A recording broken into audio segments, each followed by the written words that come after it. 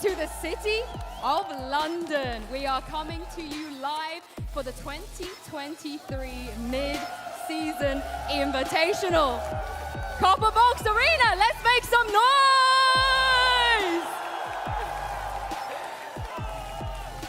That's right, everyone. MSI is back. We have a new format this year. More teams, more players, which means more chances for history to be made. Today, we'll be kicking off the play-in stage, but in 3 weeks' time, a winner will be crowned in this very arena. Copper Box, are you guys ready for some League of Legends? Well, without further ado, let's get this show on the road. MSI 2023 starts right now.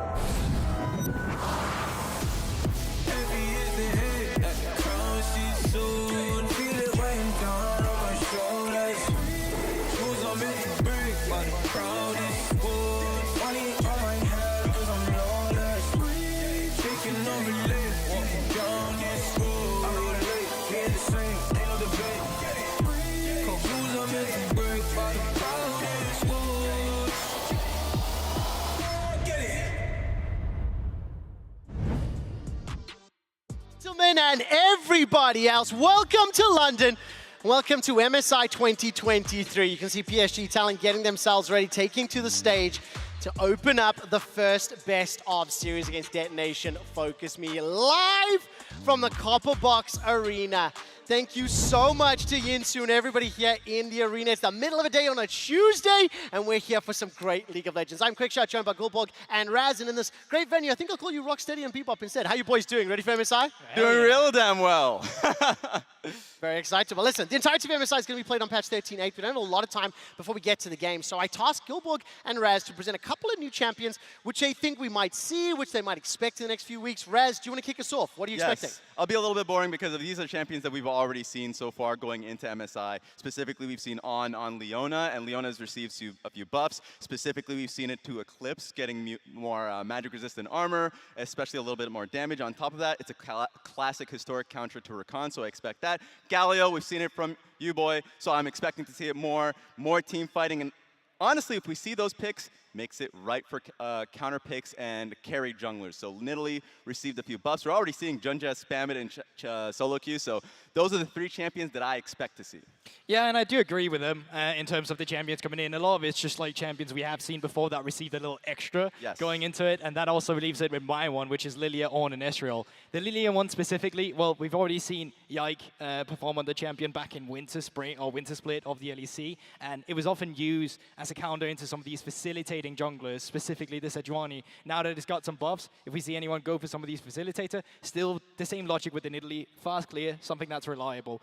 And that's going into the next one, Ornn. Now, Ornn specifically, weirdly enough, did not receive any buffs. He did receive some bug fixes, though. And as soon as those came through, he went from 50% win rate in solo queue into 53% in solo queue afterwards. So that's something to look out for. And then the boy, the Ezreal, we've seen him so many. Yeah, I know you don't like it, but it's not that I don't like it. It's not that I don't like it. It's just it is one of those picks along with Orianna. You always see it international events. It's a classic. And it always kills the people love it. Because the Eastern bot they love it. Kick the crap out of us. So obviously seeing LCK and LPL like doing, generally speaking, better on the champion. So I'm intrigued to see what will happen. I mean, at least we had Carsey on the Ezreal as well, but that's something that, you know, where this is a champion that receives some minor buffs. It's not that something that's groundbreaking. He's suddenly going to be 100% pick ban all the time, but it's good for the playstyle you mentioned too. The one where it's like, all right, here's some facilitators. We want to let them out on the map, and Ezreal allows that while also being a carry. I'm really, really hopeful that we get some surprise picks and some different interpretations on the patch. We'll find out today and tomorrow as we see two groups battling.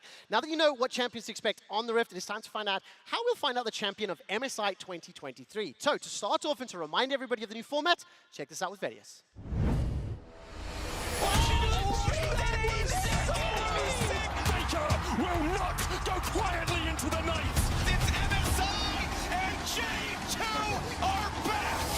MSI 2023 is heading to London with a brand new format, where 13 teams will compete across 2 rounds of double elimination battles. This is their first step towards greatness, a chance to push beyond their own limits and defy global expectations. Here's everything you need to know. This year, MSI is expanding to include more teams with 13 in total. LCK, LPL, LEC, and LCS will send 2 teams, while LLA, CBLOL, PCS, VCS, and LGL will send 1 team. MSI's new competitive format will feature 2 double elimination stages, play-ins and bracket stage. It's RNG's world, and we're just living in it. Play-ins will kick off with the 2nd seed from LPL, LEC, and LCS, as well as the top seeds from LLA, CBLOL, PCS, VCS, and the LGL, being drawn into 2 best-of-3 double elimination brackets. The winners of each bracket will advance directly to the next stage, while the second-place teams will battle it out in a last-chance qualification match for the final bracket stage spot. Those 3 teams will join the remaining 5 competitors, who are the top-seeded teams from the LPL, LEC, LCS, as well as the top 2 teams from the LCK, and will then be drawn into 4 matches to kick off a best-of-5 double elimination bracket, culminating in the grand final on May 21st to determine the MSI 2023 champion title. You can watch all the action May 2nd to the 21st on lolesports.com, and be sure to log in to collect drops and be eligible for watch rewards in your region.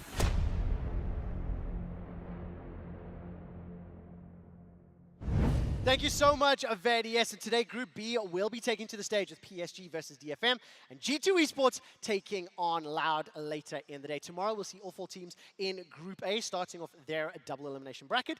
And a reminder that of these teams, only 3 of them will then progress to the bracket stage double elimination best-of-5 brackets. So one of the things I'm very intrigued to find out is exactly how the regions are going to perform. As a reminder, we had those 4 seeds for pools coming into it, which is why I see BLG and G2 on opposite ends of the match. Right, let's dive into some details. Let's turn our attention to our featured matchup. It is, of course, presented by Mercedes-Benz, and it's the LEC's G2 Esports taking on CBLOL's Loud. EU and Brazil have had a long history together. Gut takeaway or gut instinct on this matchup? Yeah, I mean, I just want to go into some of the specifics for Loud first before we do that. They're not just a team. They're a social media phenomenon in Brazil. Absolutely huge. Outside of that, this roster they're sending this time around, it's the most decorated roster that they have ever since, combined with the players, 15 CBLOL titles. And just outside of that, they only dropped 2 games in their playoffs. So what you're saying is Loud's going to beat G2? What you're saying is Loud's sounds like I'm just laying out facts. I'm just laying out facts here. Just quickly, let's take a look at the mid lane in particular, Caps versus Tinones. These are 2 players that really define their respective regions. I mean, look at that. 420 domestic games, 340. 8 domestic titles to 4. 9 international appearances to 4. Tinones has a history. He's also taken down EU super teams in the past as well. Yeah, but Caps is an MSI champion. So it's one of those things where he comes into this event having a carry mindset. Of course, there's a little bit of struggle coming into this tournament, but he's been experimenting quite a bit, playing more tanks in the mid lane, facilitating his jungler. So I'm really interested going into the draft what he's willing to play. Yeah, and that's the interesting part as well, because for Tinone specifically, he's gone on to a facilitating role as well, right? We're looking at the Annies, we're looking at the Lissandras, we're looking at a guy who's no longer the carry. He's there to make other people shine. Gulborg, this might be a tough question for London to hear, but how did Caps play during playoffs? Oh, you're putting me on the spot. Okay. He sucked, okay? There we go. He did not have a good roster. Will it be man? Craps? Will it be Claps for final later? That is the second series. Before we get to that, we have a best of 3 to set up. So let's dive into that first matchup of MSI 2023. The LJL's Detonation Focus Me facing off against the PCS's PSG Talent. Now, a brief history lesson from the old man on the desk. These 2 teams had their peak in 2021. Detonation Focus Me were able to take down C9 in that tiebreaker game at Worlds 21 to advance to the group stage. It sent a shockwave across the League of Legends universe. But that was only upstaged by PSG Talent and being able to make it to the semi-finals of MSI 2021. 2022, both of these teams struggled a little bit. So during our travel and our flight here, we've been doing a lot of research, a lot of prep. I wanted to task the 2 analysts on the desk to give me a PowerPoint presentation to catch me up on my history lesson and teach me about these teams. Yeah, you give yourself too much credit. Yeah, that's very true. Really, we wanted to sugarcoat the information pill just for you. Okay. Here it is, bullet points, simple and easy. The PSG and Detonation Focus Me PowerPoint. Let's get right into it. All right, take the notebook out, Trevor. Yeah, that's the thing. Detonation, focus me. Whoa! 13 LJL Look at titles. those trophies! Absolutely domestic domination. They have been so consistent in being the best Japanese team again and again and again. If you don't know this team just yet, trust me, you will and you should. Next slide, please. Yeah, let's see what we got here. They have been at Worlds since 2018. This is their 8th international performance. Outside of them, as a minor region, they are the team with the most appearances. Once again, again and again and again and again. Now, what is that?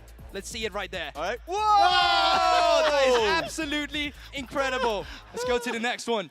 Are you getting all of this, clip Trevor? art. Yes, as you can see, they advanced from play-ins at Worlds 2021. Happy faces all across the board, but they did not leave all members very happy, as you can see on the next one here. Came at a cost. It did came at a cost, and it hit us both. Hit us both, very sadly. Of Yeah. course, he went on to do quite well during the tournament, but of course, someone had to be sacrificed. Exactly. Go into the next one here. As you can see, this is the new roster because we have new changes coming through, but same old for some of them. As you can see, the first one here. You're relate to this one, Trevor. Utapon on the event since April 2023, the second longest standing member on the team, only out-rivaled by FLICKR with a month and a day. Excuse me and me, the two of us have been side by side at every international event. Yeah. Next one, that's fine. You're Next. old. As you can see, we also have Tol2 coming in instead of Ebby. Now Tol2 is more like a tank player. He used to be a very interesting guy. He would play Draven top, Action top, the likes of that. Yep. And Ari is back from the LCK. Now finally with Detonation Focus Me, where they found the most, success as well. Then there's also... Well, who starts the fight for this team? Well, we do have a playmaker, as we can get it right here. Oh! Up, music to our ears, is the playmaking support. And not just that, as we have the last stat come through, they are pretty much first in What? everything. Look at that. Early game domination is what we should expect from Detonation Focus Me. I'm going to hand it over to you now, sir. Thank you. I think you did a great job of being able to present this to Trevor here. Thank you. I'm keeping up so far. All right, let's move it on to the next one, and we're going to be talking about PSG. Domestic domination, of course, losing is learning, so they lost twice, but they have been the most dominant team within the region since the era of AHQ and flash rolls and all of that. And as we move on to the next slide, they have a few familiar faces that moved on to the other teams. Like, let's see some of the alumni. Gory and River, of course, moving the Golden Guardians. We've seen Dago and Maple around the world. Juhan, a world champion, may not have sat in that seat in the finals day. Still counts. But it still counts. Still counts. And we move on to the next slide here, of course. Oh, can you say? Talent powerhouse! All right, Oh, thank God. So lame. I didn't said it make was them do sugar-pilled. that. I said it was sugar-coated. And of course, Junjia, coming in from EDG, unshackled, mainstay on the PSG roster, and he has a perfect KDA in the finals. He's been amazing, of course, during the regular season, never losing games, and he's just been incredible. Great carry player, hasn't been playing that, more tanks. Wonder if he's gonna be playing that in a tournament. And we move on to the next slide. And team fight ace. Wow. This squad, slow, steady, a grindhouse, but at the end of the day, when it comes to these Drake team fights, will come up clutch. And I'm looking at Wako, a great AD carry that's there to clean up. So have you learned everything here? So far, I think so. One thing, just one more. Exactly. In conclusion, Teams are good. All Okay, right. okay, listen, 90 seconds before we head on stage and meet the teams. I want you guys to give me a prediction because from my takeaway, LJL, Detonation Focus Me have not had much competition in their local region. They smash early.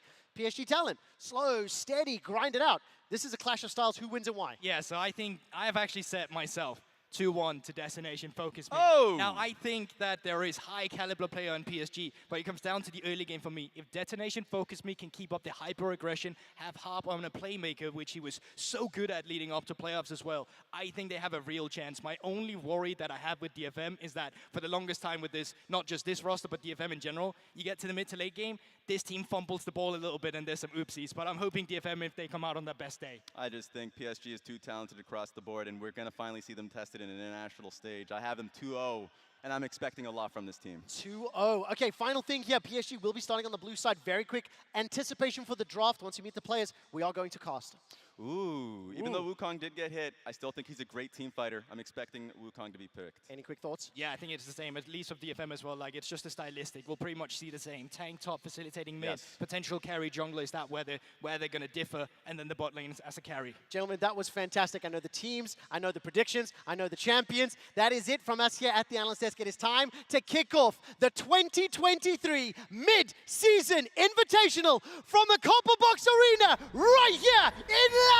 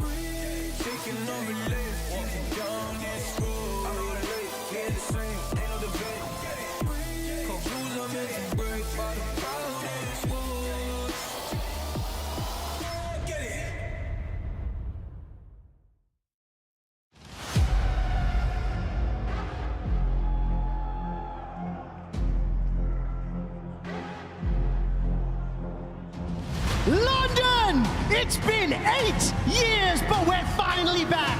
Please welcome to MSI, PSG Talent, and Dead Nation Focus Me! Fight for your life. Fight for your life. Fight for your life. This is your time. This is your moment. This is your fight. Fight for your life. You better fight. Fight for your life. You better fight. Fight for your life.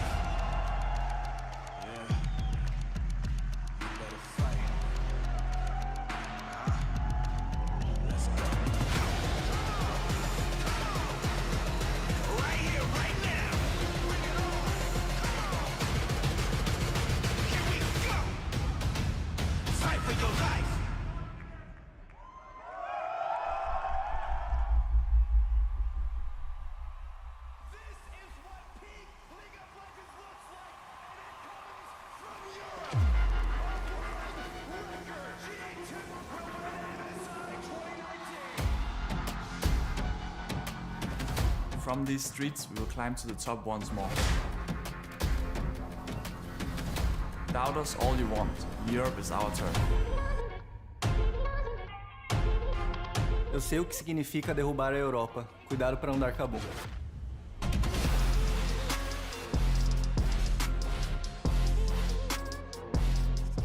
就是可能很多人很不看好我们，但是希望我们能赢下来，证明自己。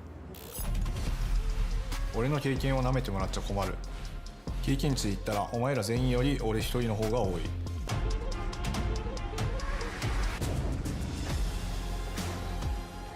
They told me my story was over.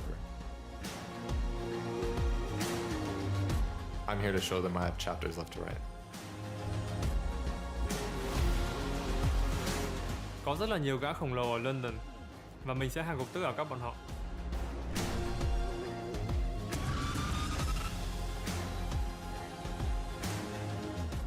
Cuanto más alto, más duro será la caída. I will defy the past. Mình sẽ thách thức tất cả các kỳ vọng. 限界を拒む。我会反驳所有质疑我的人。 Eu vou desafiar todas as probabilidades. Voy a desafiar a los haters. I will defy them all.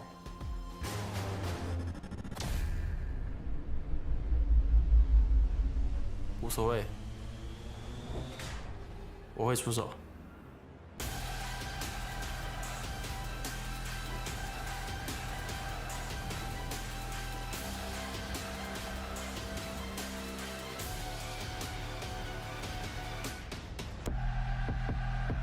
等着见证 LPL 新生代的实力吧。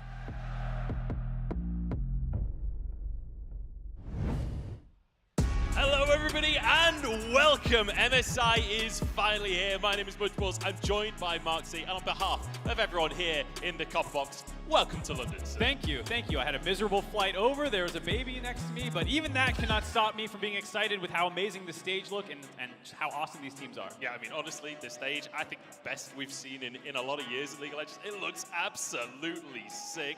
But we're here for PSG versus DFM, and I feel like this is going to be a good series to start our MSI off with, just because these are two regions that have been consistently trying to fight against expectations, right? PSG fighting against kind of the old expectations of Flash Wolves, whereas DFM, every year it feels like they're chipping away, they're climbing closer to being a bigger name. Yeah, I mean, DFM making it to the main stage of Worlds was a huge accomplishment for the region of Japan. There's been a small step down a little bit in the most recent year, but I think this is a team that a lot of people are excited about. They are the de facto bosses of the LJL. Everything kind of runs through them. And I think stylistically, like you kind of talking about, this is a great matchup between these two teams because they're kind of polar opposites in how they approach the game. Yeah, absolutely. You've got, on the one hand, you've got PSG who are, the way to think about this team is their coach is from 2021 EDG. Their jungler was the sub for 2021 EDG. That was a team that played correct League of Legends, slow, steady, clear game plan. And that is exactly what PSG are going to bring to the table. DFM, they're going to want to change things up in the early game. They're going to want to get aggressive. All right, we're going to hot drop in. Bans already done. You can see some Varus, LeBlanc, Rakan banned out by PSG. On the side of DFM, Syndra, Kennen, Lucian. And I just want to mention that Lucian banner. You think you hate Lucian Nami? You think you're sick of seeing Lucian Nami? They have banned Lucian in every single game they've played since the 18th of February. That's patch 13.1. That's 2.5 months ago since this team played against Lucian Nami. And no one hates them more than Udapon, apparently. Otherwise, though, it seems like there's a big question about how the draft might change with the fact that we're on 13.8. Some regions we're playing regionally on 13.7, 13.6 for some of them. So there were some changes that came through, but right now, not looking too different. Annie's still very high prio, despite some of the nerfs that came through, small stuff on the shield. Yep. Same with Vi getting picked up. Jinx feels like the highest prio thing currently for a lot of teams, especially in solo queue, at least it's the highest presence, but it's something that I think a lot of people are going to default to if you're going a little bit later game. I think Arya as well, a mid laner that we're going to see a lot across the course of this tournament. It's also a very good pick away from Arya. If anyone saw the LJL finals, Arya's mechanics on this champion are immaculate in those team fights. So Yubao, worth mentioning, previously known as Uniboy, so you've seen this guy before. You guys will know him at home, taking that one away from Arya. But the Thresh, very standard to be locked in alongside this Jinx. And so far, seems like fairly standard drafting from what we've seen across the course of the year. Yep, no support Annie. That's going to go mid lane, getting rid of that flex pretty much right away to make sure that the Thresh doesn't get banned out because it is one of Jinx's favorite pairings anyways in the lane phase. And it's interesting to see DFM kind of go this more standard route right now because when you look at these two teams and how they play, PSG, slowest team in terms of bloodiness in the tournament. Their games do go very late. They're often picking up Dragon Souls and stuff like that, focusing more on scaling into the late game. For DFM, they can be crazy. Some of their games they were taking in the finals, inhibitor turrets pre-20 minutes. They have this Blitzcrank running around. Harp has a ton of crazy picks. And I think for the opening game, the fact that this is no longer best of ones, but best of threes, a huge change in the format. It does give you a potential game to play with to kind of feel out your opponents. Maybe you start a little more standard. Hey, if we're better than them, we can kind of just keep running this. But if we struggle in game one, that's when all the craziness comes out game two. Yeah, exactly. You've got that little bit of space to kind of innovate in a best-of series, right? And ironically, we've seen the opposite of that. But the Blitzcrank, take it away. This is a classic answer to the Thresh. We're going to expect to see more and more Blitzcrank, and Harp actually playing that in the LJL finals, specifically against the Thresh. Yeah, I think everyone at this point, Blitzcrank's been popping up slightly more and more around the world thus far as a counter pick to the Thresh. There's a lot of hook champions which are becoming more and more meta. Of course, Pyke is seen by some people still with their pocket picks, Pikes, as well as even Nautilus in the meta. So no surprise to see the Blitzcrank as the obvious takeaway. And the Xin Zhao, a few people might be confused to see a Xin Zhao ban. Steel played that all 3 games of the LGL finals. He loves to be aggressive in the jungle, and the Wukong will certainly be the ticket to make that aggression happen. Yeah, 3rd most played in spring for Steel. He's kind of the unsung hero in a lot of ways for DFM. You heard them talking about the history of this organization, kind of Udapon as the central figure. Evie was kind of like the PR face of it. I think he's a face that we're all going to miss. The thumbs up that was kind of the staple for international play, to see him always having that bit of personality. Now, of course, moving over to LEC, but Steel has actually been there almost as long as Udapon has. He's been there basically since the beginning. Him, Udapon, and Kazu are kind of the mainstays now of the DFM squad. Yeah, feels like Steel's been there forever as well. It's just Udapon's been there even longer than forever, you know? He's the OG, yeah. This pair have been there for a long old time. But we look like we might have a Cassante as our final lock-in for PSG, so that tank top lane. And you anticipate the Toll 2 this guy likes a tank. This guy loves a Malphite. This guy loves a Scion. Yeah, the holding of the counter pick here for Tol2 is definitely not for a crazy counter pick carry to come in. It is to make sure that Aji cannot get a good counter pick against him. The fact that he's more likely to take some of those carry picks. So by saving it for the last pick, you force this kind of tank first tank up at the top side. Maybe not going to be the focus point. It seems like a lot of mid focus with how much setup there is for their junglers in the mid lane. And I have to say, I'm a little surprised by DFM's draft. I anticipated a bit more aggression. I expected a little bit more like proactivity. Granted, they do have the Annie in the mid lane, so they do have tools to make proactive plays, but anticipate them looking to try and play through pockets in vision and picks. That's typically what we've seen from this team over the course of the year. Yeah, they're definitely a team that likes to get out on the map early. Harp can move around a lot. PSG, a lot of the times, Junja, like you said, is playing more control, making sure the enemy team can't get these big leads, play around his lanes, get vision out, make sure everyone feels safe, scaling into that mid to late game, and especially stacking the dragons will be a big focus for them. It certainly will be. We've kind of got a clash of styles between our two teams to kick off MSI. And I'm hoping that DFM will bring that aggression to the early game. The coaches going to shake hands and walk into the circle of doom. It's so hype looking. It is an absolutely incredible stage. And I have to say, it is very London. They've done a good job of trying to reflect the city there. We see nervous looking faces as they kick off MSI. And I've got to say, I don't envy the players on the stage being the ones to start the entire tournament. I know. First match of MSI 2023, setting the stage for the gameplay, the meta, everything. We'll see what they're going to be able to pull out here as we head into game one. Here we go. MSI starts now.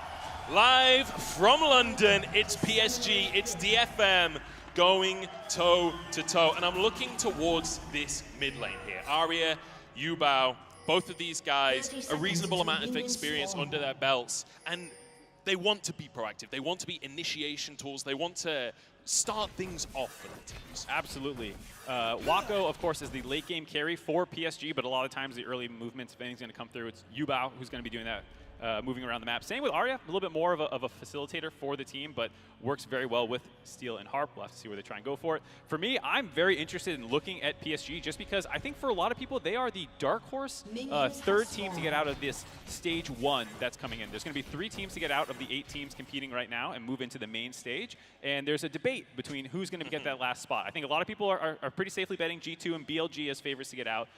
Golden Guardians, PSG, who is it going to be? And I think, like I said, for a lot of people, PSG actually is rated higher than Golden Guardians in their power rankings. And so this is a pretty big statement game to go up against one of the best minor region teams in recent years from Japan and see if they can actually kind of get a foothold in this tournament. And I think that to kind of extend on that conversation, like when you look at PSG in their domestic finals, it looks immaculate. The way that they play, very slow, very correct, precise League of Legends, like their vision control, their objective setup, it all looks fantastic.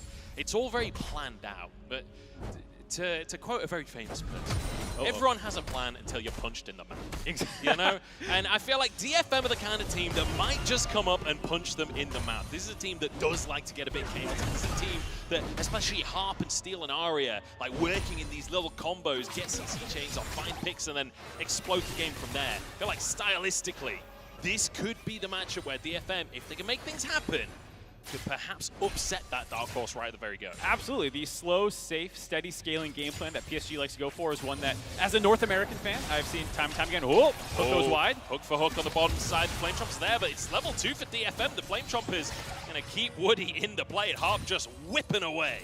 Even without landing that hook, the level 2 advantage for DFM, making sure that they still come out ahead on that trade a little bit, getting the shove onto PSG there, but they're going to be just fine for the Nautilus, hitting 2 now. And I feel like so far what we're seeing at this bottom lane, you know, it's Jinx Thresh, but don't anticipate no aggression from Harp. This is a playmaker. They said it on the analyst desk, and I agree completely. Harp, in my mind, is the player to watch on DFM. Absolutely. He's someone who loves to get out of the lane. Despite Udapon being a huge focus for this team and how they want to play out games, they are more than willing to have Harp do exactly this. Head up the river, ditch bot lane as soon as they have prio, start getting vision control for Aria, maybe even make a gank happen here. Yubao, no idea that he's all the way this far up the river. Now, Aria has the stun, has flash available, but do they have the damage to finish off a level 4 Aria? I'm not so sure. No, I think the fact that they don't have good, clear eyes on where Junja is, as well as the fact that the wave is pushing in, means that you're going to be fighting into a minion wave, maybe the enemy jungler is collapsing. Nice little play there for you know, Harp to get out of lane while you get this kind of cheater recall out for Udapon, quickly grab a Cull and his Doran's Blade to be able to start focusing on farming up. And Harp, during that time, doesn't really lose anything. He's going to meet back up at the exact same time as he gets back to lane. Yeah. I do just want to quickly mention this top lane as well, because while it's not the most exciting matchup, there's a big OCS difference going on in that top side right now. Tol2 having a bit of a struggle, but I'm going to hold that thought because Steel moving down to the bottom side. Wako and Woody moved up perhaps a little too far. It's a great little hook, and it's a great Flame Choppers to follow on up. Woody forced to flash. Steel moving in as well. It's a great little dredge line. Is it going to be enough though? Woody underneath the tower, and Wako returning that damage. Yeah, not enough to find a kill there. Woody was able to land the Q to get onto the wall and escape, but still burns the flash and ignite from the bot lane there, only costing Udapon his ghost. So a very nice trade by DFM. Make sure that they're going to have control of this bot lane for a long period of time. The early aggression from DFM, already throwing a small wrinkle in the plan of PSG. Going to be much harder to control these dragons now that your bot lane's a little bit on the back foot. Yeah, and that's something that during like domestic play, PSG were absolutely on it with neutral objectives. Like, we're talking about them playing slow. It's not necessarily that they're not proactive, it's that they are controlled. And so when it came to Dragons and things, they were all over it. Tol2 in a bit of trouble up on the top side. Adja slightly wide on the knockback, but I could see a solo kill written all over that. Yeah, during that time with the pressure in the top side, Junjie getting some counter jungling in, is able to steal a little bit away there. Both junglers just scrapping it out. Just a bit of a punch out in the jungle here, but Steel likes his odds on this one. The mid lane is going to be heading over, but Junja so low on HP. Steel has to use his clone. Junja out, flash for flash with the mid laners. All right, no follow-up there already. You can see the fact that Steel had kind of backed off and used his clone backwards and understood the play wasn't going to continue, but Arya going flash for flash in the mid lane just speaks to the aggressive mindset that these guys have and the fact DFM always wants to look for plays. I will say, as the Ahri coming up on 6 here, feel okay losing my flash, whereas for Annie, that's a huge playmaking tool. If you start roaming around the map, not having your flash does mean you lose a bit of that instantaneous engage. And especially when you're against a Vi alongside the Ahri, right? Like, Vi is probably the best jungler for punishing a lack of flash on an individual player. So, got to keep our eyes on Arya, playing safe towards that mid lane. I do want to quickly talk about the AD carries as well. You already mentioned Wako kind of being the late game insurance for the squad of PSG. I'd say the same is true for Udapon. I just want to mention, like, outside of League of Legends as well, Udapon is an absolute gamer. We already talked about his longevity. He's only a month and a day behind FLICKR in the duration he's had on this team, but he's also Radiant in Valorant. He's global elite in CS. He used to be rank 1 in Overwatch. This guy is the epitome of one of those, you know, at school, there was those guys that were just better than everyone at every game they touched. That's Udapon in a nutshell. This guy games. Big time. Definitely going to be relied upon here. And like you said, just the longevity that he's had, doing it with so many different lineups, different teammates, having to kind of adjust his play style. Yeah. It's a kind of a dead era for franchise players, it feels like. People are always jumping around. TES, you know, the fact that Knight suddenly swapped off there, it does feel like we're in an era where it's hard to find someone who's going to stick on a team long term. So that's why people like FLICKR, like Udapon, who can stay on teams for extended periods of time. Very impressive. Yeah, absolutely. And you mentioned his versatility as well. Like, the guy has played 4 roles for this team. Like, he's not just been an AD carry this whole time. In 2014, he played every role except the mid lane. And he's one of those AD carries that was happy to play the mages back when that was the meta. So definitely a player that you can rely on. All right, let's bump up to the top side again, which you were kind of hitting on. The CS lead that was growing. It's up to 20 CS now. You can see some dirty farming by Aji there between the turrets. And it's something that, with the loss of Evie, was a big question mark. Hold on, as we might have a dive coming to the bot lane. Scout it out. Yeah, just like, okay, my top laner is proxying in the top side. That means I can hammer this bottom lane. Udapon and Harp send packing as Yubao moves down as well. And Wako with that white gun is going to shred plates. Absolutely going to start stacking up that gold for Wako. And like you said about the controlled play, the fact that they have vision on the jungle here of the side of DFM, because they have that pressure on the top side, they know there's no way they can test this. They move the extra people down. Yubao moves as well, just for that extra bit of insurance. They probably are tracking TPs as well. They know there's no TPs to cover this play. And this is like, okay, it's a 0-0 game, but they're making moves on the map and they're extending their gold lead and especially getting their primary carry fed on the Aphelios. And I feel like that sequence of play right there is a really great case study on like how PSG likes to play. They don't actually go for the dive. They respect what's happening there with the Thresh. They just take the plates and they're like, okay, we've got our advantage, we back away. And this is why everyone's so hot. It's like the analyst's like favorite kind of play, like, oh, the map movement, it's so beautiful. They spot the enemy jungler, they move to the weak side to overload it for plays. Oh, and that's why people are so excited about this team, is they play good fundamental League of Legends to find ways to get advantages that aren't just about 1v1ing your opponent in lane or winning some skirmish around a neutral objective. But now, starting off, speaking of neutral objectives, that Herald on the top side. Junja still on the play, Woody alongside him.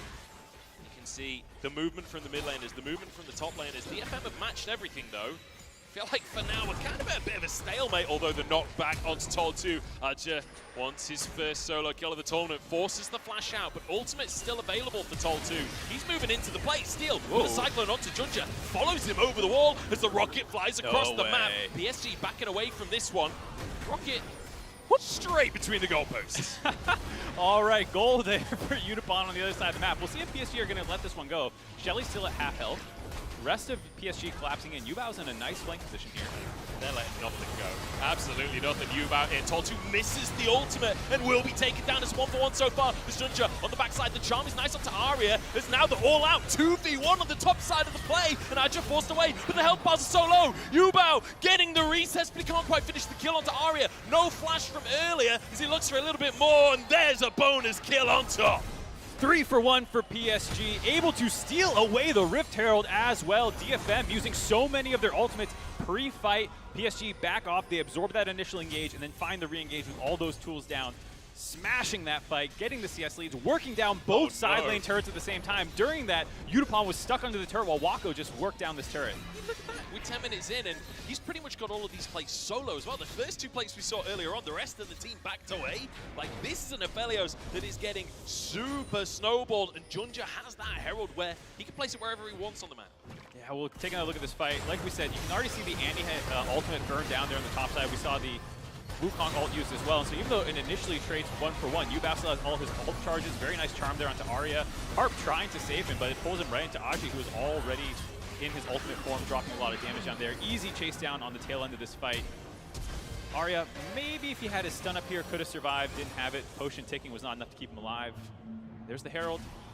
Eye down, but it was actually picked up, I believe, by Junja. Yeah, he does Junja, have it. Yeah. Junja does have it, so he must have picked it up after the play. We can see items starting to come in as well. That Gale Force already picked up, the Cult finished off for Wako. But Junja already having the Black Cleaver, 2-0-1 on the Vi, and you know, a lot of the time people talk about, you know, the AD carry didn't get the kill, the mid laner didn't get the kill, but Vi is one of these champions that you're happy to have a couple of early kills on. It's like, am I building Radiant Virtue, or am I going to build damage first? And the fact you get these early kills, you're like, all right, let's go the Black Cleaver build. Let's get this thing going.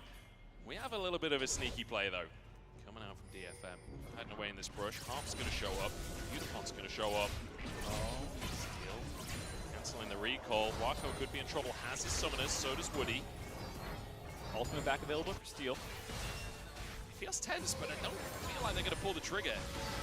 Just don't think they have enough vision to feel confident going for that play. The fact that they could have had Junjia back there in the back pocket. He was in the river temporarily, but you can see that there's no vision down for DFM actually, so they're kind of brute forcing this play blind. The fact that the Rift Herald was just used mid is a bit of a tell that, hey, Junjia is not waiting in lane at least with these guys, but already PSG has dipped out of there, moved into river, and started grabbing the dragon during this Rift Herald charge. You know, charm there. He found the mid lane. But once again, the textbook, right? Drop Herald mid. Not only are you getting plates and presence there, but it gives you priority to then move over and take your first Drake. I will say, that is a very slow first Drake for what you expect out of PSG domestically. I think they would have liked to grab the first one a little bit faster. That early flash that was burned of Woody, allowing them to back off and temporarily wait until they get into a powerful position again. It's another thing, while we continue to list the things that PSG does well, is absorb pressure. The fact that they did have this temporary disadvantage in the bot lane, and you know, just a couple minutes later, they're the ones almost forcing down this turret without any Herald usage. Right here, Wako's going to be able to finish that one off in a second. And the gold lead continues to grow. He's already 1,600 gold ahead of Unipon. With this turret dropping now, he's over 2,000 gold up on his opponent. That's not bad, is it? It's not bad. I feel pretty good about that if my AD carries up that far, Considering he's 0-0-0, how often do you see that kind of lead in an essentially neutral lane? That is kind of something absurd from Wako. Just finished his boots as well. There's a BF sword there. He is ready to fight. And I feel like PSG, the way that we've seen them play is, like we said, this slow, methodical style, and then they get towards the team fights once they've got their items.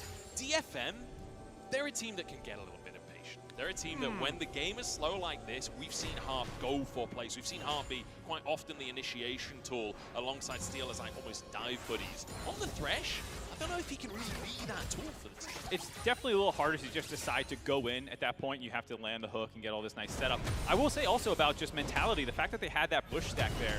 I feel like domestically, DFM doesn't care if the enemy jungler's there, and they're going to try and go for that play anyways. Here on the international stage, maybe feeling a little bit more gun-shy in the first game, maybe nerves into them just a little bit, because right now PSG are rolling over them a little bit. Speaking of how good Wako is with gold, Molecule on Twitter has these kind of like infographics that he does, and there's one that shows damage per minute with gold, basically, damage share, with also gold percent for your team. And on that graphic, Wako is way up into the right in terms of getting way more damage done with his gold. So if there's someone you want this farmed on the team, it's absolutely him. Yeah, I mean, I want to go back to the point I made about, you know, Junja, Corgi, the coach for the team, both of them previously on that EDG roster. The way I see PSG right now is like Diet 2021 EDG. Like that same style of like they want to play through strong lanes and they want to apparently dive in the top side as well. As a hook from Woody, it's knockups galore and it's damage coming out from Yubao. Absolutely immaculate stuff. Great play by PSG there, breaking the mid turret open, and during that time moving up to the top side. You can just see absolutely beautiful vision control for them here in this side of the map. They have that little section cordoned off there. Hold on, got a fight going. Wako has the damage. No. They thought they had the weak side. They thought they had the play, but Wako just annihilates them. Finds that kill without burning any sums there. Wako making DFM look silly as he gets a first kill on the board for him there. And the top turret gonna drop as well. It's the fact that he just didn't retreat. He was just like, oh, you guys want to fight? Okay. Just dodges the skill shots and just blasts his damage out. Harp just taken out of the picture entirely.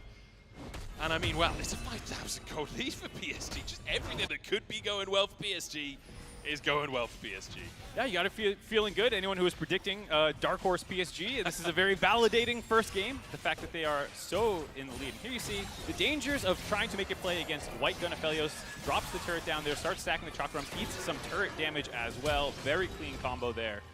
Gets that last auto attack with range from the green gun. Chakrams come flying in. Boom. That's beautiful stuff coming out from him. No celebration. He's a cold-faced killer. Yeah, that is cool. Calm, collected right there. Ice in the veins from Wako. As now another Herald will be taken by PSG, and they continue this snowball rolling. And I mean, what more could you ask? And I think for a lot of PCS fans watching today, like, there's expectation on this team because they have completely rebuilt from the previous year. And while we have some returning faces that have been with the organization and have been in PCS for some time, like, this has not been the PSG roster ever before. So while you know PSG as an organization, you don't know it with this set of players. So there is a lot to work towards to show that they can live up to the expectation of the organization. Yeah, I think people are used to seeing the name Hanabi right there in the top lane instead of Aji, but the fact that he's come in and done such a good job, Wako and, you know, Yubao having some international experience before Junji as well, like you talked about. It's not like it's a team full of rookies, but it's the first time this collection of guys has been on PSG. The fact that they had to rebuild after missing Worlds last year, pretty disappointing for them, I believe. And so this team has had a very, very clean postseason, making it all the way here, kind of reestablishing PCS as the de facto team to fear in these kinds of play-in tournaments. I mean, that's the goal today, right? That's absolutely the goal for PSG. Aria, though, stepping forwards, and you can see DFM just fully grouped up. They've got a Malphite. They can still make plays. As Junja goes over the wall, flashes the ultimate from Toltu. The reactions are too good from Junja. Unless DFM's engaged, basically down the drain. Yeah, not much left here. I mean, Annie will still have alt flash available. We'll see if they can find an easy pickoff, but such good vision control by PSG here. So knock up onto Steel. Good damage, forcing him away once again. Remember, we're fighting over the Drake here. It's a Hextech Drake on the Rift. PSG not moving over to get the Drake just yet. They want this fight. Yubao goes forwards. Knocked up by the Cyclone as well, though. PSG now with control can move back down to the bottom side. Yeah, they just completely shove them out of the mid lane there, get the ultimate out of Steel defensively to make sure that they cannot get jumped on top of. But during that time period means that now PSG have complete control. DFM are going to back off. Gold lead's going to continue to grow. Dragon's going to go in their back pocket. Each fight just gets more and more difficult to win from here. I just want to point something out that you never see in pro play.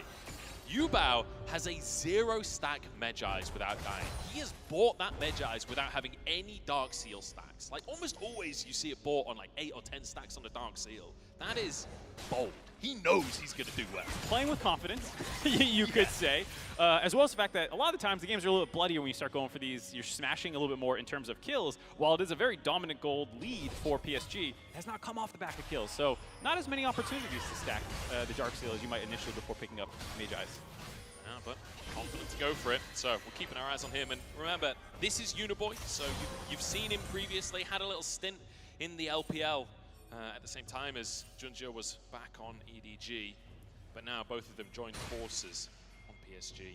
And it's good to see this team like feeling confident on the stage. It's good to see them playing the same way that we saw them playing domestically, you know, still sticking to that game. Yeah, absolutely. One of the things they do very well is pick a side of the map that they want to control. It was one of the things I was trying to highlight before we saw the Wako 1v1 onto Harp there, but they decide that, hey, this is the top lane that we want to put most of our resources in. Aji's down the bot side. He doesn't need as many wards set up usually, and then they fight contest vision slowly. They have a lot of patience in how they do it. It's not instantly engaging on someone next to the ward. You can see Junjia there charging the Vault Breaker up, ready to go in, threatening it, buying space to try and contest this pink ward, and really taking their time to get this vision control while getting the shove in the top side. Now that Yubao has that, he can move into the jungle and help them actually secure this vision. It's such a textbook way of playing League of Legends. Yeah, Herald comes down on the top side. That was about to time out, so Junja pretty much just has to slam that at this point. I don't think he'll quite finish the tower off. In fact, he might not be able to get a charge as he's hooked under.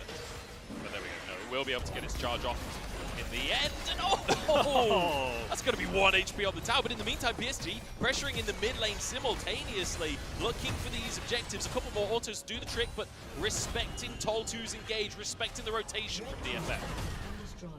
See if there's a bit of a chase down here for DFM if they're actually going to go for the engage. All 5 are grouped up. Tol2 does have his ultimate back available. We'll see if he decides to pull the trigger, but it doesn't look like they're going to go for it. And speaking of patience, how many people in solo queue greed for that turret and die? How many pro players do? Oh! Or greed for this vision and die. It's Junja caught out. A great little pick for DFM, but now Yubao wants to go for the fight anyway. Gets the charm onto Harp. There's a crescendo onto the backside as well. But in the meantime, the rest of the fight is going the way of DFM. Woody trying to escape. Wako up in the river as well as Woody does walk away with his life. Udapon can't quite finish that one off. But it's a great little series of picks coming out for DFM, and now an opportunity. Yeah, 2 picks, able to grab some objective bounties here as well. Drop this mid lane turret. Right as we were talking about the control for PSG, Junjia gets blown up, split away from the team as well, which is what allowed the second kill to happen as PSG kind of rushed in there to save him or pick a fight that they might be able to win.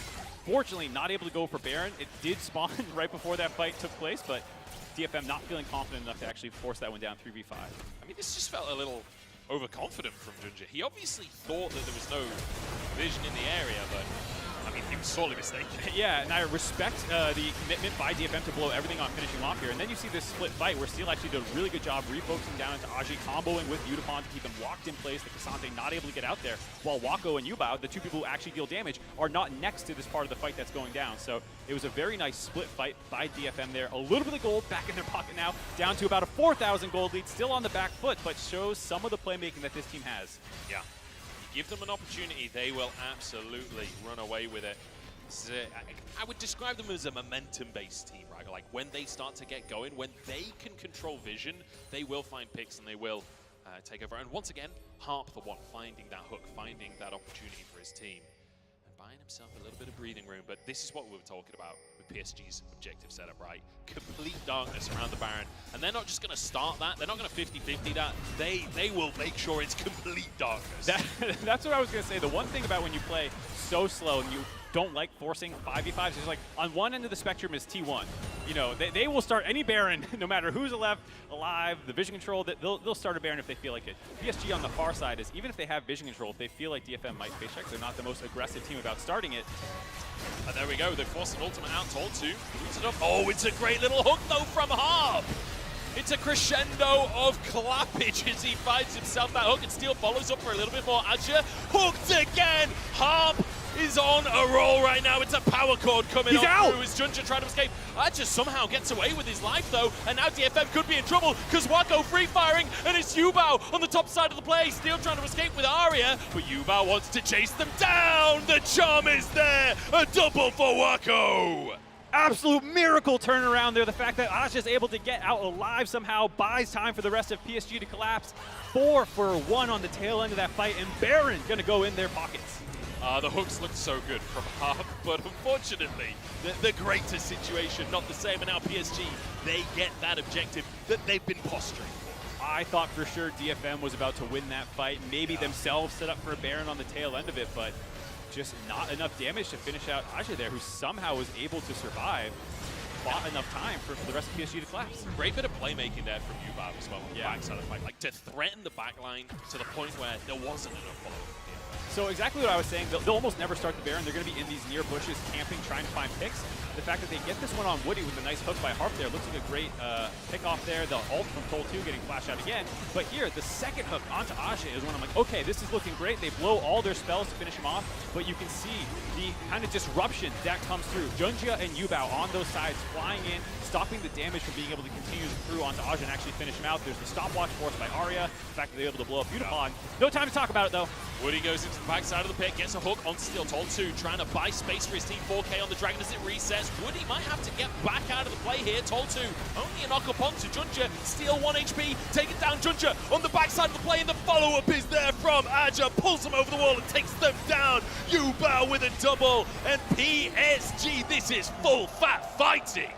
A 5-for-0 PSG quadra kill coming in there for Yubao. They have minions in the mid lane. This might be game if they choose to try and push down through there. Instead, working bot lane. Absolutely monstrous fight out of PSG again. And I just want to say, 22 stacks now. Instantly. Bought the Medjais with confidence, and he had the play to follow it up, 14-4. And what a debut game here on the stage for this brand new PSG squad. Absolutely crushing game one here. A couple small pickoffs DFM was able to pull off, but aside from those, it has been dominance out of the side of PSG. The objective control, 3 dragons down, both Rift Heralds, the Baron in their pockets. This is what has made them such a fearsome team now. They are slow though. They did not go for the killer end that I think some LPL teams might have after winning a fight like that. They go all rush mid. Instead, they're going to go take this base, use all this gold that they just got, and really make sure this game's in their hands. So we can have a moment to take another look at this team fight.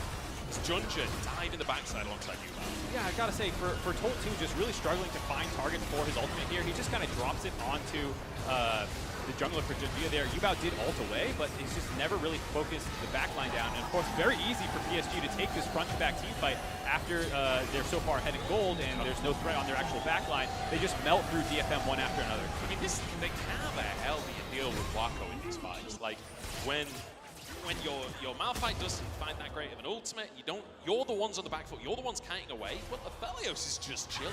We already talked about his absurd gold lead like hours ago in this game. It's only skyrocketed since then. Yeah, you need some sort of insane combination of the Annie, Wukong, and Malphite, but if you don't land that, he's just going to clean up from the backside. Also did the BT second build to make sure he has those extra defenses, with the overheal, of course, to make sure that he is a very tanky Aphelios. He's basically a full item up on at this point. And we always talk about like the 3-item mark for great AD carries. Junjia caught again here, does get stunned, but they don't even break his shield. No, very hard right now for DFM to punch through. We'll see if they can hold on. Super creeps flooding into the mid lane, escorted by Yubao while the rest of them work on the top side. Saving grace is that the Baron buff did time out for PSG, so not empowered minions. Feel like a situation where PSG is just kind of going to use this pressure to smother DFM, keep them locked in their base for the next couple of minutes. If DFM pick a fight, they'll take it, of course, but otherwise... Woody's just... Sir? Does he know? Does he know? Does he know? I do want to take this moment, unless we see a dive coming on through. It's definitely possible. Still, it's clone knocked back here. I don't think PSG can really commit to this one right now. So now we'll have to back away. We get to celebrate the fact that this is double elim and this is best of 3. Like, DFM, even if they end up losing this game, they get another stab at this. I would love to see a little bit more proactivity in their draft. I would love to see a bit more. Where's the Xin Zhao that we saw in their final? Munchable's already moving on to game 2. Done with game 1, huh? It's definitely the case where it does feel like pretty doomed. I can recognize a game state, okay? We're 12K up in 27 minutes. I'm not going to sugarcoat it at this point. No, they're coming back right now. TP flank from Toll 2. Here we go. Wako caught. We said, how can they catch the Aphelios? That is how the Cyclone there was Steel. Going to trade his life for it. Junjia does find the answer. And now they're on the wrong side of the play. Junja turns golden as Aja tries to protect his jungler, looking for Unipon, and his AD carries down on both sides. Ari the next target, but a great little lantern from Heart, but it's not enough. With Toltu falling, PSG once again find their fight. We've been hyping up Wako, but there are other threats for PSG available. Aji and Yubao clean that fight up from the backside, able to find multiple kills. He TPs into the mid lane, trying to end the game right now. TP coming in for Yubao as well, healing up in the fountain first. It's a bit aggressive from Aja. Might be in trouble here. One more tower shot, but he walks away. That's some swagger in the top lane coming out from PSG, who look fantastic today. They woke up on the right side of the bed. They're not going to win. They're going to... And look, we said they play safe. That's as safe as it comes. I mean, I was even, to be honest, I was surprised they TP'd mid. I thought for sure that was a take the top turret inhibitor, get your second inhib, start working down the neutral objectives as they start spawning. I was very happy to see PSG try to end the game there, but a little too risky for them. Ends up backing off as Udapon was within 10 seconds of spawning. I can understand the concern about the Jinx resets as Baron maybe spawns shortly after. This is exactly what we were talking about. You have to get on top of Wako. Somehow the TP flank by Toltu, the ward in lane, sets this up. Arya also comboing in range to get a Q stun off, did not land the ultimate initially, as you saw Woody there trying to interrupt that, but Steel got on top of him. Everyone was able to get on top of him, but it does leave your backside pretty exposed. Harp is trying to run through Aji and Yubao effectively, so even though they finish off that initial kill very cleanly onto Wako, Udapon is now, like you said, on the wrong side of the fight and allows the rest of the team to kind of just flash on top of him. You can see the solo lane Bash brothers of PSG. Yeah, when that all-out hits an AD carry, you just know that there's nothing that they can do. Cassante, one of those champions that is real oppressive in the 1v1. But now Baron just kicked straight off for PSG. They know that they have control. Junja kind of playing bodyguard, playing bouncer in that jungle. DFM perhaps baited by the fact that it's been so slow previously. Not going to check it just yet. Steel trying to finally move on forwards. PSG kiting away from this one. Junja behind enemy lines. He wants Udapon here. All five players are here, but look at that. Yubao on the play with him. And it is just immaculate. Once again, PSG looking fantastic in these fights. Absolutely clinical fight there by PSG, finding the back line of Udapon, instantly assassinating him. Yubao and Aji in the most two recent fights being absolutely huge. And this is what makes PSG such a threatening team here in stage 1 of bracket play. Multiple threats available for their team. Very clean early game and then an explosive mid to late game team fighting team. Yeah, fantastic stuff. And the PCS kind of showing up here. Game number 1, playing their game and playing it damn well. 23-5 to finish. And I think PSG making a statement here and saying, hey, we're here to play. First game of MSI, showing up, absolutely destroying their competition and saying this is the team that you got to keep your eyes on as we move throughout this tournament. Though we might be getting ahead of ourselves. Remember, bracket play, like we said, it's a best of 3. DFM are going to have time to go back, head to their cooldown room, be able to retro that game and figure out in draft if there's new things that they want to throw at the side of PSG. Yeah, we'll have to see what DFM can do for game number 2. And I'm excited for that because I don't feel like the draft was necessarily that DFM. You know, I expected like a Rakan coming out from Harp. I mean, the Blitzcrank was banned because they already had the Thresh, but like those really hard engage tools, typically what we've seen, and like the Xin Zhao in the jungle, I'd love to see some of that kind of patented playmaking and pick potential that we've seen so often from them. And I like when they play aggressive. We talked about that play in the bot side where like maybe it would have been risky to go for it, but like traditional DFM goes for it anyways. And I felt like they were starting to do that a little bit later on in the game. You saw them going for those more aggressive TPs from behind and stuff like that. Once the game got away from them, just do that a little bit earlier. I really love that level of aggression from DFM. And at the end of the day, you got to remember, this is game number 1 of the entire tournament. There's going to be a little bit of jitters on that stage. So hopefully DFM can bring things back for game number 2. I'm excited to see it. I'm excited to see what PSG have up their sleeves as well. We're going to kick it over to Quickshot, Raz, and Gulborg to break that one down. Thank you so much, gentlemen. I am hopeful that DFM can bring it back, but I'm not optimistic.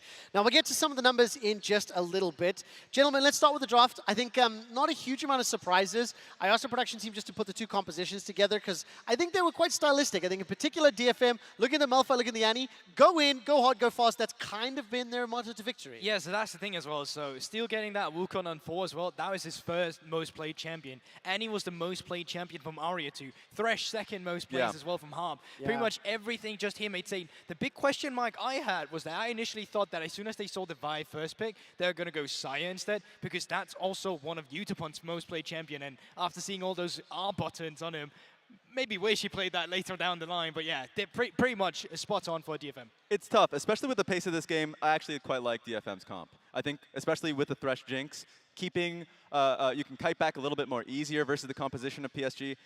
It's a lot more easier to play patiently, especially with the game being a lot more scaling based. You don't need to fight for first Herald as an example. So there are things like that that I did appreciate from DFM side, but then it was just more of the team fights were just not working in terms of like mechanics. They were messing up in two ways. It's so crucial because by the time we do get to the first replay, which we'll in a moment, the moment this played out, you just knew PSG were going to win. Like the stacks were like in their favor. I think in particular the fact that Ariel wasn't able to have an impact on that Ari at all. Let's take a look at this Rift Herald fight.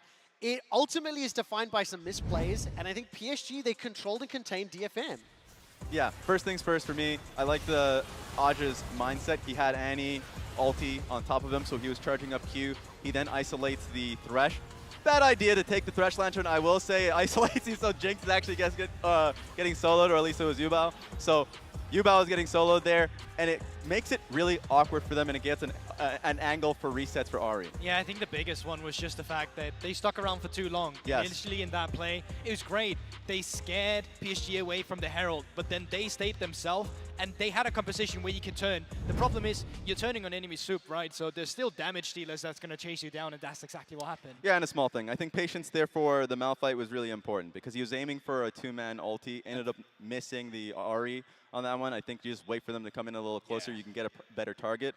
So I like the angles that PSG was taking. They're just a lot more, I think, a lot more refined in team fights. One of the questions I'm going to ask you when we take a look at some of these stats is, did Detonation Focus Me fumble and not live up to their early game dominance that we've seen from the LGL, or did PSG outplay them? While you think about that, I want to put this into some screens. Now, I haven't seen the specific numbers, but if I can take a look at DFM's early game stats from the LJL, where they were so incredibly dominant and frankly unchallenged, 2,500 gold, average lead of 14, 4.9 kills to 1 this game. 3 deaths to 3, so obviously died the same, but I think crucially, not getting those kills, not getting those towers, not getting those heralds. It was a incredibly dominant early game, which did not translate to their first match yet today. It's a classic case of better competition internationally. This is the same thing for PSG and Detonation Focus Me. Obviously, domestically, there's not going to be a lot of challenge. You go up against international opponents, and I just think PSG played the map a lot better, flatly.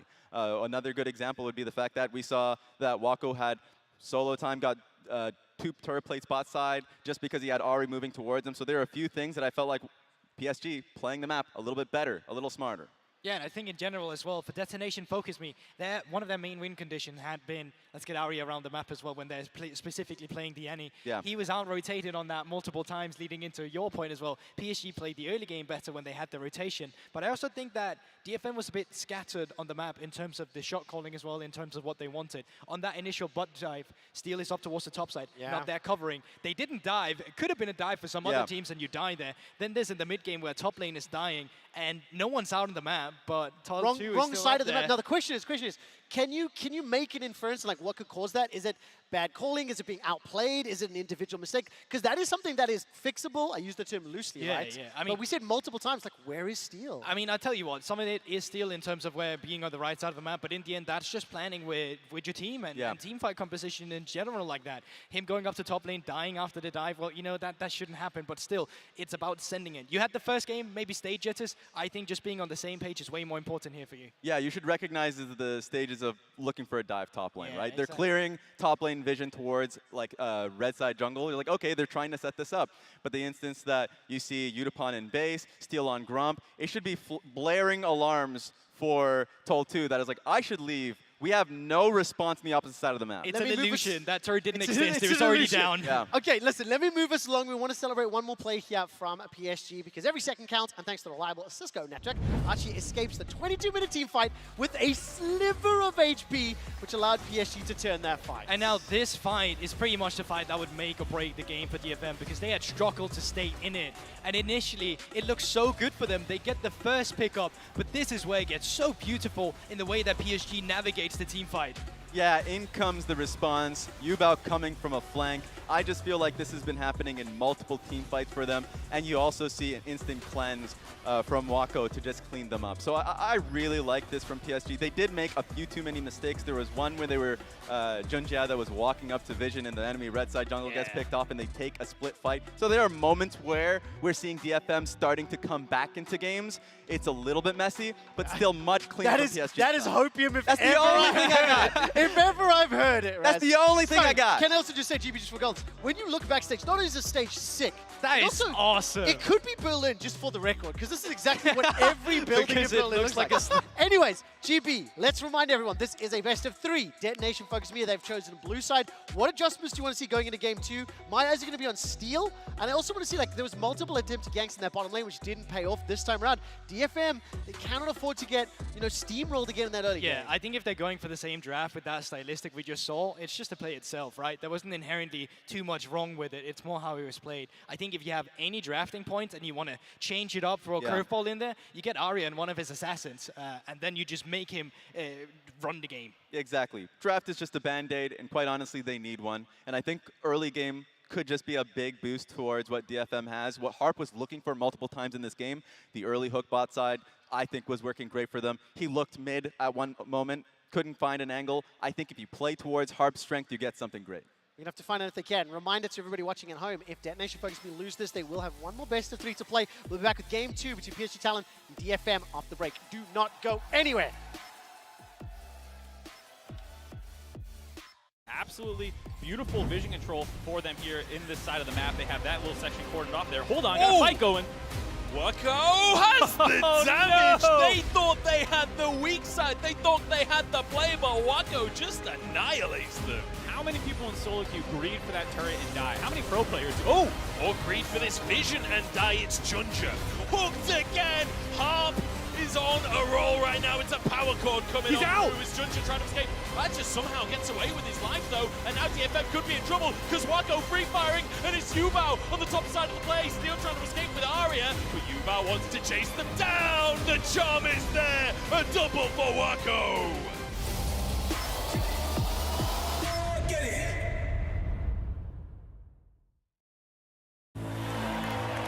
A team against a king. Seeing against believing. A moment against a moment for the ages. Countless battles, one arena. The realm. The only thing capable of powering the game, the stage, the broadcast, and the worldwide spectacle we know and love. AKA the Cisco Network.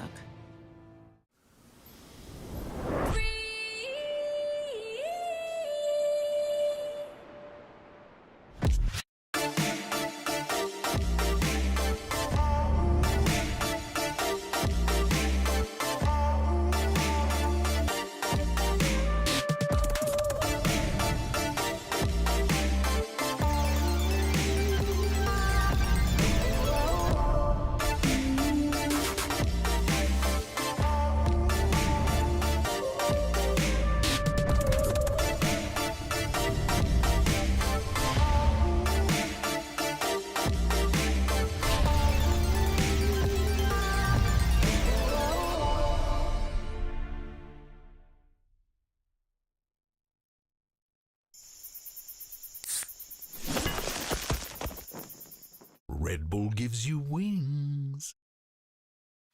New and existing customers can choose the phone they want, like the incredible iPhone 14 on us. Not to brag, but I'm on Verizon now. And I got to choose the phone I wanted for free. Not that you're bragging. Choose the phone you want on us. Verizon.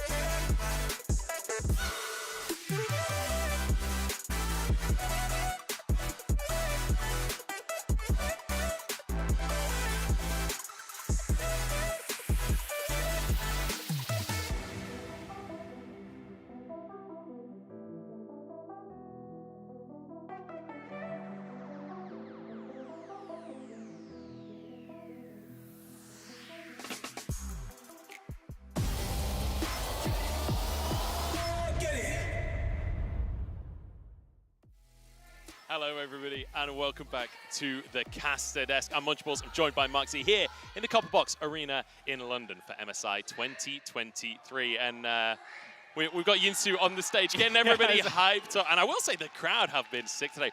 We've got a Brazilian contingent here. I don't know how far they've traveled, but it's awesome to hear. Yeah, Loud fans showed up early. They were, even before game one, popping off, ready for the second series of the day, Loud versus G2. But, of course, they have to wait through the rest of this series before they get to see what they want. Yeah, I mean, they were in here before we were, honestly. We yeah, turned up, they're already up. there cheering away. Yeah, game 2 coming up between PSG and Detonation Focus Me. And I feel like we've got some expectations to be filled here for DFM, right? This is a team that came in, like a lot of people saying that they were going to be aggressive, fast in the early game, try and make things happen. We want to see more of that. We want to see, you know, blood for the blood god here from our Japanese squad. Yeah, definitely was a little underwhelmed with their game 1 performance. I think their draft was very standard. It was very similar in terms of team comp executions. 2 tanks on the weak side. Obviously, Kasante going to get a little bit better at that matchup. 2 playmakers in the mid lane, hook champions and scaling 80 carries in the bot lane. And it felt not very DFM, where they usually have a couple little wrinkles in their draft or ways that they have to brute force plays and stuff like that. And I think it showed that if you try to do that against PSG, they will smother you out. Yeah, I will say the Thresh from Harp, that felt old school Thresh. That felt, you know, when like Thresh first came into nice pro hooks. play and it was like, that champion wasn't locked in just to lantern your AD carry. That champion was locked in to find those hooks, Spider-Man plays, and you know, that felt like vintage coming out from Harp. So excited to see more of that if we do get it. PSG though, I mean, starting off strong. Starting off, I think, as quite a few people were expecting to see, but like, to do it that well in game number 1, no stage jitters, no nervousness. Like, I know we've got a bit of experience on this squad, but it's still like the first international tournaments for players like Aja, who has had an amazing game number 1 in that top lane. This is his first ever international tournament, and he's coming out in style. Yeah, he's making Toll 2 look rough. There's been a lot of the comments about that Malphite play, but that's partially because Aja just played so well. As someone, first time, like you said, being able to kind of play his style. He is someone who wants to, for the most part, be left on an island, play semi-counter pick matchups, things that are strong into their opponent but still have good team fighting, and that's where he really shines. Is actually, yeah, he built a 20 CS lead, but his best play is oftentimes in those team fights, setting up for the rest of the team. Yeah, and to be fair to Toll 2 as well, this is his rookie split in pro play, period. Not even just internationally, in pro play in general. So you got to give him the benefit of the doubt a little bit there. Ari, first lock-in here for DFM, and I like that. Aria, extremely good. Got that playmaker. Junjia, though, straight off the bat, he wants to carry for himself. I respect it. Junjia slamming down the Viego pick for him there. We'll see if he can carry this game. He had a pretty good game 1, I'd say. We talked about the 2 early kills that he got at the Rift Herald fight and was able to take over a little bit. But yeah, the Ari for Arya was absolutely monstrous in that finals performance for him. He rode that champion extremely well, comboing with Steel, and they were able to run away with that game. And we see a Zeri still. Okay, she did receive some nerfs. I know some people, myself included, were hoping that she died and with those nerfs. They were not huge, so it's not too much of a surprise to see her. Probably going to be paired with Lulu. We'll see if that gets locked in here, because if people are unaware, Emilio and Yuumi are not allowed. They're disabled for this tournament. They're considered too new. And Munchables is dancing that Yuumi's not allowed. Praise the Lord. Praise the Lord. No Yuumi in the tournament. I'm over the moon on that one. I have no preconceptions about that. As we look towards PSG on what they want to look, it looks like it's going to be a mid lane pick here, which is a little surprising. Quite often you see in the first rotations the jungle and then your AD carry and support locked in. But with the Ari early pickup for Aria, feels like perhaps PSG feel pressured to get their mid lane locked in, and Newbow going to go for the Lissandra himself. All right, Lissandra coming in, comboing together with the Viego. The fact that you bring a little bit more damage from the jungle this time means that you get the setup from the mid lane. No surprise there. Lissandra has been relatively popular in recent weeks of domestic play, starting to crop up more and more, and makes a very strong mid-jungle 2v2 if you're able to have enough damage to blow people up and start providing resets for this Viego. And I think this is one of the interesting things about PSG when you looked at their finals, for example, domestically. Every single game was quite a different style of draft. This is not the kind of team that just lock one set of champions every single game and that's the way they win, and they just vary based on the bans. Like, this is a team that have multiple pages to their playbook, and it feels like they're drilled on the different ways of playing the game. They're drilled on the ways to team fight. So excited to see Junjia on that carry jungle. Certainly felt like he was like willing to go in the previous game, getting caught a couple of times, in fact. Yeah, all of PSG actually looking pretty aggressive in that first game. So very strong showing. I will say I was surprised to see the Wukong grab by Seal. He did have a very good performance on it, but does open up the possibility of that Lulu getting banned out, and that is indeed what PSG did, getting rid of Zeri's favorite champion to combine with currently in the bot lane. I'm a little sad to see the Thresh banned, because I was really hoping Harp would go for his Blitzcrank. Like, we've seen Blitzcrank as an answer to the Thresh. This is something Harp did in their finals. Like, I would have loved to see it here on the stage. It's a pretty common setup, you know. They see the Thresh, you see Jinx or Aphelios select in. Thresh is a great combo, so you leave it up like, oh no, we forgot to ban the best pairing, and then you get the counter pick. We'll say with Zeri being slightly weaker, not too much of a surprise to not. I assume you would want to play that with Blitzcrank. You missed the hook and suddenly a very weak lane phase. Probably going to try and find an enchanter to pair the Zeri up with. Yeah, certainly. The Ornn hovered there, I will say, could be a big pick across the course of this tournament. A lot of people talking about that as a top laner. But the Gragas, more standard, something we've been seeing across the course of this year, likely to go up towards Azure in that top lane with our jungle and mid already locked in. But now for DFM, they're going to round this competition out. Yeah, we'll see what they want to go for. We talked about how Toltu, for the most part, is pretty much strictly on tank duty. 12 games to Gragas, 8 of Sion, 6 K'Sante, 4 Malphite. So you don't really have to worry about the counter pick coming in too much here, so it makes sense that they grab this one for Aji, as well as the double AP soul laners, but you have the 80 carry threat, a little bit of Junjia coming in from the side lane, or from the jungle, excuse me, to these laners. We'll see what they want to combo with. Of course, K'Sante coming in for Toltu. Hopefully this time gets the better of the matchup. Obviously it was on the Malphite last time, but yeah, K'Sante really took him to town. It kind of reminds me of that, there was a Donkey video years and years ago where he was like, oh, I know this is my favorite champion in the game, gets killed by someone. He's like, this is the best champion in the game, gets killed by something else. This is the best. I feel like that's exactly what Toltu's doing. Died to the K'Sante? Okay, I'm going to play K'Sante myself. We get a Renata though, locked in for Harp. I feel like it's a little while since I've seen a Renata. Yeah, Renata did drop off a little bit, but still played somewhat. Obviously a very strong team fighting champion. You still have the hook as well. Technically with the Q coming in, a lot of the buffs for the rest of the team, a very strong team fight ultimate, and kind of feels like what DFM is going to go for a little bit here.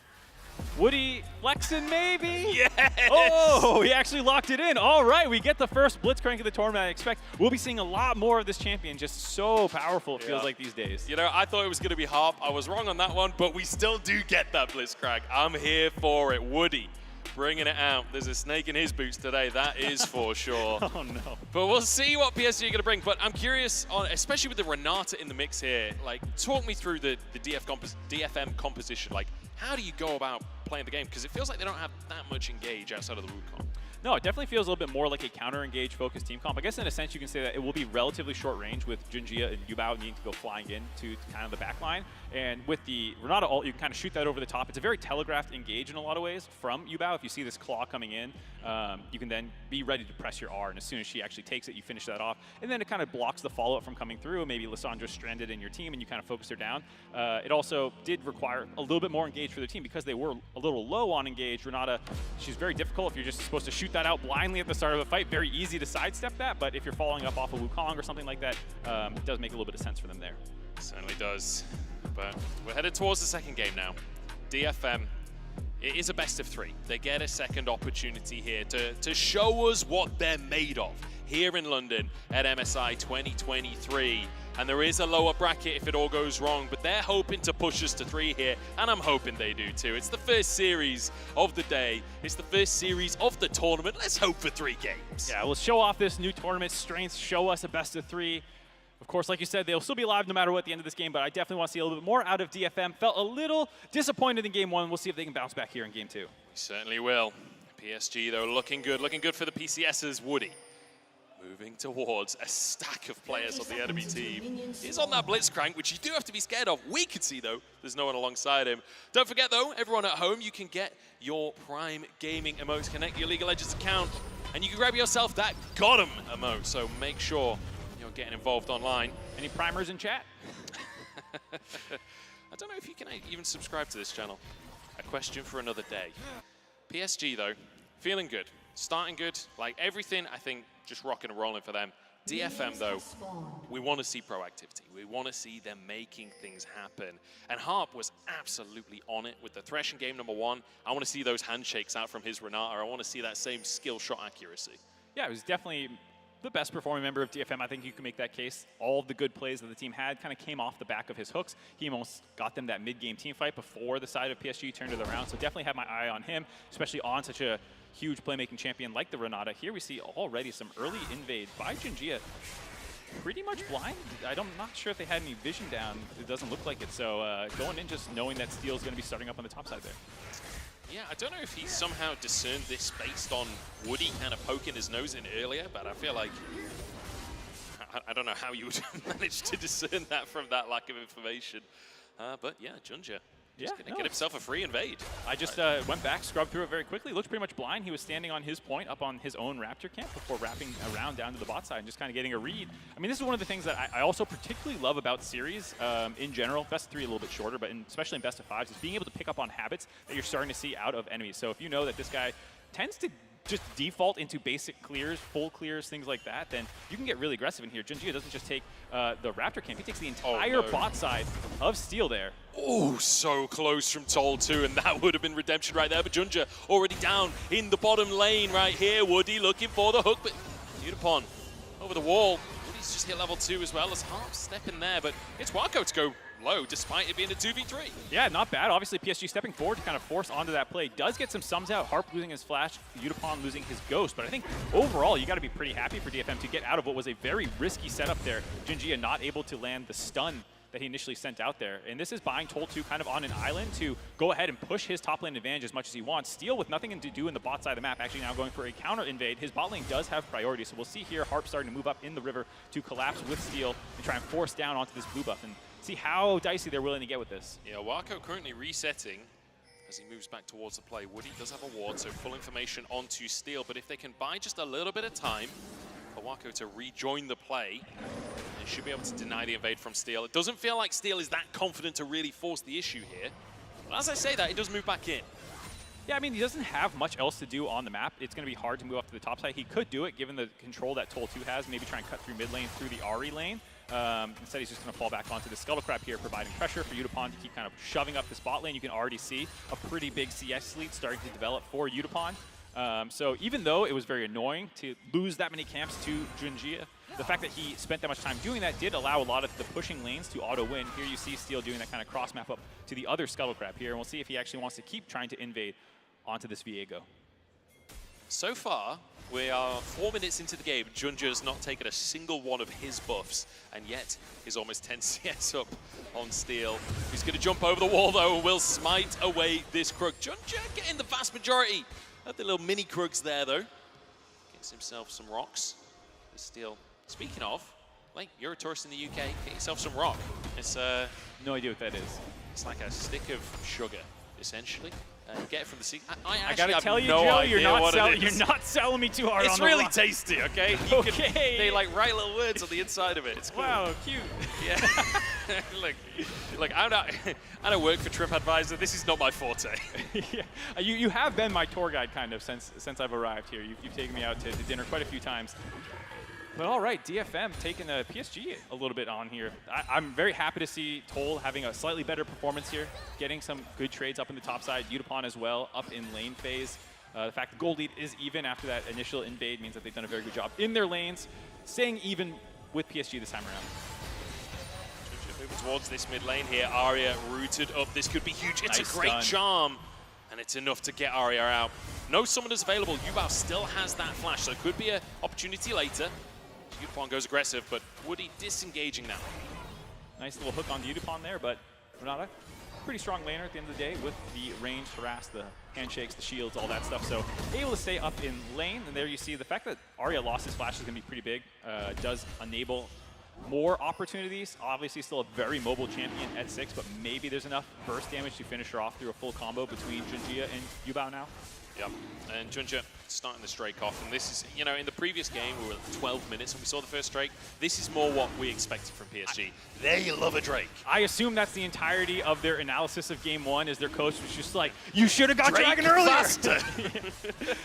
Definitely, even this time, despite the pressure that they kind of had in the bot lane, the fact that they got that gank off in the mid side, they instantly transfer that down to Dragon, and they begin the PSG tried and true game plan of Drake stacking. Yeah, certainly. I mean, like, you can't really go wrong. Assuming you have the priority and you have the ability to do it, is exactly what they've done domestically. And honestly, it's one of the questions that I've got for PSG moving into this tournament, moving into international players.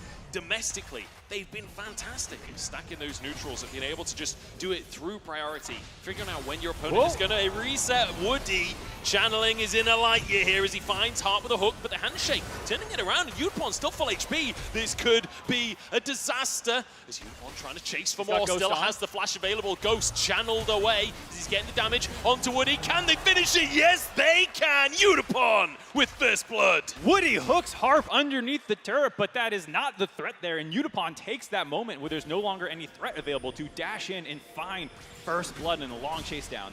You gotta believe somebody poisoned the water hole or something there. Woody goes down. It's Yudpon finding the advantage early on. And it's important as well, because comparatively to game number 1, like Wako had this Aphelios and just scaled for free. Got so many plays, like had a free early game. He was chilling. This time around, it's Yudpon getting ahead. Yeah, nice to see. They also had some good trades earlier on in that game for DFM. And here you see, while you do land Harp, he was at full health, and you can't 100-0 him. Now your cooldowns are down, and you haven't actually lowered the big threat on the team. So now Yudpon just pops his Ghost, and you have this entire lane on Zeri to just pew-pew them down, chase them up. Woody there just getting popped, and there's the shield. Seal did get nerfed a little bit by the Zeri, but not the biggest deal at the end of the day. And nice kill. I feel like we see like the strength and weakness of Blitzcrank in that play, right? Like the initial play, fantastic, gets the hook, gets the knock up. The entire rest of the replay, all he does is walk around because Blitzcrank's cooldowns are absurdly long. I mean, everyone falls prone to it. I went, whoa, the whole crowd went, whoa, but we'll have to see if he can make a better use of the Blitzcrank here, the Rift Herald fight. Junjo will walk away. Zubao moving over as well. You can see Adja moving over. And apologize to Adja if I'm pronouncing that wrong. I believe it is pronounced Adja, but, you know, my weak English tongue cannot maintain it. Woody knocked up here. He's going to be caught out, and with no flash available, you got to believe it's another pick for DFM. This is what we wanted to see. This is the pace we wanted. Yeah, DFM being much more aggressive this time around, finding angles. We'll see if Toll's in trouble here, though he should be able to just hop over the wall to steal, maybe, if he's got it up. It's good looking for a fight, honestly. Steel's just over the wall. The all-out comes out from Toll 2. Junja not quite on the right side of the wall, forced to ult himself as Harp has moved on over as well. The knockback onto Adja. Oh, the hostile takeover doesn't quite connect, but Toltu does not care about that one. Steel finds yet another kill, and this is a snowball that has begun to roll. Man, DFM is just picking PSG apart. They don't want to back off that play. Very cute idea by Toltu. I think he wanted to actually get him into the pit, ended up hitting him all the way across the Herald pit wall, as opposed to hitting him next to the Wukong, which is I think what he was going for with that flash ultimate. But at the end of the day, there were still so many resources available that they could get that chase down. Harp's ult was kind of angled, assuming he would flash closer to the Viego, ended up flashing further over the wall, and you can see that's absolutely fine because there was still plenty of chase down available for the rest of DFM. Get those 2 kills. For PSG, the one upside is that you have managed to keep the Rift Herald up alive, so you can keep your perfect neutral objective control for this series. Yeah, despite all of that, PSG are actually still the ones that get onto the Herald, and off the back of those resets from both Toltu and Harp. Will be Junja finishing this objective off. Next Drake spawning in 70 seconds as well, so you can expect PSG to book it down towards that bottom side. Yeah, Woody in this replay you can see just kind of caught between 2 paths to go to. No longer having flash up means he's a very easy kill for them to find there. Get that one, and then here's this kind of sequence I was talking about where he told 2's going to try and flash to the far side of Ajay, I believe it was, or maybe it was Junjia, and try and ult him into the pit here once he sees invisible, but just that little back step to the left sets up the angle incorrectly, so it hits him to the far side of the wall there. But because Harp is still in the range, Steel easily can get over the wall. That still is a good way to start this fight and allow the rest of DFM to collapse and kind of focus these members down. Yeah, and little mechanical mistakes like that are tough, because that feels like the difference between a fight where you get a singular pick and can't quite finish Herald, and taking out the enemy jungler and giving you that wide open opportunity. And to be fair, maybe he actually did do that sidestep intentionally to hit it closer to Harp. I thought he was trying to hit it to Steel, but maybe he thinks it's better to set that up closer to the Renata. So could have been the case there. But either way, DFM do lose the Rift Herald there, and I think this is one of the things that PSG does very well, even in losing game states, finding ways to get these neutral objectives. And it's a bit of a crutch in the sense that, like, we're not going to always win every single skirmish, every single fight, but we can continue getting resources in our favor by getting these small advantages from the gold, from plates, hopefully, or even just denying it and stopping the snowball that DFM could be getting if they had that Herald. Yeah. As speaking of DFM, they're going to look to stop the dragon stacking from PSG. This could be their first Drake of the tournament.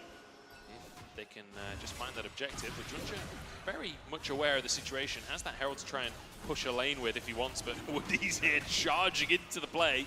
Wants to find a hook for himself. It's going to be a full-on 4v4 as Yubao enters the fray as well. Junja, is he trying to go for a steal as the all-in comes out? That's a nice little Moonlight Vigil as well. Woody in the middle of everything. Steel low on HP. Dragon gets low, but Steel grabs it. No, in fact, it was Unipon to finish the job. Gets a kill for himself as well. Looking for more as he dives over the wall. Wacko flashed on. And now Adja in a 1v1 with Azeri. I don't think he can win that one. It's a double for Unipon. On this far side of the play, though, Steel and Arya got dropped. I believe it was Yubao picking one of those up. We'll see now the teleport out. The chicken's trying to punish. Able to survive there. Ends up being a very scrappy fight. Like you said, the Unipon of all people securing the dragon, but very clean mechanics. Nice backstep there on the Aji body slam. Yeah. Very clean stuff out of DFM, continuing to kind of get this Goldie going, stop the dragon stacking of PSG, but a very scrappy fight. Yeah, and you know, we talked about Unipon being the franchise player.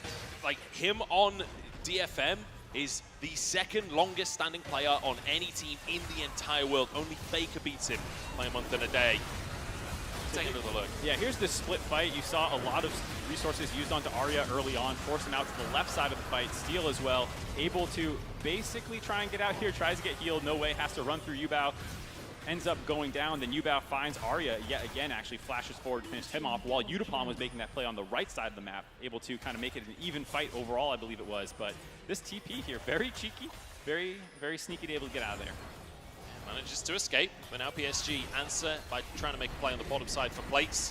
One plate taken already by Wacko just then. The Herald, hand shook away. Can they actually deny this one? Steel's moving over, has the smite available. They've got to hit the eye with an auto. It's not going to happen. So the plates will go across to PSG, but it's only 2. Definitely not the same level of snowballing that Wacko was able to receive last game around, but still very nice for them to be able to try and keep pace with this Zeri. Yes, he does have his Mythic completed first, but Zeri obviously with the 3 kills, up a little bit of gold, about 500 currently in her back pocket. So there you see Mythic completed just now back in base. And DFM feeling a lot better this game. I think in terms of scaling, in terms of team fighting, both times the drafts have been very similar. We didn't touch on it too much in the previous game, but a lot of the ways that these teams are going to team fight is very similar, where you have these kind of weak side, more tank-oriented top laners, scrappy junglers, scrappy mid laners, a very hard scaling AD carry in both games, and then this time around, playmaking supports. So it's going to come a lot down to execution, vision control, setup, these kinds of things, and that is something that PSG has done extremely well in both domestically and in Game 1 here, which does enable Woody to hopefully start landing some more impactful hooks. And that's the big thing, right? When you play through vision control and you've got a Blitzcrank, that's so hard to face check into, man. Like, hey, Toltu basically the only one. I guess Steel as well can use his clone to try and block some of those hooks, but it's scary to try and fight for vision against a Blitzcrank. Yeah, if you see it coming, it's not too hard to clone backwards and make that thing eat the skill shot, but if you're doing it blind, that's a much harder reaction test right there. Unfortunately for Woody not having the best game, how many Toy Story puns do you have prepared if Woody keeps dying? Do you have any good ones? Like, it seems like you spent a lot of research on the Toy Story puns. I'm going to be honest, they weren't actually necessarily prepped. It's just Toy Story puns come naturally. The mind of Munchables, it's incredible. It's an incredible thing, watching Toy Story. I did it a lot as a kid. I was one of those kids that, like, puts on a movie and then just puts it on again and then just puts it on again. You're Toy Story was on that list for repeat me. watcher. Yeah, absolutely. Disgusting. Oh, right, should always be watching new things. I wasn't that fussed about optimization as a kid, but there you have it. You know, different strokes for different folks. It's just over 1,000 gold lead right now for DFM over PSG. And this is what we wanted to see, right? We came in saying we wanted a little bit more from DFM. And it feels like game number 2, the jitters are gone. It feels like we're seeing that team that we saw in the LJL. Yeah, forcing fights, getting more aggressive here, and already kind of swapping up the lane assignments despite the fact that all outer turrets are still available. Putting Unipon into the mid lane already. Arya in the side lane with that ultimate, very safe there. And they kind of want to sit on this Lissandra to limit her playmaking. Also gives them easier access to the mid lane. Yep. And as long as you don't get hooked by Woody while you're Arya in the side lane, it's actually a pretty low chance that PSG can make a play onto you. Woody could, oh no, the Cyclone doesn't actually land, and Junja throws his stun out to try and buy space. The Blast Cone! It's a Mega Cone as well. And Woody gets out with his life. That could have been so unlucky. Of the Scryer's Bloom happening to be procced as he was in the Dragon's Pit. Oh boy, that's actually kind of painful there. They are able to force them back, and we'll get pressure around this and maybe drop this turret, but Dragon is spawning in 20 seconds. It's a very long cooldown by Harp. People were noting there are a couple little UI issues that we're getting sorted out, so it's about a quarter of the way off cooldown, so quite a while. We'll not have that for Dragon if PSG are able to get enough tempo to kind of force that one down. You saw the idea there, combo it with the Wukong ult. That's kind of what we were talking about in the draft, but just a little too slow on the trigger finger there, and the blast cone saving their lives. And this is what I was talking about. PSG, knowing that those two critical teamfight ultimates are down, are probably going to be able to grab this one uncontested by DFM.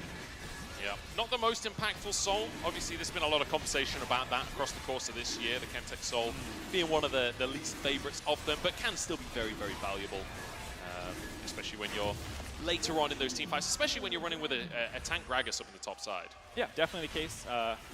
I was a big Zombie Soul fan. No, I was not. Surely not.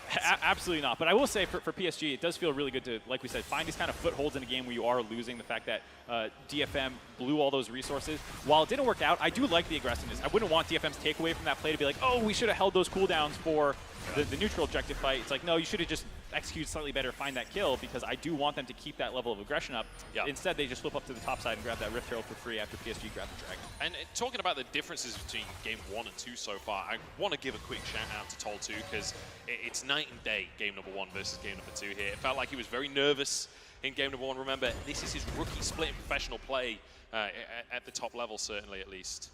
And so making it to MSI is already a big achievement. Now showing up with a CS lead in Game number 2, 2 assists.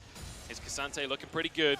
I'm feeling good for him. Yeah, absolutely. And I could be mistaken, but I'm pretty sure when I was watching the LGL finals, they were done remotely, actually, if I'm not mistaken. So playing in front of a big crowd like this on this crazy-ass Mortal Kombat stage or whatever this is, like, I can see this getting to, like you said, a rookie player and having a rough Game 1 and bouncing back in Game 2. Really glad to see him with that 30 CS lead. He was getting torn apart, I will say, in some of the online comments I saw. Had a pretty unimpactful Malphite game, but looking much better this time around. That's what happens when you lock in the Shamrock Malphite skin. It's out of his hands, what can I say? We're in England, not Ireland. Dactor and Ashida going to kill me for that one. Did you? Yeah, it's been a pretty nice game, though, from DFM. I will say, fairly slow pace still, and not necessarily like leveraging their advantage, but then again, when your advantage is on a Zeri, yes, you got the 2 items, but still a while away from being that like terrifying late game Zeri that we all dread. Yeah, I mean, Zeri is a champion where you don't need to keep brute forcing these plays. The fact, like we said, that the scaling is relatively even for DFM. You can kind of using this pressure to try and find those level of pickoffs. If you get them, great. If not, you can just go into these neutral objective standoffs pretty much even footing in terms of a comp perspective, and they are definitely ahead with where the gold is located. Yes, it's a 2,000 gold lead overall, but it does feel very good for Udapon in particular to be up 1,000 gold and further along. Ajay trying to get cheeky with it here. This is something he's kind of known for domestically, having great flanks for the team fights. TP being channeled as Herald is dropped in the mid lane.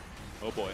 Feels like we're posturing for a fight here, Mark. Yes, sir. You can see Aja coming in the backside, wants to get an ult and knock people into the turret. This could be massive if he can find Udapon still. Flashes away Udapon, knocked up, knocked back. The rest of the team can't follow up though, because Toll too, making him pay the toll on the backside of the play. Woody next to go down as Arya gets the resets, and suddenly PSG are torn asunder.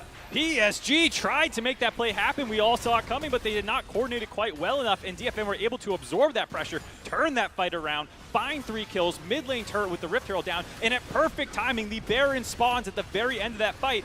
DFM are going to try and force this one down. We'll see if PSG can stop it. They don't want to let it go for free. Aja in the area. Yubao moving towards the bottom side, actually. I don't think there's a contest here at all. This is Baron, taken by DFM, showing up in Game 2. DFM already showing the benefits of the new format for MSI, having a rough Game 1. Maybe it was jitters, maybe it was just the level of play that they had, but this time in Game 2, answering back strong. Yubao going in a little bit ahead of the play. Aja is not quite there in time to land the ultimate. You want that root at the same time that Aja would be knocking everyone into the team. He does knock Udapon in, but at this point, they've already blown too many other of the resources down. You already can see that Wako was just blown up by Toll 2 diving into the backside of that fight, and they just get torn apart. The coordination not quite there for PSG.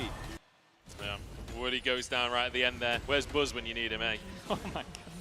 And you can see happy faces across the staff for DFM, and rightly so, as they begin their Red Bull power play.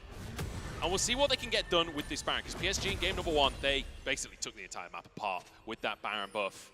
We've got to see if DFM can have a similar showing, but they've got the gold lead to work with, right? What, 5,000 up currently in their favor.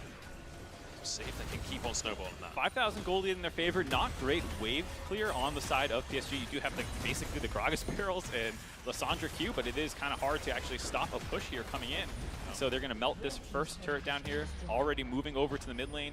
DFM has pretty good vision control set up for this map movement over to the side. Aja, though, is waiting on the top side of the map. Woody could look for a hook here.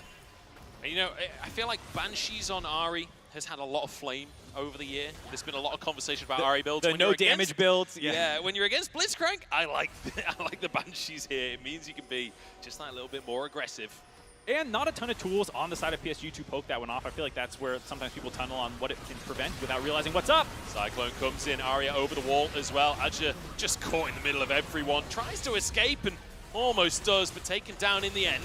And DFM continue to push forwards. Baron in pocket, 5 members strong in the mid lane. It's told too, might have gone too deep for this one. They've run out of minions as well. He's knocked up, he's under the tower, but the all out pulls him out to safety and flips the play on its head. DFM are looking good. Hell of a game 2 by Toll2 here, already 2-0-4. Nice CS lead for himself, baiting the rest of PSG in, finding that kill, not able to grab the inhibitor turret on the tail end of it, but falling back to Dragon, grabbing their second of the game, and a much larger gold lead, up to 8,000, a nice 3,500 gold Baron buff power play. And again, like you say, denying Soul Point, another Drake for DFM, another neutral denied from PSG. And it feels like we have to go, we'll do the replay and then I'll go into that one. All right, well here you see it's just easy as the turret's beginning to drop. You can go in and finish off the turret for Utapon and make that dive happen. Aja just no flash, no way out of that situation, was still on cooldown from the previous fight, able to finish him off. And then here you can see how tanky Toll2 is, just the fact that there's so many ultimates being dropped on top of him, and he uses the K'Sante ultimate as an escape to get out from underneath the turret while also delivering a target for DFM to focus down there. Yeah, I feel like Woody maybe needed to acknowledge the fact that all out's available. Like, you can't stand behind that guy right there. Toll2 getting out with his life. And like we said before, fantastic game number 2 from Toll2.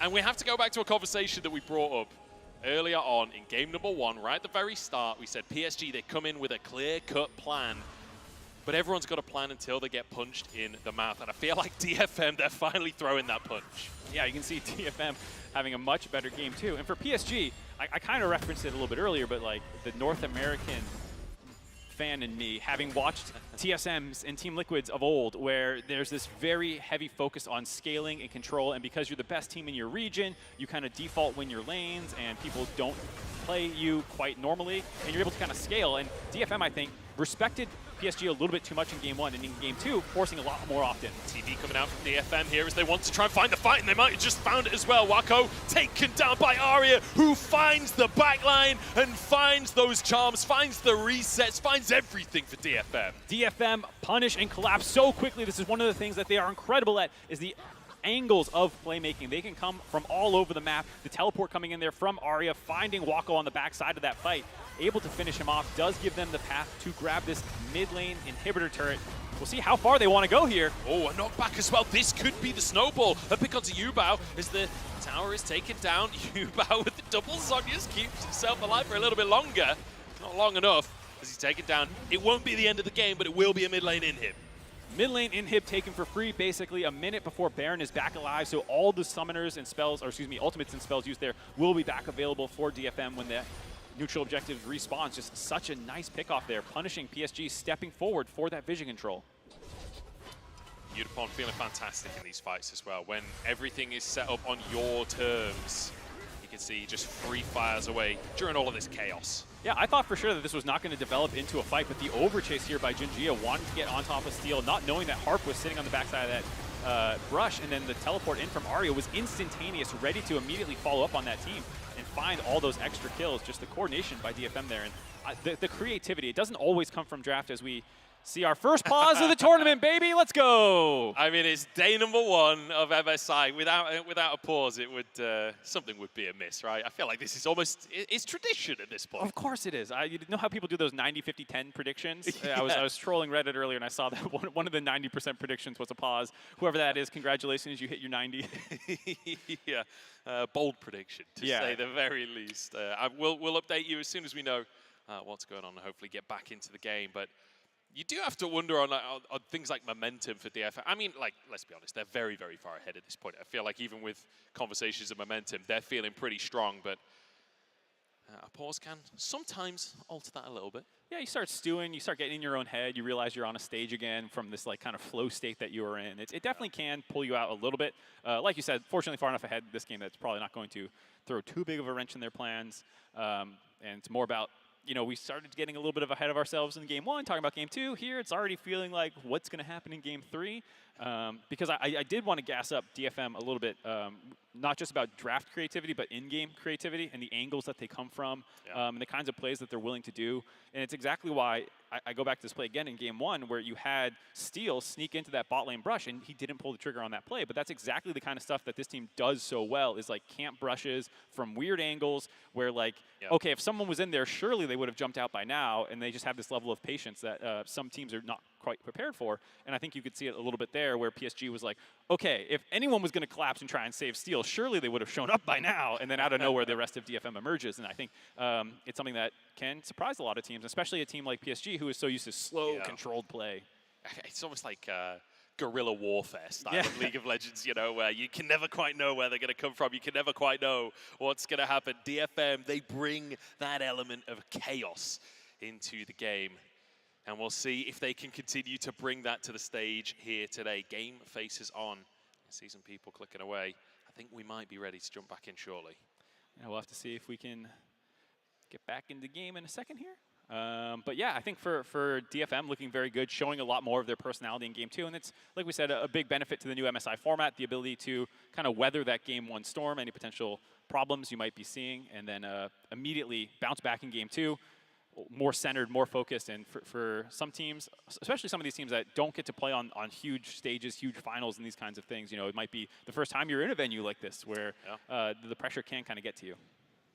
Yeah, and they will get, whichever team loses today, they will get at least 1 second opportunity. I do actually want to take this moment to mention a little storyline that could show up a little bit later in the tournament, and that's that at 2022 Worlds, DFM played against Loud in their first ever international best of 5.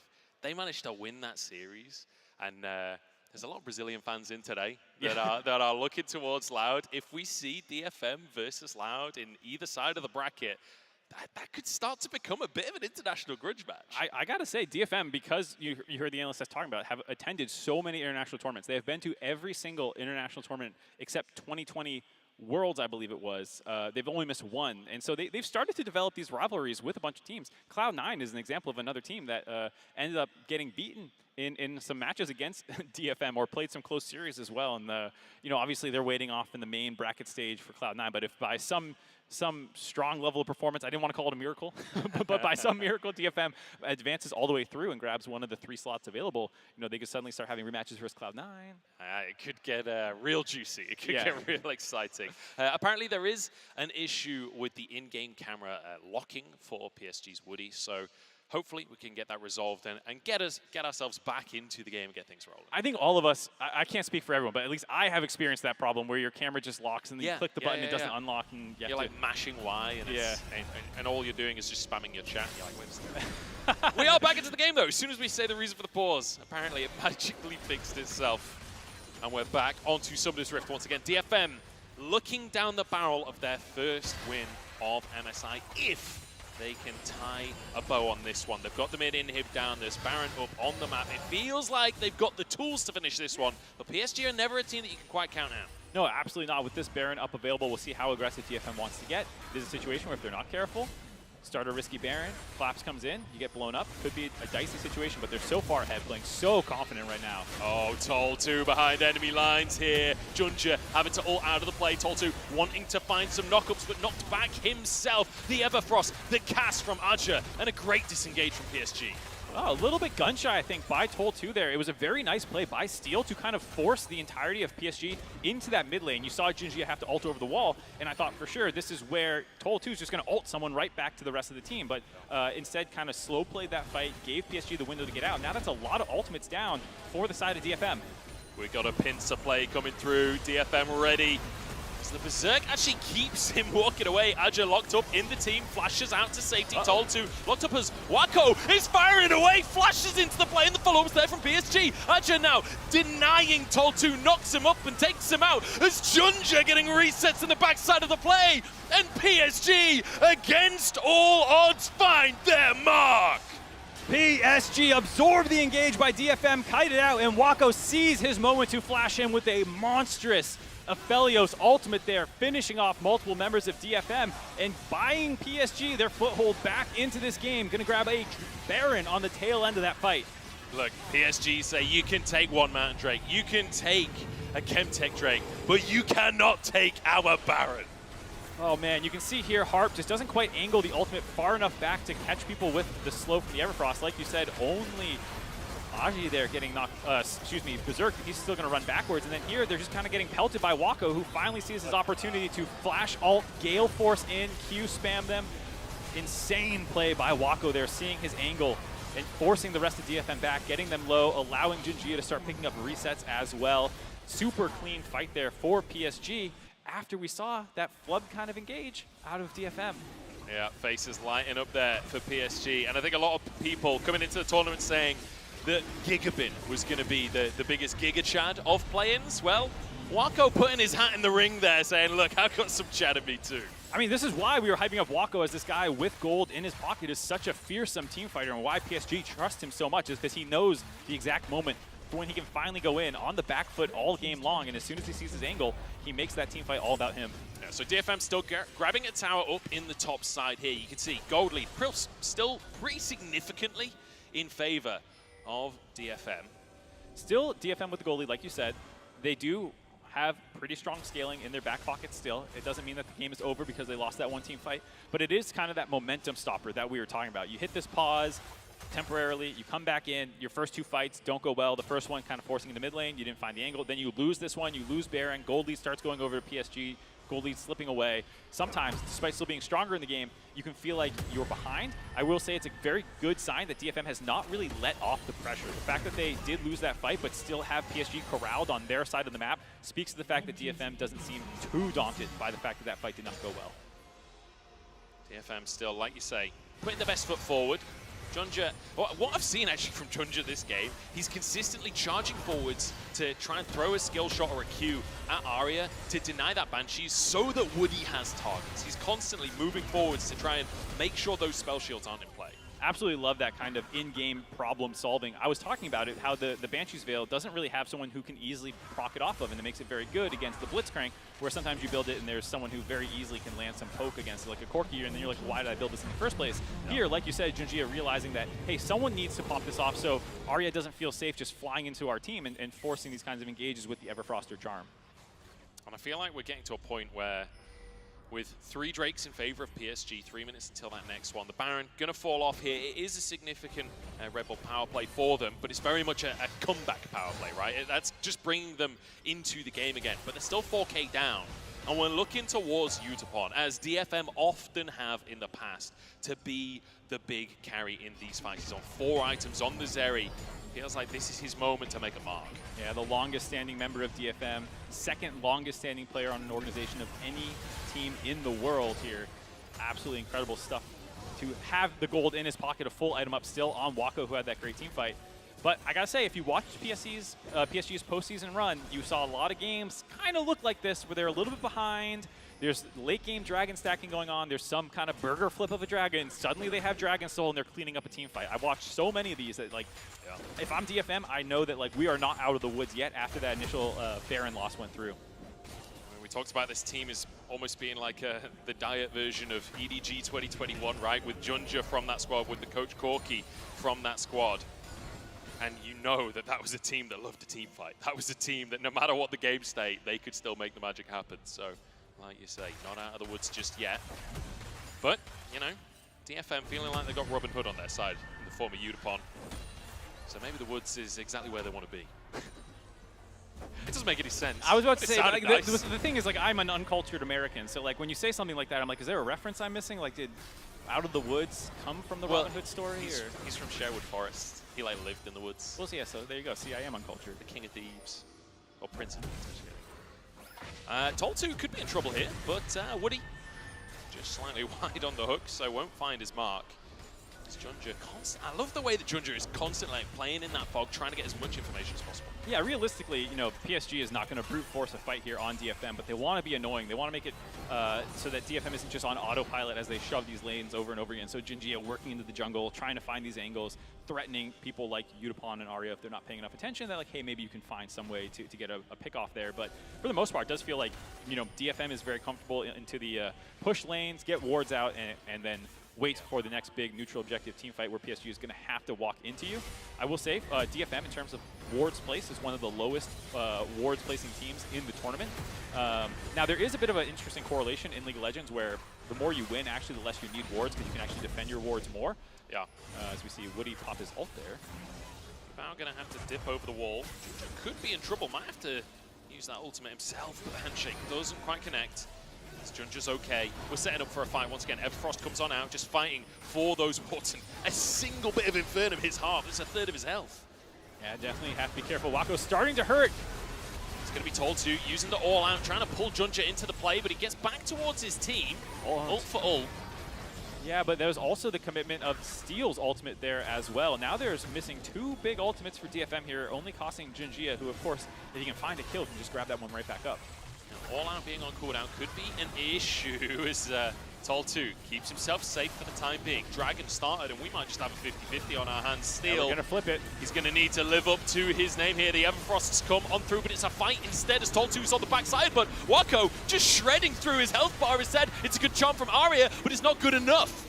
So we do find the kill onto Tol2, and now we reset back onto the Drake once more. Steel in the pit here. Junja turns gold, and Steel has to try and make the magic happen, but the smite's there for Junja. It's Soul as Wako charging into the backside. He's got a million shurikens and a dream of a victory as Arya falls. Looking for more onto Steel and Harp. They flee for their lives as another goes to Wako. And PSG, you can just never count them out. We said we saw it coming. PSG there find the monstrous Soul Point fight, able to absorb the initial engage by DFM there, and then Wako on the back end of that fight, just obliterating Tol2 and then charging into the front side of it with so many chakrams stacked up. And I feel like we've been talking about this slow, steady gameplay from PSG in general. I feel like that fight was a slow, steady fight. They read the situation, they understood what DFM needed to do, and they played around it. That is some serious, cognizant mind play? I don't even know the word. They're just so smart. Yeah, they made sure they had all their wards kind of flanked out. Arya was clearing a bunch. Udapon kind of goes on the side, and Ozzy's just doing zoning duty. While Udapon's not outputting any DPS there because of that zoning, you had Tol2 in the middle of the enemy team getting shredded by Wako, who you can see has stacked up so many chakrams. And that's why Jinji, I think, is being so aggressive. He wants this fight to keep going before he loses these potential chakrams, baiting them in. Oh, man. And then the smite secure there, Steel forced out. Yeah. Udapon trapped in the pit. On the top side of that play, I didn't see it during the live play, but Woody actually finds a hook onto the invisible Steel to force his flash out. So Steel just has no way to get back in. And then, I mean, Wako just doing Wako things to finish the job off as well. Beautiful stuff. And you can see it's tense in the PSG camp, and rightly so, because it's game number one, or series number one, of the tournament, and they are somehow finding themselves in gold touching distance once more. Yeah, gold touching distance, but momentum completely in their favor. The fact that they are up now 2 dragons with the soul point in their back pocket. Baron as well. Finally, for the first time in forever, it feels like, on DFM's side of the map, getting vision control down, finally hitting these turrets. There are 4 turrets that they are behind DFM, so once they start grabbing these, they will slingshot ahead in gold very quickly. You see the damage dealt by AWS there. Wako miles ahead of the competition. Udapon the only one even close to what he's bringing to the table. We're talking about the late game Zeri. You can never forget the late game of Felios either. But now using these Baroned up cannons to find damage onto the tower. They've still got a full minute of Baron to work with. Full minute of Baron. I think the game plan here for a team like PSG, break this bot lane inhibitor turret and the inhib if you can. Start getting the pressure down the bot side of the map. have that one open for the entire rest of the game, because I don't think PSG is the type of team to want to win a team fight right here and instantly end the game. They're very happy with how the last 10 minutes of this game has gone. There's no need to start rushing it. You've won the last couple of team fights here. Get as much of a gold lead in your favor as you can. You have the soul. You can get ready for Elder as well as you just keep taking down these inner turrets. And we've been talking about how this is a rebuilt version of PSG, and that's true comparatively to last year. But I want to take a moment to talk about Yubao, because he's actually having a really good game for himself on this Lissandra. He's been solid throughout this entire series so far. And he's actually been to Worlds with PSG before, back when he was called Uniboy. He then had a year in the LPL. This guy is plenty experienced when it comes to international play, not just on the actual international stage, but also going to other regions. And it does feel like today here on the stage, that consistency is really showing up. Yeah, he's so good for this team. He played a lot of different styles. He had some insane Tristana games in the kind of postseason run that he had, as well as these more kind of support-oriented ones, things like this Lissandra pick, where your job is about kind of buying space, locking people down for Wako to kind of run through these team fights. And I think that's something that the rest of the team has done extremely well, play around him as their primary carry. But Aji, despite being behind for a lot of this game, did a better job marking targets and trying to find people to isolate from the rest of the team so that DFM doesn't get these big kind of engages and they can chip them down. We're keeping our eyes on Woody as well, because in any game that there's a Blitzcrank, you do just have to keep one weather eye on those hooks, because it really can just change everything. Like, DFM have worked so hard over the last 40 minutes to build themselves a lead, and it's been slipping away from them. But all of this work, all of this effort can be taken away with a single hook. Junja's invisible, no! Doesn't quite cancel the recall onto Aria, and Tol2 walks away. So close to the pick that could turn the game. Yeah, did have the Banshee's Veil, would have had to poke that off and then land a bit of damage to stop that recall. But if you were able to do that, find that pick, charge down mid lane maybe. Instead, PSG, you can already see 3 pink wards, in this dragon area, getting ready, knowing that this is where the game will be won or lost. DFM moving in now, trying to secure some vision down. I feel like this comes back to the conversation of, we said PSG, really, really good on the vision control, really good on objective setup and control. Like, Elder's coming up in a minute's time. We can have no shenanigans. You cannot afford to 50-50 Elder to decide this series. So we need to see that objective control. Like, we've seen it domestically. Let's see it internationally for PSG. Done good so far this tournament. DFM trying their hand at this vision control themselves, working as a unit here. Feels like PSG know they have plenty of time, still 40 seconds before the Baron spawns.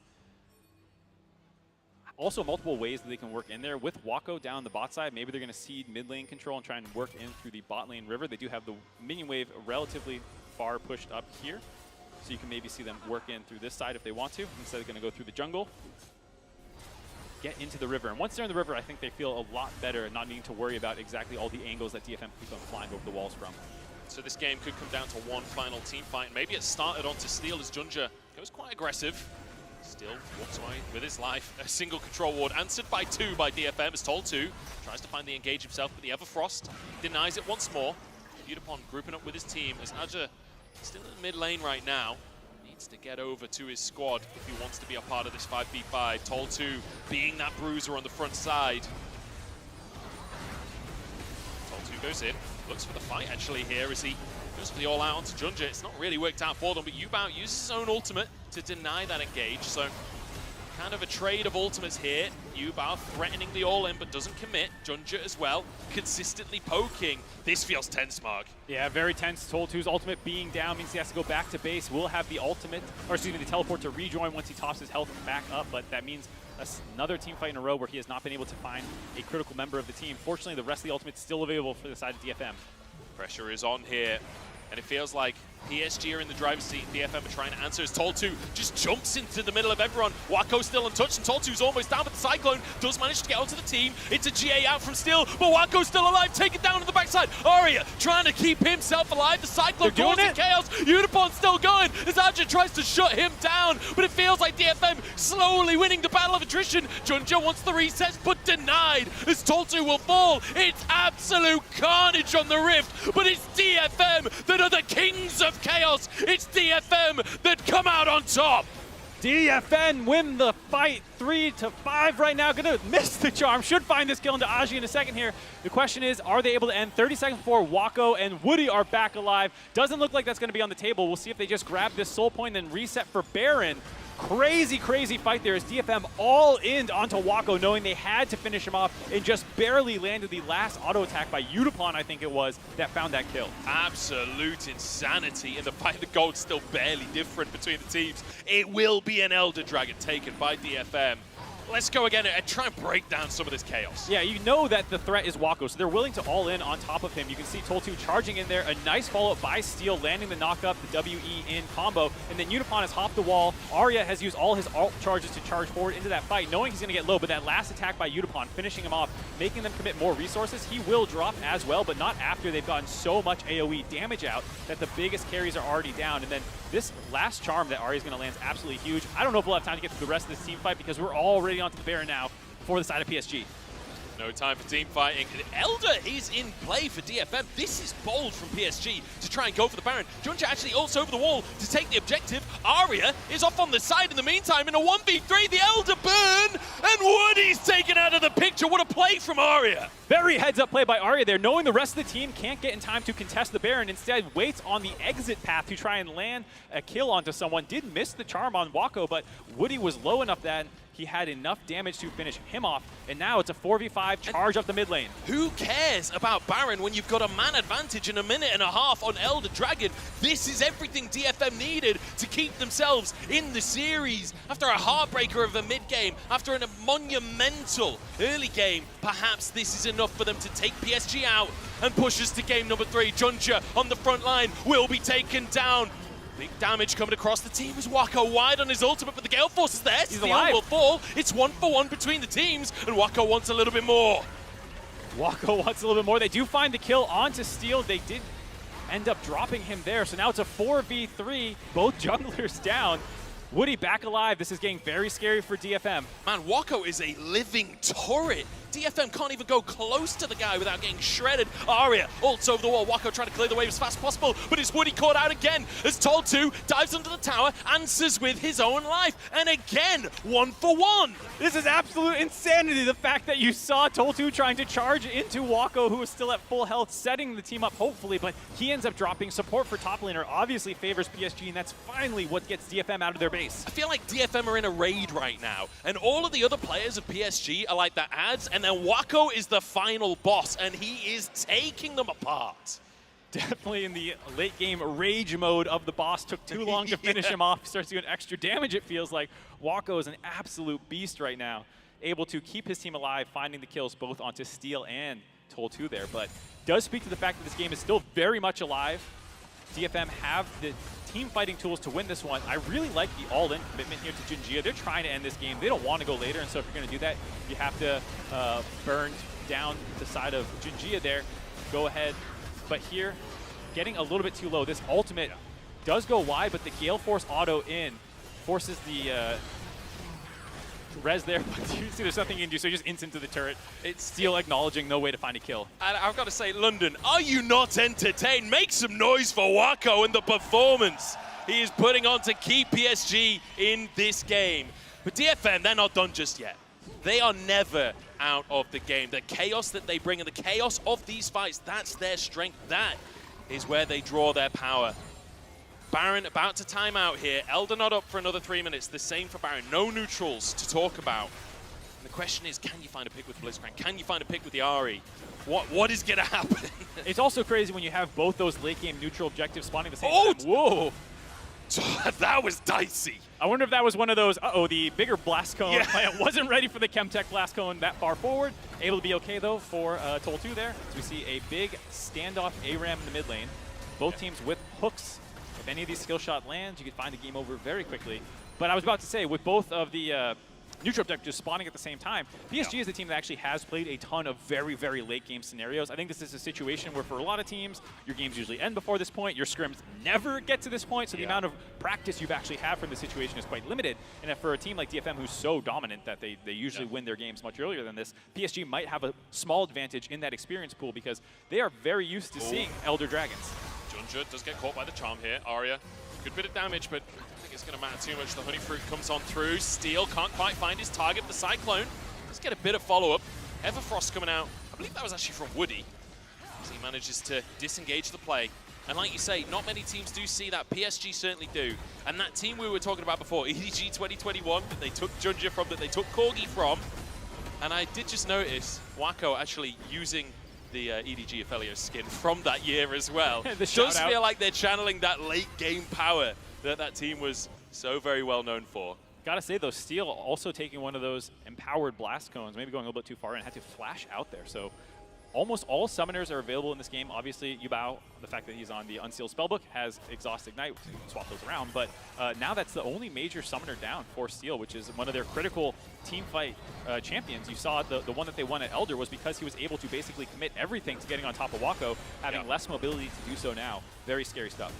And it's worth mentioning, before we get to this fight that's potentially up in a minute's time, Junja sparring already, Steel hooked. No, it's the clone. The clone. Whew. I thought that was the real one for just a split second there.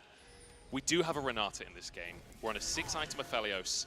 If that hostile takeover hits Wako, he can two-shot his team if he's got Infernum on. Like, this is dangerous territory. Keep your eyes on what Harp's bringing to the table. He's rooked by Yubao, though, to start this fight off, and already Yubao using his ultimate. Junja has to just abandon his mid laner. They're trying to trade for Toll 2, but in the meantime, Yubao's going to go down. DFM starts strong, but Toll 2 does go down, and now the follow-up from Wako as well. The Moonlight Vigil onto Harp, but they don't have the damage to finish the kills off. Charm goes wide, and PSG try and make a play for the mid lane. Top for mid, both AD carries alive right now. Toll 2 buying space for his team, overextended a little bit, and Harp again not quite able to land a huge hostile takeover. Tagged some members of PSG on the back end, but not the Aphelios. The hook lands! It's the real one this time, a huge hook from Woody. Steel, half HP, has the GA to work with. The cask not enough. The shield Ignite saves the play, and Steel somehow gets away with the skin of his teeth. Yeah, but he doesn't have enough time to go back to base to heal, so he's trying to lifesteal a little bit off these jungle camps before, because the Elder Dragon has respawned.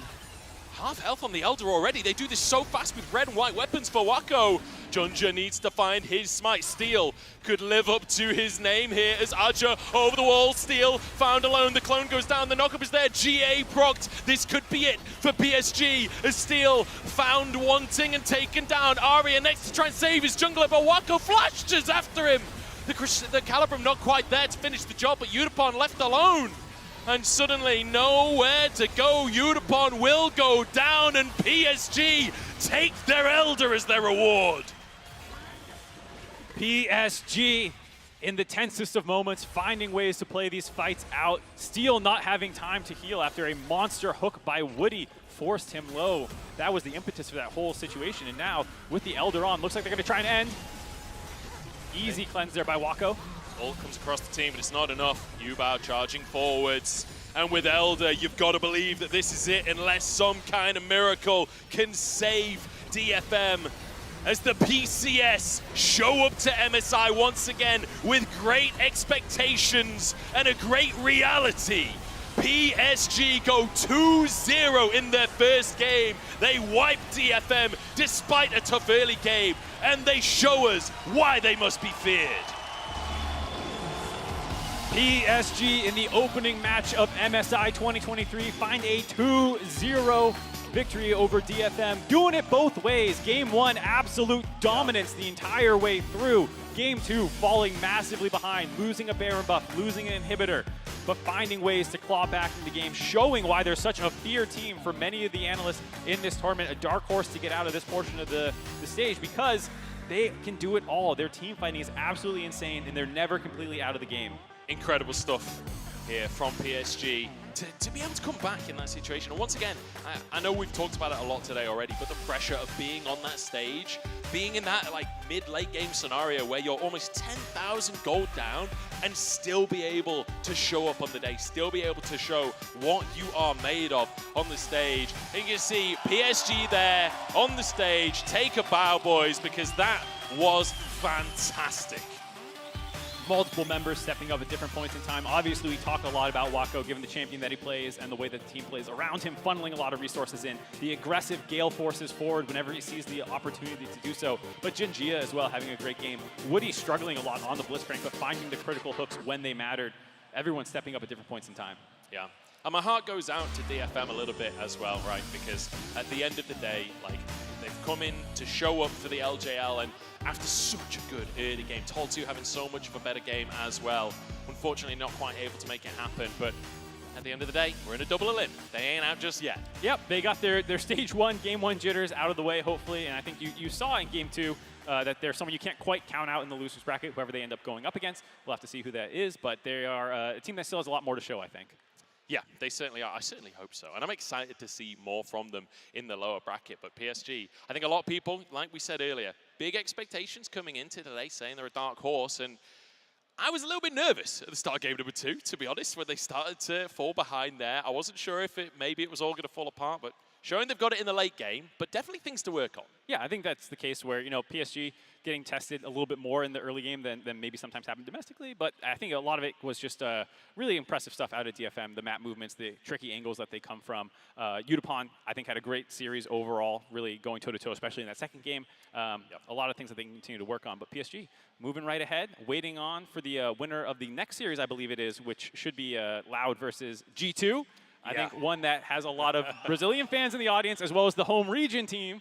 G2 coming up next. Yeah, I mean, Europe versus Brazil, it's always going to be a good one anyway, but the fact that we're here in London, so G2 kind of the home crowd advantage, but there is a big Brazilian contingent. I'm seeing a lot of World Cup T-shirts, and you can hear them behind me. They are ready for that second series, so definitely a lot to keep watching for, and I feel like that's going to be a chaotic series as well. Yeah, I mean, that's one where both teams like being very aggressive, very creative picks all over the place. And, with this new tournament format, it is kind of a bit of a bracket here. So DFM will drop down and wait the loser of that team, whereas PSG will be waiting for the winner of that series.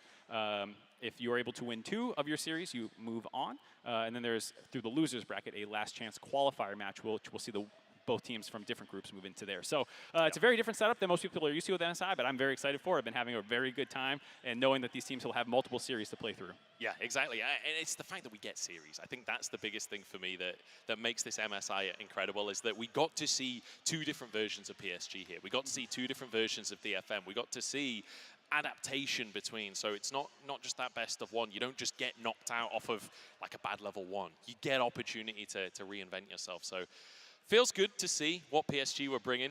And you can see very happy with their win here today, and rightly so. Yeah, I think in terms of a first series, you got to be pretty happy with that one. Sure, you don't want to fall behind massively in game 2, but I think you showed your resilience and your ability to find ways into games, being able to kind of absorb those kinds of engages and stuff. Also didn't have to show a ton in terms of draft. I think they are a team that we talked about playing very standard. It's not like they're going to have too many tricks up their sleeve.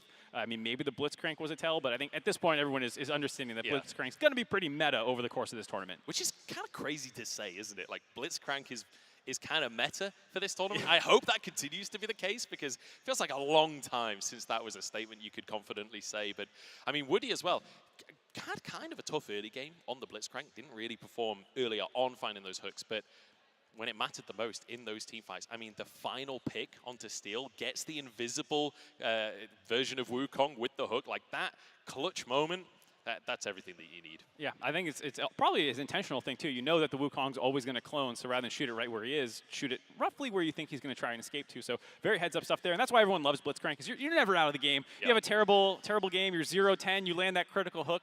In the post-game lobby, everyone's talking about how great you are. They totally forgot about the fact you entered the game earlier.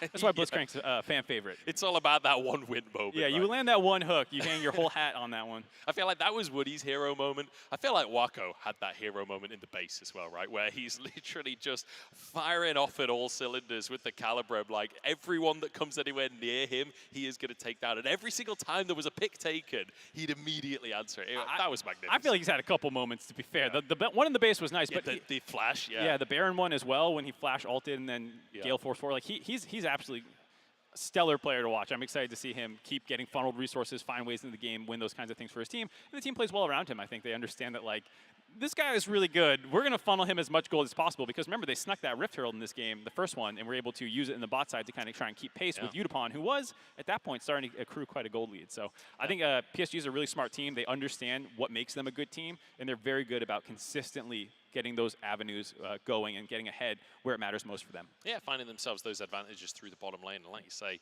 we're falling behind in the early stages of that bottom lane, but managing to find a creative way to get themselves back in. Like, that's the kind of stuff that I think isn't talked about enough in League of Legends is creativity in the moment, like being able to find a different way to approach something. And I feel like that's something we saw a lot in Game 2 from PSG, is like problem solving, figuring out, okay, this isn't working. How are we going to change things up? And that's the beauty of a best of 3 as well.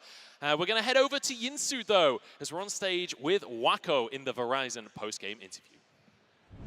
Thank you very much. I am joined now by Wako, and Wendy's going to come and translate as well. First of all, hi, welcome to London. 你好，欢迎来到伦敦. That was a very, very exciting comeback there in Game 2. I want to ask you and get your thoughts on how you feel like you were able to make that comeback, because it was very back and forth towards the end. 那首先恭喜你们获得了首胜，而且是欢迎来到伦敦。说到今天的比赛，就不得不提到第2场的对决是非常的焦灼，有来有回。所以说当时是在最后是怎么样找到很漂亮的机会，完成今天翻盘，有什么感受？因为虽然我们阵容前期是有点小劣势嘛，但是我们就是中后期其实发育起来之后，就是基本上都是只要赢一波团战就可以翻盘了。所以我们后来有抓到机会的话，就是觉得我们 只要赢一波团就翻回来了。 So based on our comp, definitely we are the one that put ourselves in a disadvantage in the early game. But we feels like if we can scale up so well, if we can just seek one opportunity to win one single team fight, we still got the chance to make the comeback. And luckily we were able to do so. We were able to find a very good opportunity to just punish the opponent to win the game. Yeah, that was a really crazy team fight. Now, you guys usually play very slowly. You like to take your time. And DFM, they're the opposite. They love the early game aggression. Did you find any difficulties at all playing into that style? What was the game plan to adapt to a team that likes to play fast? 那其实说到你们的打法风格是比较不同的，你们很多时候可能会比较运营，然后打到中后期，但是你们的对手 DFM 他们是在前期就会进攻性十足的队伍，所以说可能面对到他们会有怎么样的一些难点呢？那么你们又是怎么样去很好的去应对、去变通，然后赢下比赛的？他们喜欢选这种前期进攻的嘛，所以我们 就是他们的中后期就会比较疲弱一些，所以我们就是想办法前面防守起来，然后只要撑到中后期，我们队员的操作跟团战是绝对不会输他们的。 Yeah, DFM, they usually play the comp that can be super strong and super aggressive in the early game, but that also means they are not that strong in the late game. So if we were able to scale up so well, and also I trust our communication and also the team fight and also the mechanics from all my teammates. So if coming into the late game, that will be our battlefield. Good game plan. Now, you've been to international tournaments before, but your teammates haven't. And when we were looking at you guys on the player cams, when you were getting really big kills, really crazy highlights, your reaction was very cool and calm, you know. We didn't really get any reaction from you, in fact. So talk me through the vibes of the team. What are you guys like? Are you all like that? Or are there other players that are more high energy? 那其实对于你来讲，你是有过一些大赛经验的，但也可能有一些队友也算是世界赛场的新人。但是呢，我们其实有看到你们的一些录像，每当你们有很漂亮的操作的时候，每个人好像都没有什么表情，看起来是比较冷酷的那一种。所以说，你可能怎么觉得你们队伍的一个氛围和状态呢？是可能说大家都是比较冷酷的类型，还是说其实也有一些选手他们是比较嗨的那种呢？ 其实没有，就是我们队的话，就是其实都是比较就是有点傻逼的，然后就是虽然比賽中可能取得优势，但是就是我们就是马上想着怎么打下一波嘛，所以在比赛中的时候不会展现那么多情绪这样。 I must say, like all our teammates, we are not that smart guy, but inside the game, maybe we would like to focus on ourselves. After one single team fight, we will like to try to focus on the next fight. So we didn't think about other stuff, to be honest. Oh, 很可爱, very cute. Thank you very much, Wendy, for translating. Thank you, Wako, 谢谢你, for joining me. We're going to be taking a quick break here, but when we come back, it is time for G2 versus Loud.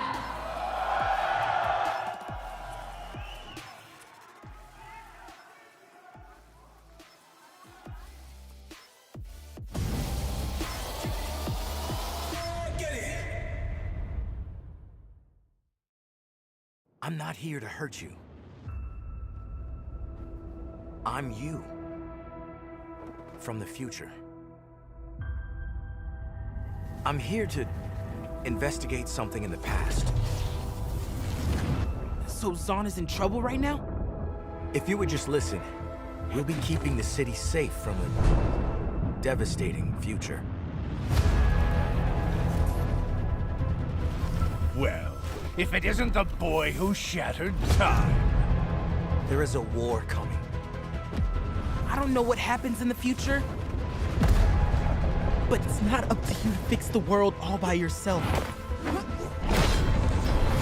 He's been coming back to the past over and over again, trying to fix something in our timeline. We've all got him, Echo. The first fight you have to beat is with yourself. This isn't over. Not yet.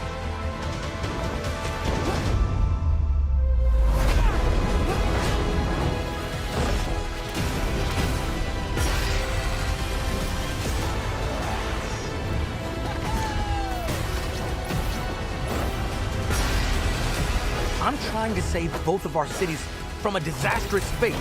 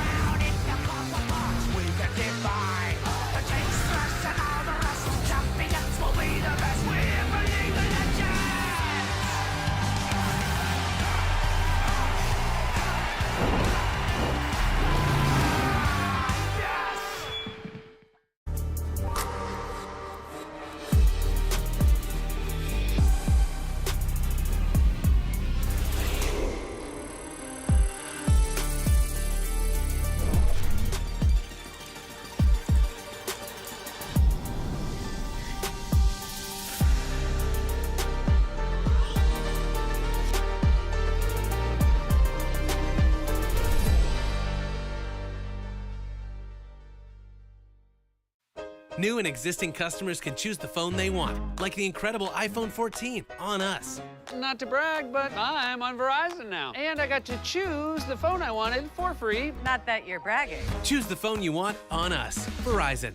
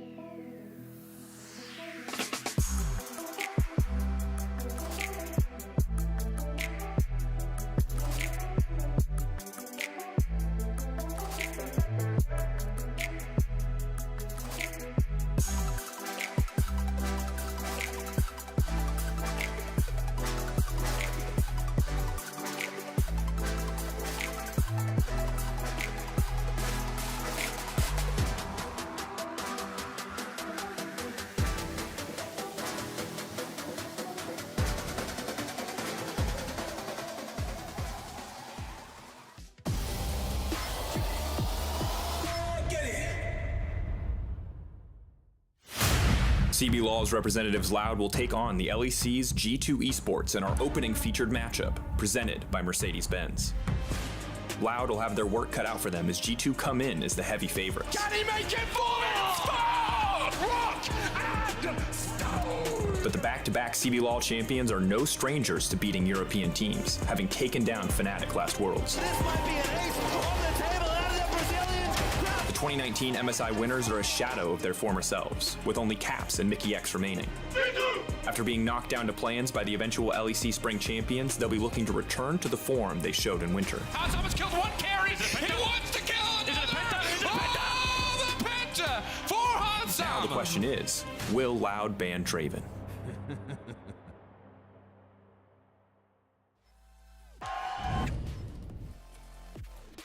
That will Loud ban Draven? That's the question. Welcome back to MSI 2023 and the featured matchup presented by Mercedes-Benz. G2 Esports from the LEC facing off against the CB Lols Loud.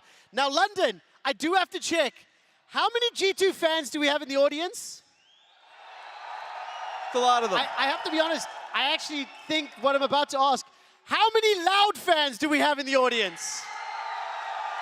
There's a section out there. That's a Loud section. There are a lot of jerseys in the back there. Yeah. Right, we are a few minutes away from introducing G2 as well as Loud officially on stage. Before we do that, let's talk about the teams and talk about how they got here. Loud is just a phenomenal success. They've picked up back-to-back CBLOL titles, and if you heard Gulborg from Countdown earlier today, as an organization, they are a phenom. They have won every single game that they have competed in. They have taken over the influencer space and the streaming space, and of course, they were able to pick up the championships in CBLOL as well. By only dropping 2 playoffs games as well in that regard, they did it very cleanly, and CBLOL's first perfect game ever in a playoffs as well. So yeah, absolutely phenomenal. The way they do it is really interesting because they're just an exciting team to watch, a playmaking team. It feels like Robo is just unleashed on the map. So it's fun. You can hear them chanting their names out there, and I want to see that energy translated in the game because Robo, we talk about how he roams constantly. He did it in the finals versus Weiser. He did it in the first round versus Los Grandes. Like the fact that they as a team will look for plays, they're hungry for action, is nice to see. I want to just check, do we have that B-roll for Robo to pull up? If we do, we can carry on building on it. But obviously there's a little bit of moving parts here. GB, what do you make? No, I think it's just the fact that they are also one of the regions where they realize that, yes, top lane can matter in regards that we still want to play Olaf, but we want to play Olaf so we can just push in and run straight down towards the bottom side and make plays around the mid and bot lane, specifically securing the objectives. Yes, and this is an example that I was talking about in the finals versus Pain Gaming. The fact that Robo, immediately after pushing top lane versus the Gnar, goes mid lane, tries to counter-rank the gank, goes and tries to harass, get a kill off of Sejuani, it actually puts him behind. So there's always a risk involved there.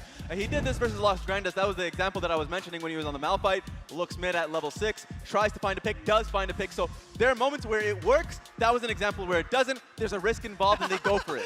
Why didn't you take the one where it worked? I wanted to highlight the risk and reward. I hope the energy and the volume is coming through our home, but literally since the Brazilian crowd and obviously the local squad of G2 have taken to the stage, it's quite electric here in the venue. Yes. Let's throw yourself a little bit. Now let's turn our attention again, of course, to Loud, talking about their Korean bot laner. The very first imported bot laner to win CBLOL. I mean, it is a monumental achievement, but also for the organization as well. Yeah, first of all, it speaks to the history of Brazilian AD carries, but with Root now coming in as well, he's just the main carry on this roster. When they play around him, they function. When they do not play around him, they do not function. There was games in playoffs where they tried to play for their Malphite, tried to set up dives on the top side while they still had a good draft where you play front to back through your AD carry, but they ended up getting cross-map and Raud just stuck back and then Ophelia is just dying on the turret. So when he gets the resources, absolutely excellent.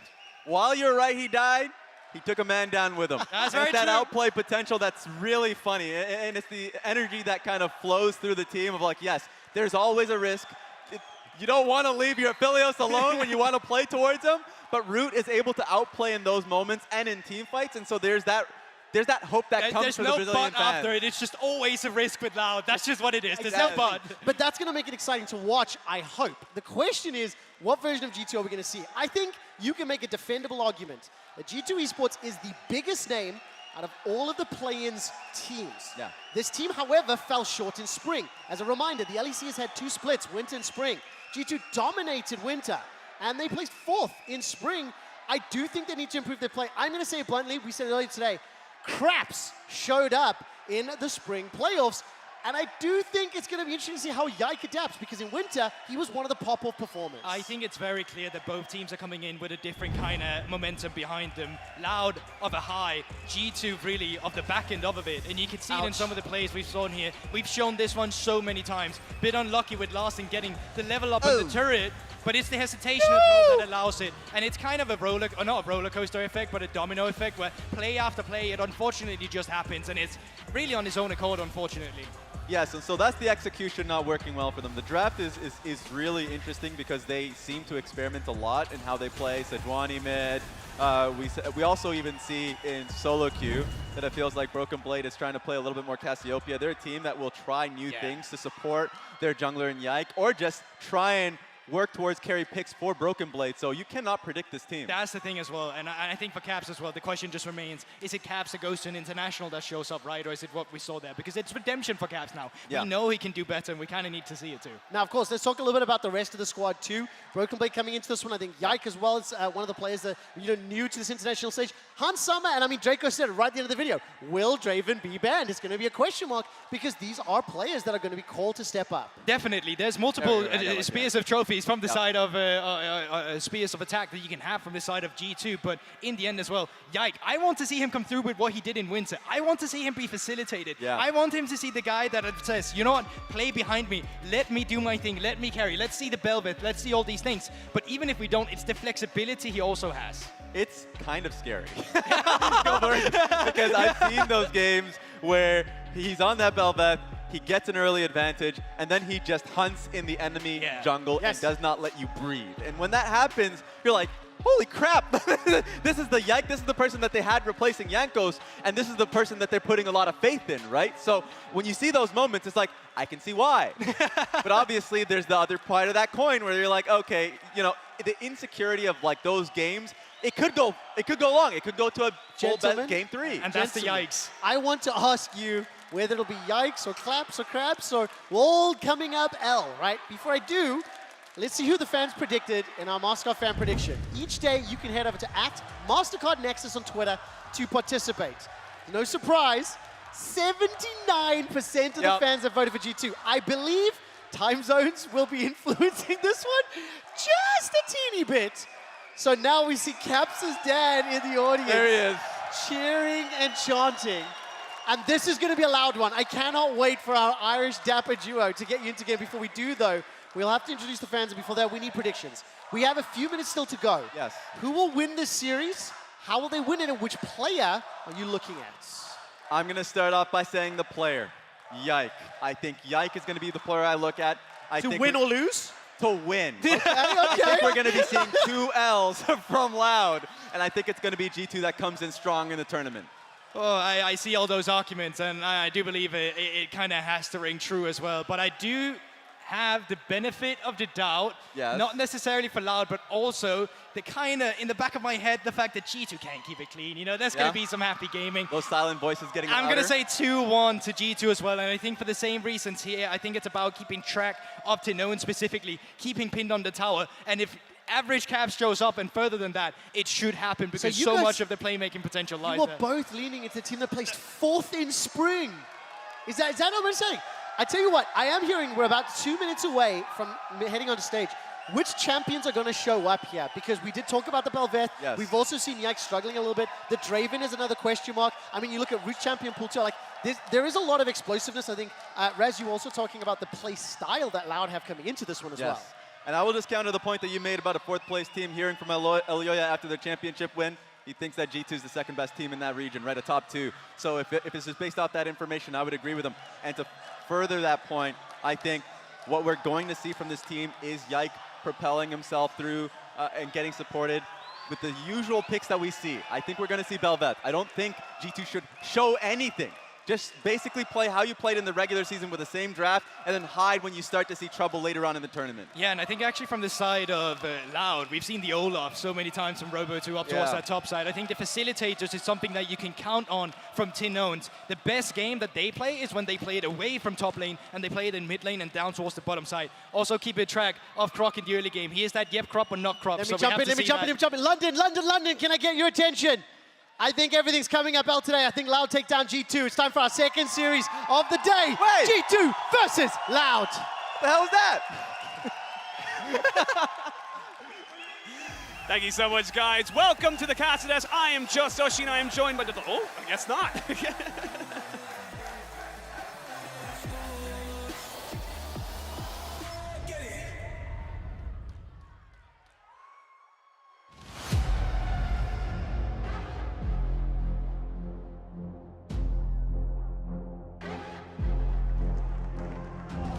Make some noise for Brazil's Loud! And welcome to the stage, Europe's very own G2 Esports! Cypher your Cypher your Cypher your This is your time, this is your moment, this is your fight. Cypher your life, you better fight. Cypher your life, you better fight. Cypher your life.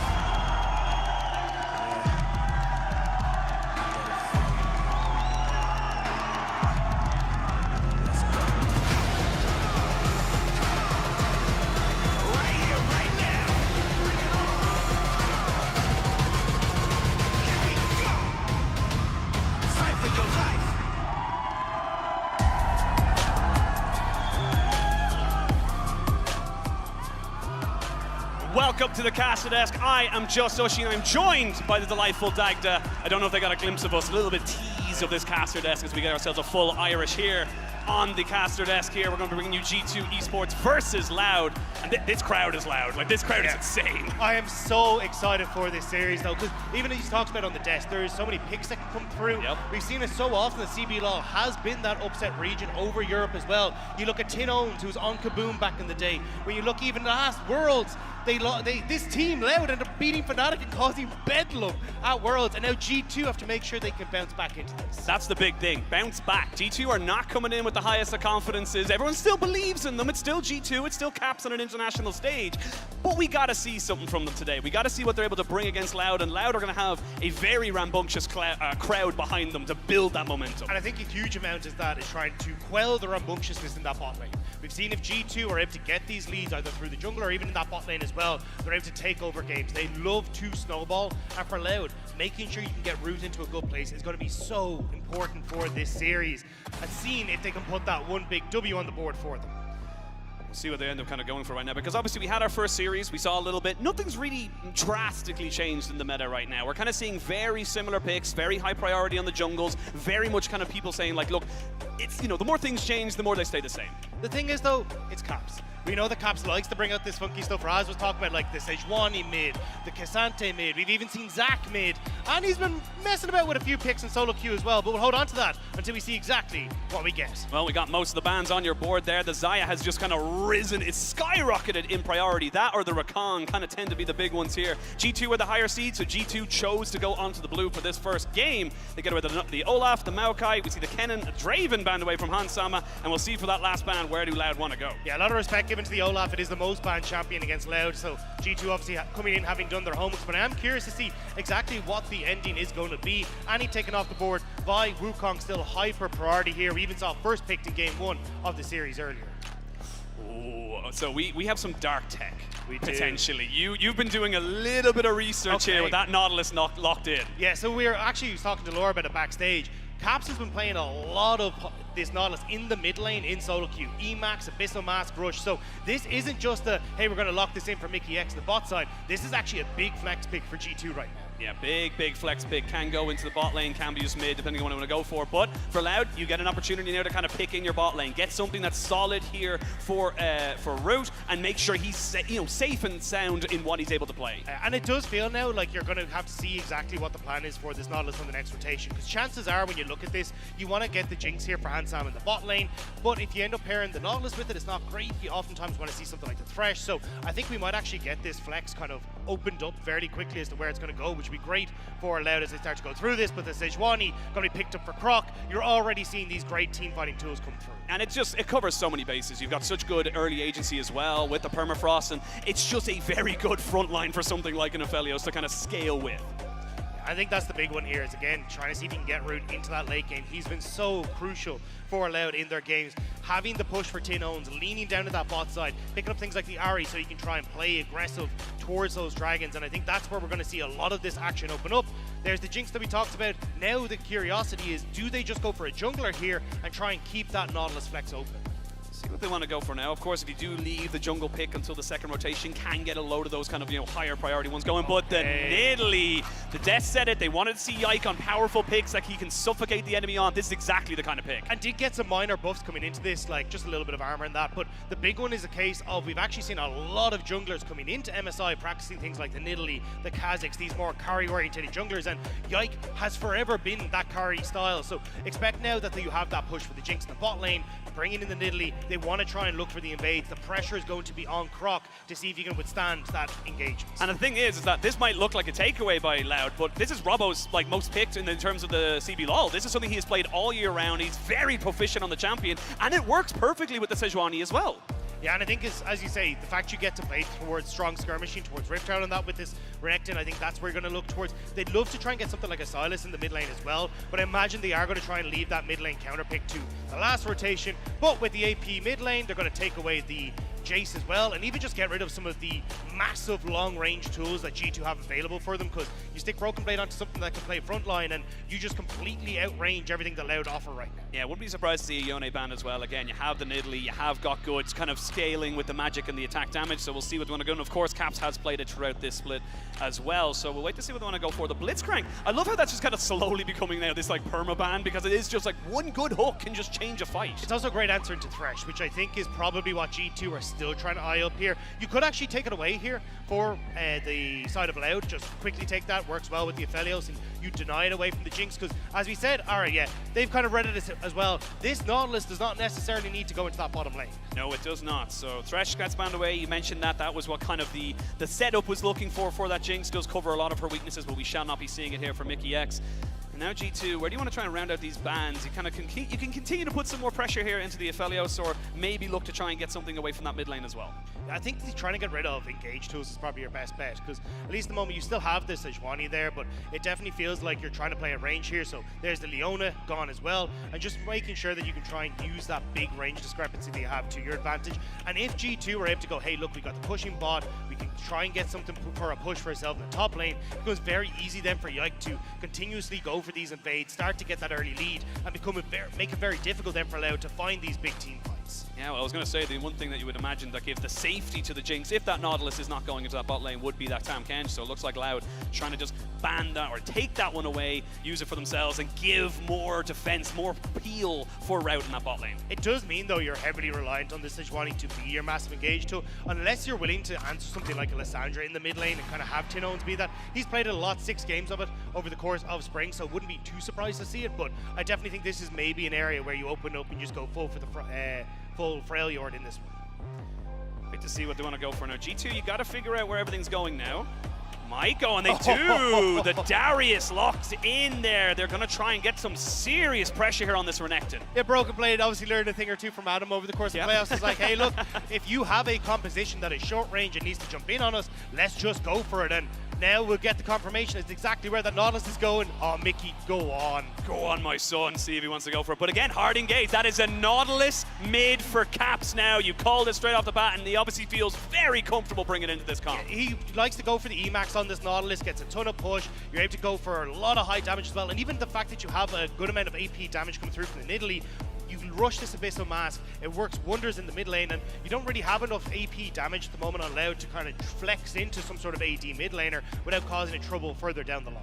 Well, we'll see what they want to round out the comp with. The Ahri is standard, the Ahri is safe, and the Ahri is locked in. So again, honestly, G2 kind of coming in a bit wild and loose right now, looking to try and get someone a little bit off kilter, whereas Loud are picking up a lot of their kind of, standards that they picked up during the CB lull. I think it's a little bit difficult for Loud. So what G2 have done and gone, cool, we have long-range AD carry, long-range jungler. If you jump in on top of us, well, we're enabling Rel, we're enabling Darius, even the Nautilus to a certain extent as well. So for Loud, they're going to have to try and get control with this strong top side and see if maybe they can find ways to shut down Yike in the early stages, play towards Rift Herald, get control of the game, because if you have to try and face check in as G2, that's where Loud can come alive and make sure they're able to close that distance without too much issue. And the thing is, well, it's only Yike's second ever Nidalee game on a professional stage throughout all of his career, and he's had a very short career, in fairness to him. He has kind of speed ran from lower levels in the ERLs right up here until MSI in the international stage, but this best of 3 will be starting off now with both these teams looking to get out of the blocks swinging. They want to try and hit the ground running and make sure they're getting the advantage here in this series. G2 trying to see if they can bounce back. Loud trying to see if they can upset the apple cart against Europe once more. It's not going to be the first time they've done it, and with the team that they have, back-to-back winners, Loud have been absolutely exceptional in the CB lull. We'll have to see now if they can continue that streak here up against G2. And for Loud, it's just been such a massive meteoric rise in terms of the relevance of this team. Like we got Goldberg mentioned it on the desk as well. This team is just so everywhere. You can't really avoid Loud in any esport in general, but we'll see what they're able to do here. They've got a bit of a crowd behind them. As London, we are jumping into game 1 of the second best of 3. The LEC number 2 seed in MSI looking to try and make sure they can bounce back after a little bit of a disappointing spring. So now we're going to have to see what G2 can achieve. Caps on the Nautilus going for the Aftershock. His solo queue win rate, 9-0 over the last week. This has been an absolute menace for Caps over the course of the last week in solo queue. And I'm excited to see now what he can bring it out on the main stage and what it's going to look like. So I don't want to alarm anybody, but Croc doesn't have any items. Okay. Croc needs to go back and get his items. I don't know if he knows this or if there's a little bit of a bug on our side, but as of right now, it doesn't look like the Sejuani's going to be getting level 2. Yeah, this is actually massive. massive. Yeah, Croc really needs to cop on. I don't know if anyone has really realized, but we'll have to see exactly what the game plan is going to be. Yeah, I mean, you'll notice as soon as he ends up going for his initial clear, the funny thing is, if he actually dies, maybe that helps. Possibly, yeah, give him a faster recall. But the invade has been spotted out. Nobody's gone for anything yet. Yike will be starting off this red buff here. And again, Croc doesn't have items. Yeah. I just need to make that very clear. So we're maybe going to have a little bit of a smite fight. Seos is around, though.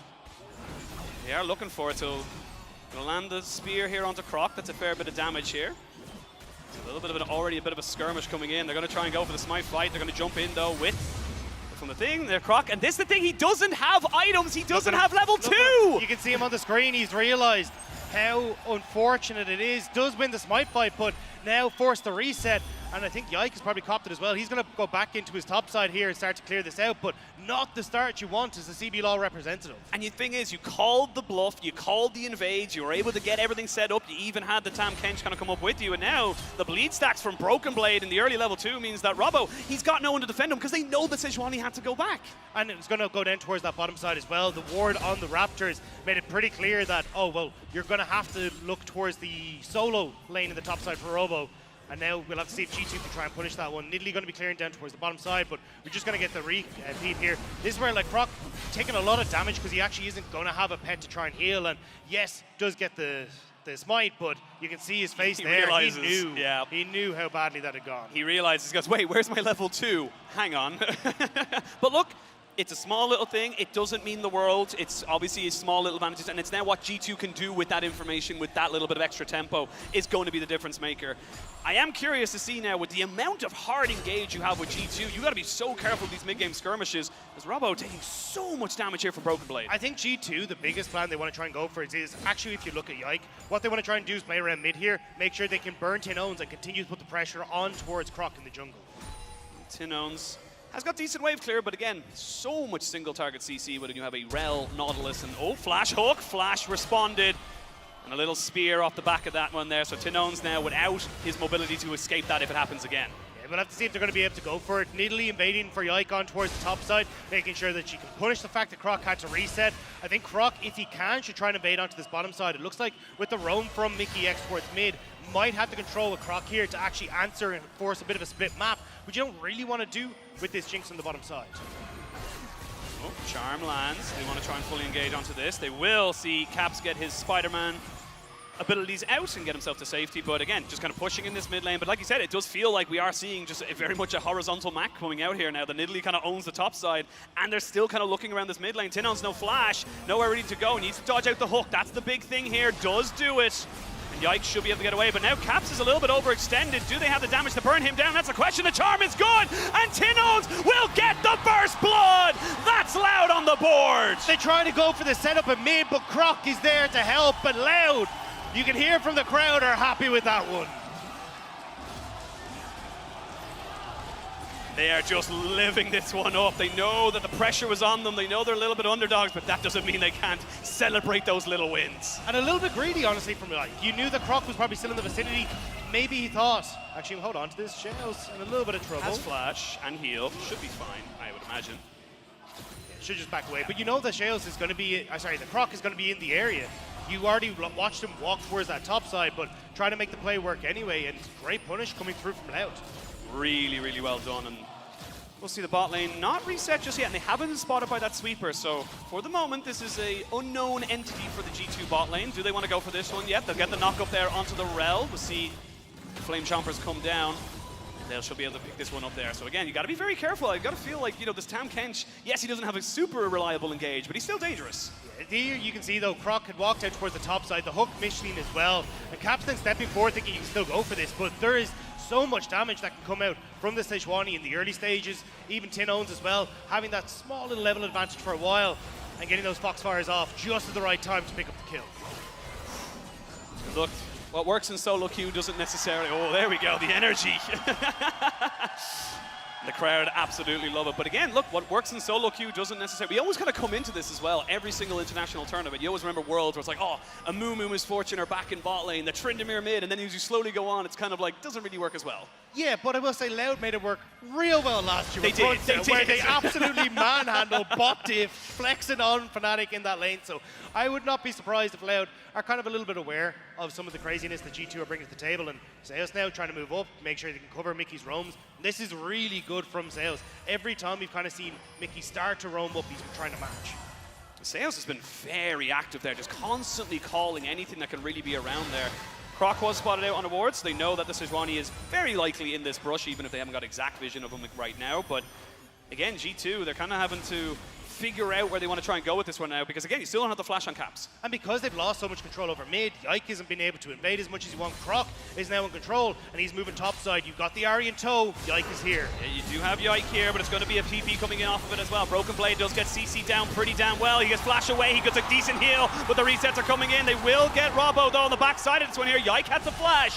And it's a 1-for-1 trade. You get lose the teleport though off of Caps. Broken Blade lost a lot of that wave as well. Will end up being picked up by Caps there, but you can see Tinons starting to get around the map, working with Croc. This is actually pretty dire straits for G2.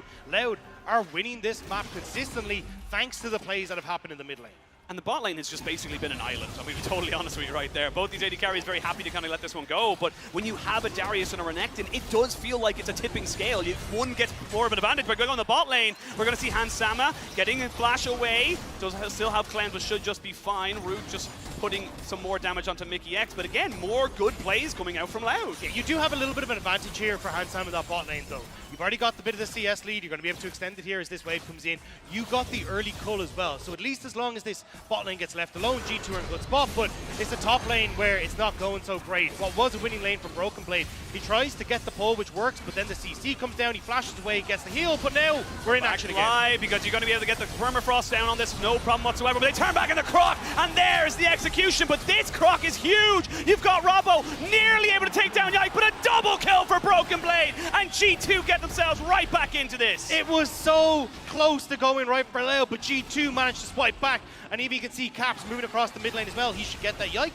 just need to back away as Tinones was showing his face in River, but G2 managing to get something back off that play. This is the thing as well, I was just mentioning it as we looked at that replay, is that with the Renekton and the Darius being so good at snowballing, it does feel like whoever gets that little bit of advantage, that tip of the scale, it can just go so wrong against you, and it's getting dicey. Yeah, but the thing was, we talked about Loud, how they wanted to try and play around this top side, right? You've got the W from the Renekton, which helps set up so well alongside the Sejuani for that permafrost, for everything, but just haven't quite been able to get Tinones into a position where they could actually turn that one back around. But Caps now taking a little bit of damage from Tinones. Looks like the attention with Rift Tower going across the G2 has been shifted to Loud on the spot side. They want to go for a dive. Sama doesn't have flash, does have cleanse. They're going to try and tank this one up as long as they possibly can. The flash forward, the flash away, and Hansama gets a kill before he goes down though. They may look to try and kill off Mickey X. He doesn't have ult, and you've got 3 people here. They've cleared out the wave. Do they want to go for it? That's the question. Level 6, no one really kind of coming to him just yet, but LLL don't know that. Yeah, they're trying to see if they can spot out where they're coming from. It's only Yike. Caps is now showing on mid lane, but looks like they're going to be happy enough. They got the kill. You deny that wave from Hansama, get that CS back in an even spot, and now they can even look over towards the Dragon if they want to, but they are going to take it easy and have Root actually come in for the reset. Not going to be able to delay the back of Root there, as he wasn't even taking it. We will see Tinones landing the charm, but again, very, very powerful health bar, I should say, on the Nautilus. Should just be able to kind of go for it. Looking for a little bit of a trade back, but not really going to be much else. And you can see what the issue here is, that when you're looking at this Nautilus, because you end up going for this Abyssal Mask first, you end up quite tanky with the Protector of the Aeons coming through. It's kind of difficult to take you down. You're just great CC setup, and then when you get towards the later portion of the game, opening up for the magic damage that can come through from Yike on that point-and-click CC is going to be so important to try and play around. Tinones now, having Yike attention, can we get the hook to land? And this is the question. There is a flash available for the Nautilus. And they've got plenty of vision here, but they did get spotted out, so they know that Yike is in that vision there. You can see them kind of pinging it out for the moment. Croc moving over, now gets spotted on with the sweeper of Mickey X. And everyone's just kind of getting a little bit tempered. Everyone's behind. They're a little bit behind, but it's a Nidalee. Should just be fine, in my opinion. But top lane, we're going to see another little move here. There's the ultimate coming in. Broken Blade looking for the 1v1. Has not got flash, and Robbo very lucky to get out of that alive. Robbo just about able to flash away from that. Should be able to pick up the wave, I believe, but just have to be a little bit careful. Yeah, we'll be fine to manage to get that. You see G2 have managed to bully Loud on this bottom side as well, so they're getting the Dragon too. So what was a little bit of a slow start for G2 is now starting to come back to life. They got that Rift Herald, they've gotten the Dragon as well. The Rift Herald, I wouldn't be surprised, it's probably timing out soon, so Yike going to move down to the spot side, but Croc is ready. Yeah, I mean, there's very little time left. Oh, actually about half the timer on it. So Mickey X goes in, try to jump in onto that one. Hansama does have to cleanse. You do have Croc in vicinity. There's going to be a good Moonlight Vigil, and they're looking to turn this one right the way around. Loud now chasing back G2. A TP from Tinones, and a kill over to Croc. That was a perfectly baited setup because Loud saw everything they were doing. Fantastic read from Croc. Waits in the bush. It's like G2 100% are coming down here. They want to try and get this gold into the Jinx, and instead, it's Loud who answer back. Now they're the ones on the tower as well, and Hansama might be spotted by Croc. Yeah, he's definitely going to be forced back a little bit further, but that's going to delay him a little bit more. We're going to see more plates going off there. It's going to be the Rift Herald now spawned in the mid lane, but I'm going to be honest with you, that's all going over to the side of the Yike. There's not really much huge benefit in that in the short term. At least it's for the Nidalee, right? It is a carry jungler, so she's going to do reasonably okay, but has to be worried about being bullied out of her own jungle. You can see Lyke trying to get down here for red buff, solo by Loud. Mickey considering it, but Sales is in the wings. Just going to back away. I do know the ward was there as well. The Hex Flash not going to go anywhere. Tongue Lash goes wide from Zeus, but everyone else is kind of happy with this. And this is the thing as well. We're kind of coming into this state in the game where Loud are doing very, very well. Yeah, looking at this top side, Tinone got the roam. Broken Blade doesn't know he's in the bad spot. He does have a flash. Does he want to go for a 2v1? There's a good charm. You got full stacks here on the Renekton. Does he have enough health to stay? He flashes in to get the full stacks back on the Tinones. They need a good charm. They've got Caps coming in now. It's both solo laners against both solo laners, and now Loud, they're running away. It's a great hook, but it's a good charm to interrupt them. Caps cannot get the rest of the CC. And it was a great call there from G2, but it leads to nobody going down. So close. Oh wait, they still might actually. Robo onto Caps. He's going to look for the charm in top of it. They're going to pop the Dominus as well. They're going to get the ultimate in, but the Jinx goes nowhere. And Robo can't get away from this. The bleed is good. He needs one more to get Broken Blade as both top laners go down. Now Caps has nowhere to be, nowhere to go. The Orb of Deception is good. The charm is great, but Caps is very tanky. Caps on this Nautilus is doing so much damage. Caps, they've got the stopwatch at Tinones, and he gets saved. And Croc comes to the rescue. rescue, only for Yike to clean him up afterwards. What was that section of play? A 2 for 2 overall, but then you got G2 in the mid lane. Hans Sama is dealing damage to the turret mid, while Rude is trying to answer in the bottom side. Loud trying to make the plays happen. G2 are answering back everywhere. This game is everything I wanted from CB Law versus Europe. It has literally been such a bloodbath. Both teams stepping up to each other, and it has been fantastic. Oh, we come back in, we'll take a breath. Everyone relax. We got a minute or two. Actually, we had a minute until the next fight. I just looked at the Rift Herald timer, but this is just turning into such a scrappy affair, and you can see how millimeters are the difference. Really good play here from Broken Blade, though, because you can see he ends up getting the stacks of the knock, the passive onto Robo, but then flashes to also apply them to Tinon. So they are both a threat in this one. Broken Blade managed to just dodge away from some of the caps. As he starts to come up, the charm, brilliant from Tinon to stop the engage, but then they think, okay, we can actually turn this. Caps is overextending.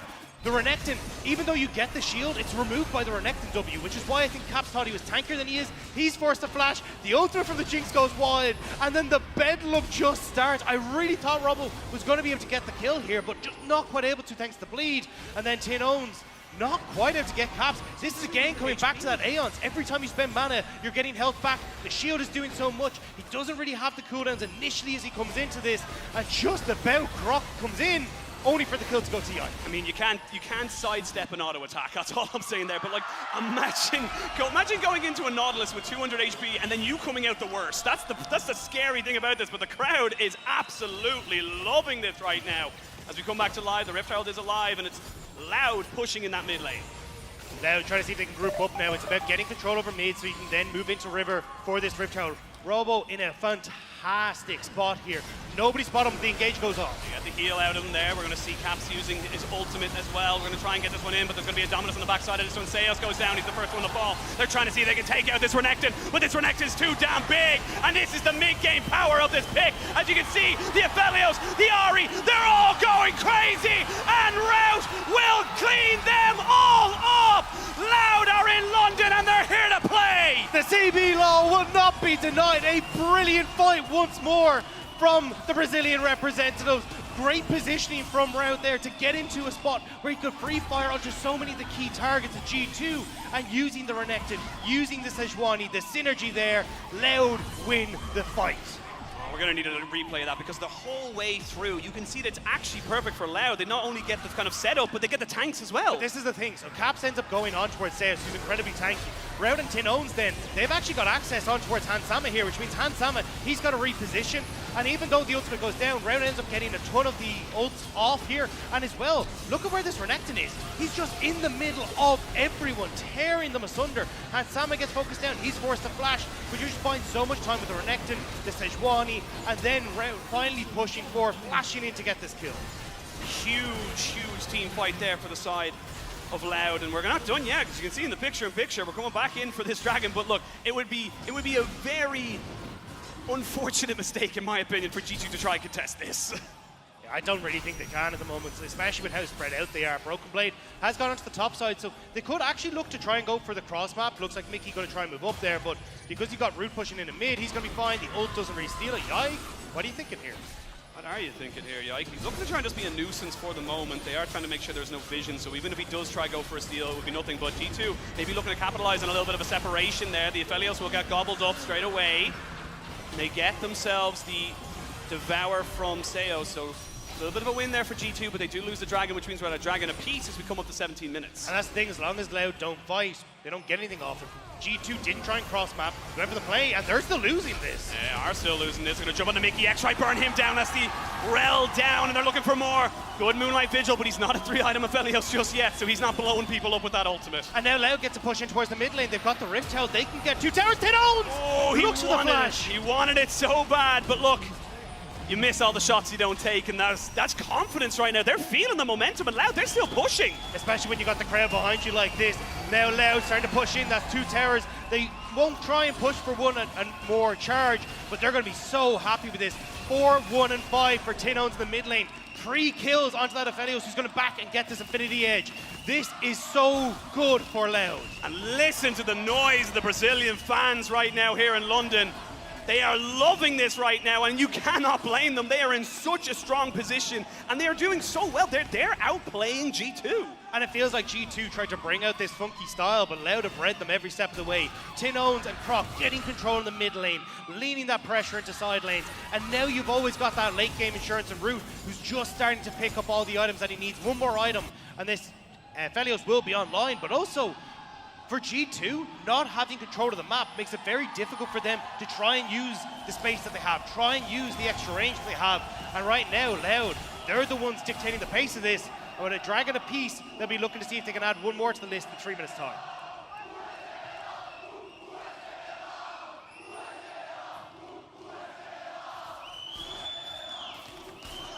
Well, I know who the crowd's looking out for. I know the crowd is going for, but I mean, what a start to this game. Look, it's not done just yet. You've taken some great steps here from Loud. You've been amazing at the way you've kind of brought yourself up to nearly the 20-minute mark, but the job is not done. And look, if we're talking about early game advantages that don't go the exact way, DFM versus PSG should be a cautionary tale. You should know that this game isn't over until that Nexus explodes. The thing is, though, you need to try and start finding these picks if you're G2. You want to try and make sure that you're able to work off of Caps, get the damage from Yike, who now has that Night Harvester completed, working up towards the Shadow Flame. See if you can slow down the pace of Loud, start to get control over the map again, but you can see Loud, they really don't want to. Croc and Sales working together, slowly but surely inching that ward line forward as Robo pushes in top. They know Tin Owns is going to be fine against the Darius in the bot lane, because, I mean, there's no TP for the Darius, so Loud always have the numbers advantage, and Tin Owns is safe. I mean, look at the vision as well coming out from the side of G2. They just haven't really got a lot to tell you what's going on. They've got a couple of defensive wards, but that's kind of it. And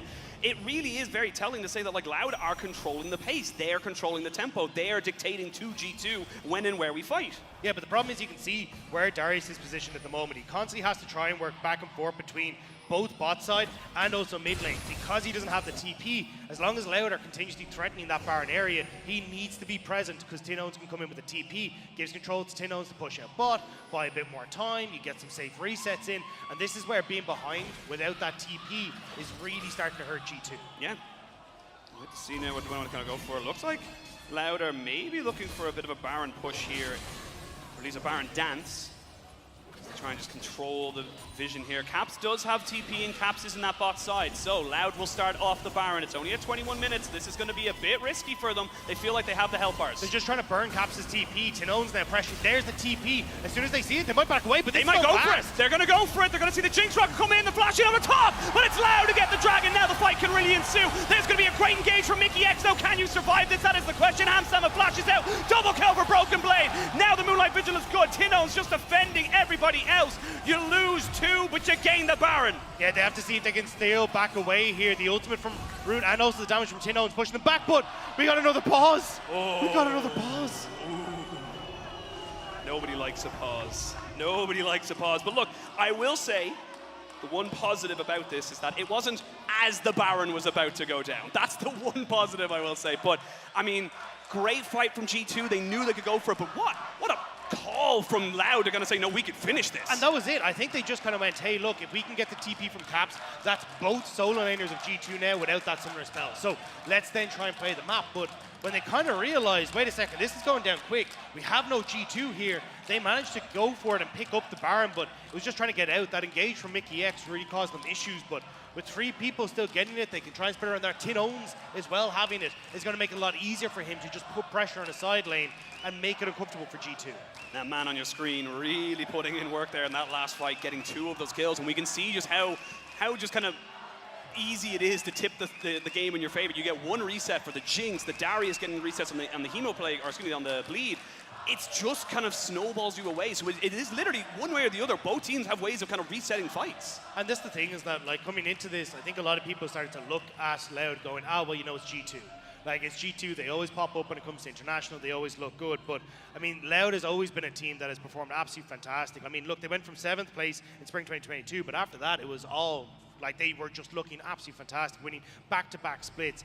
Even when we looked at Worlds last year, Fudge tweeted, you know, best team in scrims was Loud, and now we're seeing as well Loud showing up on this international stage once more. The CB LOL is never a region that can be denied, and they are looking good right now. They really, really are. I mean, like, it's one of those regions that you can never count out because of the history they have of just defying expectations, getting themselves up there and knocking down giants. And as a giant in G2, and a lot of the kind of conversation we've had about G2 coming into this has been, well, can they bounce back? You know, what does Caps look like in the mid lane? Yes, he brought out this Nautilus pick, hasn't quite worked out the way they wanted. They tried to go for this strong mid jungle that the pairing didn't happen. You end up falling behind, and now it's very difficult for you to get back control. So it feels like a huge amount of this is now relying on the likes of Hansama, on Mickey X, to see if they can get that big engage and set up that team fight for the Jinx resets. My football fan is like crying tears of joy right now with this crowd. It's absolutely awesome. But again,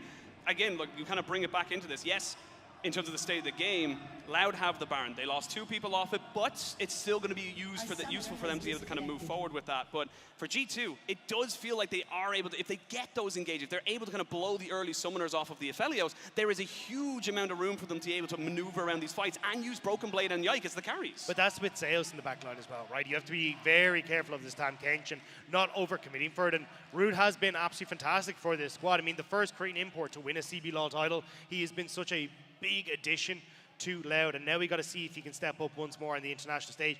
Was struggling a little bit in the lane phase, I will say, but with the kills that he's picked up thus far, he's still in a great spot. Well, we do have a slight update. Tournament officials are investigating a performance issue reported by Tinones, so it is on the Loud side. Obviously, we want to make sure all players are good. It seems like it's just a little bit of a performance issue. Hopefully, it's nothing too crazy. Hopefully, we'll be back into the game. Got the crowd going, man. It's just, I love this. I love the rivalry between these guys because, again, this is the funny thing is, this is the crazy thing we haven't even mentioned just yet, is that this is game 1. Yeah. This isn't a best of 1, this is a best of 3 in the new format. So again, this is kind of a huge momentum thing because, again, G2 chose blue and they're slightly behind now. It's also interesting to see that a lot of the comfort picks that had been there for G2 were actually banned away by G2, like the Maokai, but they'd often slip it in with Jace or these kind of things. But the fact that we actually see them really trying to push for this Nautilus mid, I like that you're trying to bring out things that for the rest of the tournament you got to be aware of, but it's not quite there this time around. We're just going to get a replay of this. I mean, you see at this stage it's too late to try and jump out. Yike tries to get into the pit, 82 HP. He leaves it at, but then this engage from Mickey X is absolutely spectacular. Sets up beautifully for Ansam on the back line. You've got Broken Blade in the mix of everyone. And again, Caps is just putting so much pressure onto Root in these fights with the ultimates, making sure that it's just very difficult for Root to really try and fight this. Even the fact you end up swapping over to the purple guns there, just a little bit unfortunate for Root. Yeah, and Hansama as well. As soon as he flashed away, it was an instant kind of like still putting out DPS. He wasn't having to reposition as such. He was going grand. I've got the rockets, I've got the Runeance Hurricane. I'm still able to push forward. We will have Dragon being started and taken, you would imagine, by Loud now in a couple of seconds, as the Red Bull Baron power play kind of affords them that luxury. I think you want to play this slow as Loud, though as I said, that they immediately started up, because you do have Robo on that top side. No real good wards for him to TP to. G2 trying to get priority mid so they can lean over. They don't spot Robo coming down, though. Might just spot him now as he comes in towards that top river brush. Yes, they should spot him now as he's there. Jinx ult goes wide. That could have been dangerous, as it was about 1,300 health. They did get a buff in the last few patches where it's up to 1,200 damage on neutral monsters, but it is still a second Dragon to Loud, and they're still 4,000 gold up. And now I want to see Loud start to spread out around the map. Get Tinones into one lane so he can use that Baron buff. You have the extra ability here with the TP available for Robo as well to actually play this 1-3-1 style and just make things very uncomfortable for G2. At the moment, though, you can see the Broken Blade pushing in that top wave, trying to deny access to that lane for Loud. And Loud grouping up now to meet with the wave that Robo's pushing in bot lane. And this is what I'm loving seeing from Loud as well, is that every time they look for some area to play around, Root goes in, they're going to have to use the ultimate from the Sejuani, but they baited them all in. You talked about it, the Tam Kench ult is just so damn powerful. TP from the Crocodile to make sure nobody can follow up, and that's just a great pick. Yeah, managed to get the pick onto Mickey X. Now it's going to be a 4 versus 5, even with the red gun here for Root as well. He's going to be able to heal up, there you go. And he's going to be totally fine now as he starts to push in. Tinones as well, starting to look for these flanks. Broken Blade has the flash. What can he do here? 10 stacks now on Tinones' Medjai Soul Stealer. He is very efficient with that. They can keep going. You've got Baron here for another few seconds, and they're going to crack open the base. The Brazilian team, the CB LOL, looking to try and really put a dampener here onto G2's party.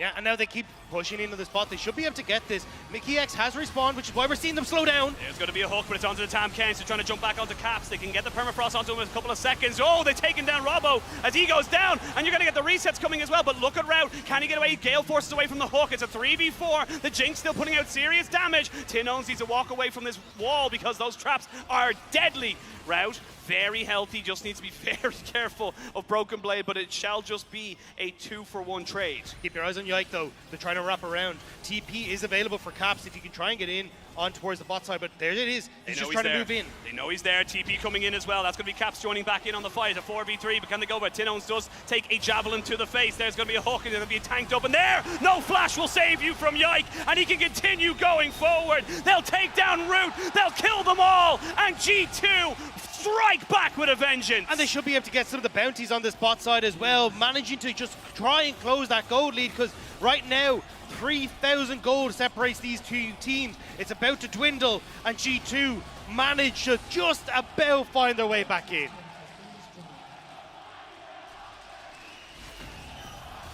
The crowd once more. The crowd is loving this game right now. We are not done just yet. The Renekton gets brought in, stunned up, and taken out. Yike with another kill. 7-1-6 on the Nidalee, and Yike is showing up on the international stage. The wheels are starting to come off for Loud. Robo overextends there, managed to get caught out, and we're just going to come back to this play here. As you start to go forward, try to see if they can catch onto Tin Owns. They managed to catch Sales off the back of this. Just barely able to escape away. That means that in this fight, you're actually on towards the tanky members, which is not what G2 expected at all. No, not at all. But, I mean, the Renekton just kind of fell like paper. It just didn't really go anywhere, do anything, got stunned up, and really just got deleted down. And this is where the Renekton kind of starts to lose that big kind of, backline threat, because there's so much damage to burn him down. And this is the range that we were talking about for G2 as well. You can see Hansam is constantly able to just get some poke. Yike is just waiting on the side, seeing what he can do as well. He's already hit the spear, so he gets the long jump onto Tin Owns, finish them off. Caps immediately turns onto the AD carry, and Sales tries his best, but it's the crit that comes through from Hansama, which puts him down. It's the killer instinct from G2 as well. They kept pushing in there, yeah. I mean, definitely feeling the pressure in this one here. We come back to live. It's still a gold advantage here to Loud. They are still definitely looking very good as they have got themselves 3 items on their Aphelios. Root can do exceptionally well if he's given the chance to plant his feet and put out damage. However, on the other side of that one here, you're only about half an item or so, or 1,500 gold away, but from Hansam, and never mind, he's just picked it up, an IE for the Jinx. It's also the fact he has that Ruin's Hurricane. It's so much of G2's damage is going to be reliant on Jinx, trying to make sure she can get those resets, following up on Caps, following up on Yike. So you need to be very careful for Loud, but you can see if they're actually able to get control of the map like this, it becomes incredibly difficult for G2 to really just walk into it. They need Broken Blade to match sides. Caps is getting very tanky with the Radiant Virtue now completed as well, but not tanky enough if Loud just managed to turn onto him. It's going to be the Renekton in the mid lane there, as Robo just kind of making sure he's not doing too much of a threatening position. They will jump in on top of him and force out his dominance, and they're going to try and go for a full fight here. Mickey X is the one to tank everybody off, but another fantastic Magnet Storm from Mickey, and the resets are coming in. G2 have found their fight, and G2 are running Loud down. Yike will not let Root escape here, but Zeus gets the They're turning back. Rout looking for more. He's got the red gun, but he hasn't got any more damage out of him now. But G2 can turn and burn for the big purple worm. And they're immediately going to turn over towards it. 8-1-7 now for the Nidalee. Yike, we talked about him bringing out this Nidalee. We said it didn't work with Caps, but Yike trying to put on a performance that doesn't matter, where he can be the carry. Loud trying to respond, moving down towards this. This would be the 3rd dragon for themselves if they can pick it up in trade for G2 getting the Baron. There's the trade-off here as we come back in. This is going to be G2 taking the gold lead as they do take down the Baron and get themselves their own Red Bull Baron power play. But again, it's just there's so much engage options available for G2. If anybody gets caught, they're going to be shredded. And this is the issue now again. Once you kind of end up in this position where G2 can siege, they're in a good spot. Robo gets caught. You try to get Croc on towards Hansama. He's not able to. And Mickey immediately again, massive engages from the support of G2, gets on towards Root, sets up for the play from the Nidalee, and it's now Hansama able to again chase them down using the slows. Once Loud start to crumble, they fall apart fast against G2's composition. And again, you can see Loud there. The fact that Root gets out and keeps his summoners is honestly a godsend. It's huge for them, but G2 now have a Baron. They have got themselves pressure in most of the lanes, and you struggle to clear these waves. The Renekton's not really going to be able to do a lot for you, and you can just overload a side lane. Now they're immediately moving up towards this top side. Rude was pushing mid, so G2 know they're good to go for this, which is why Broken Blade fishes for the hook, but doesn't find Croc. Most of the time you don't want to get a crocodile when you go fishing, but this time around you'll take anything you can get. So with Kahneman and Charles now, they're looking for a TP. That's going to be very deep. It's a double TP. They're looking to try and get on top of Croc. Croc's so tanky though. You've got green and white. Let's fight. They're going to jump down onto Mickey X. They know everybody's here. Look at the damage. He's able to heal off on Robo, doing so much, and with that stopwatch doing so exceptionally well. But you got Hansama still doing it. And Broken Blade. They're all bleeding. And G2 find their fight. It was Loud who instigated, but it's G2 who finish. It looks so good, but Rude manages to snipe one back. So close. Hansama goes down, so G2, they look like they might have been able to end, but Root just about manages to keep G2 at bay.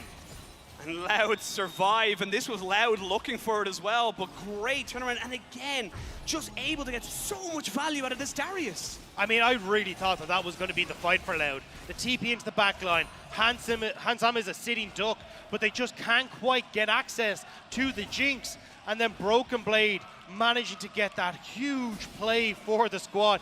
9-3 on this Darius right now. What a game one from both these squads, and honestly, still right now, it could go either way. Yes, the 3,000 gold lead here for the side of G2, but that was all off the Baron play, but it does feel like that momentum is going for them. I will say, Robo hasn't really finished an item in ages. He kind of picked up that stopwatch to make that play happen, and unfortunately for Loud, it doesn't go anywhere. He's been stalled out at this stage. It's kind of the problem with the Renekton.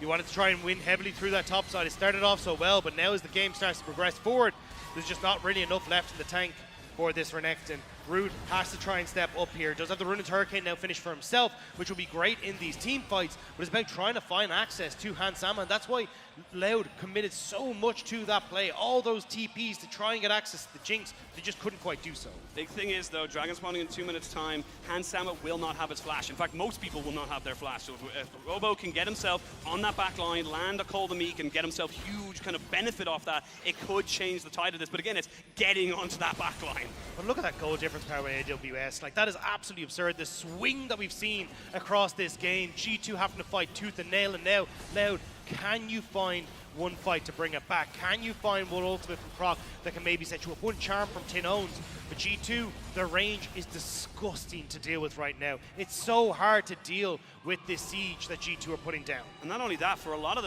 the times you catch somebody out, stopwatch on Yikes, stopwatch on Caps, a GA now for Hansama as the Glacial Prison goes well wide. Caps, though, kind of underneath the tower, but had the minions to kind of tank that one up. But again, you have double lives available for so many on G2. Yeah, and especially with Croc's ultimate going wide, now it falls onto Tin Owns. G2 trying to see if they can get some vision. Around. There we go! Wow, Mickey X jumps in, the Magnus Storm, and Rout has been found. Rout has been killed, and your damage is gone now. You need to try and survive, but Sales will be the second kill that goes over to Hansama, and G2, they're feeling the momentum. Mickey has been a monster in this game. Every time G2 have needed him, he has stepped up huge, and now Loud cowering their base as G2 start to march forward. And you survive one more. You don't have super minions from the top lane yet, but they're coming. They are not far off, and it looks like G2 want to go for it. Robo looking to try and burn down this minion wave, but he won't be able to do it. However, the ult from the Broken Blade gets him a double kill, and it looks like G2 has survived the Brazilian Storm in game number 1,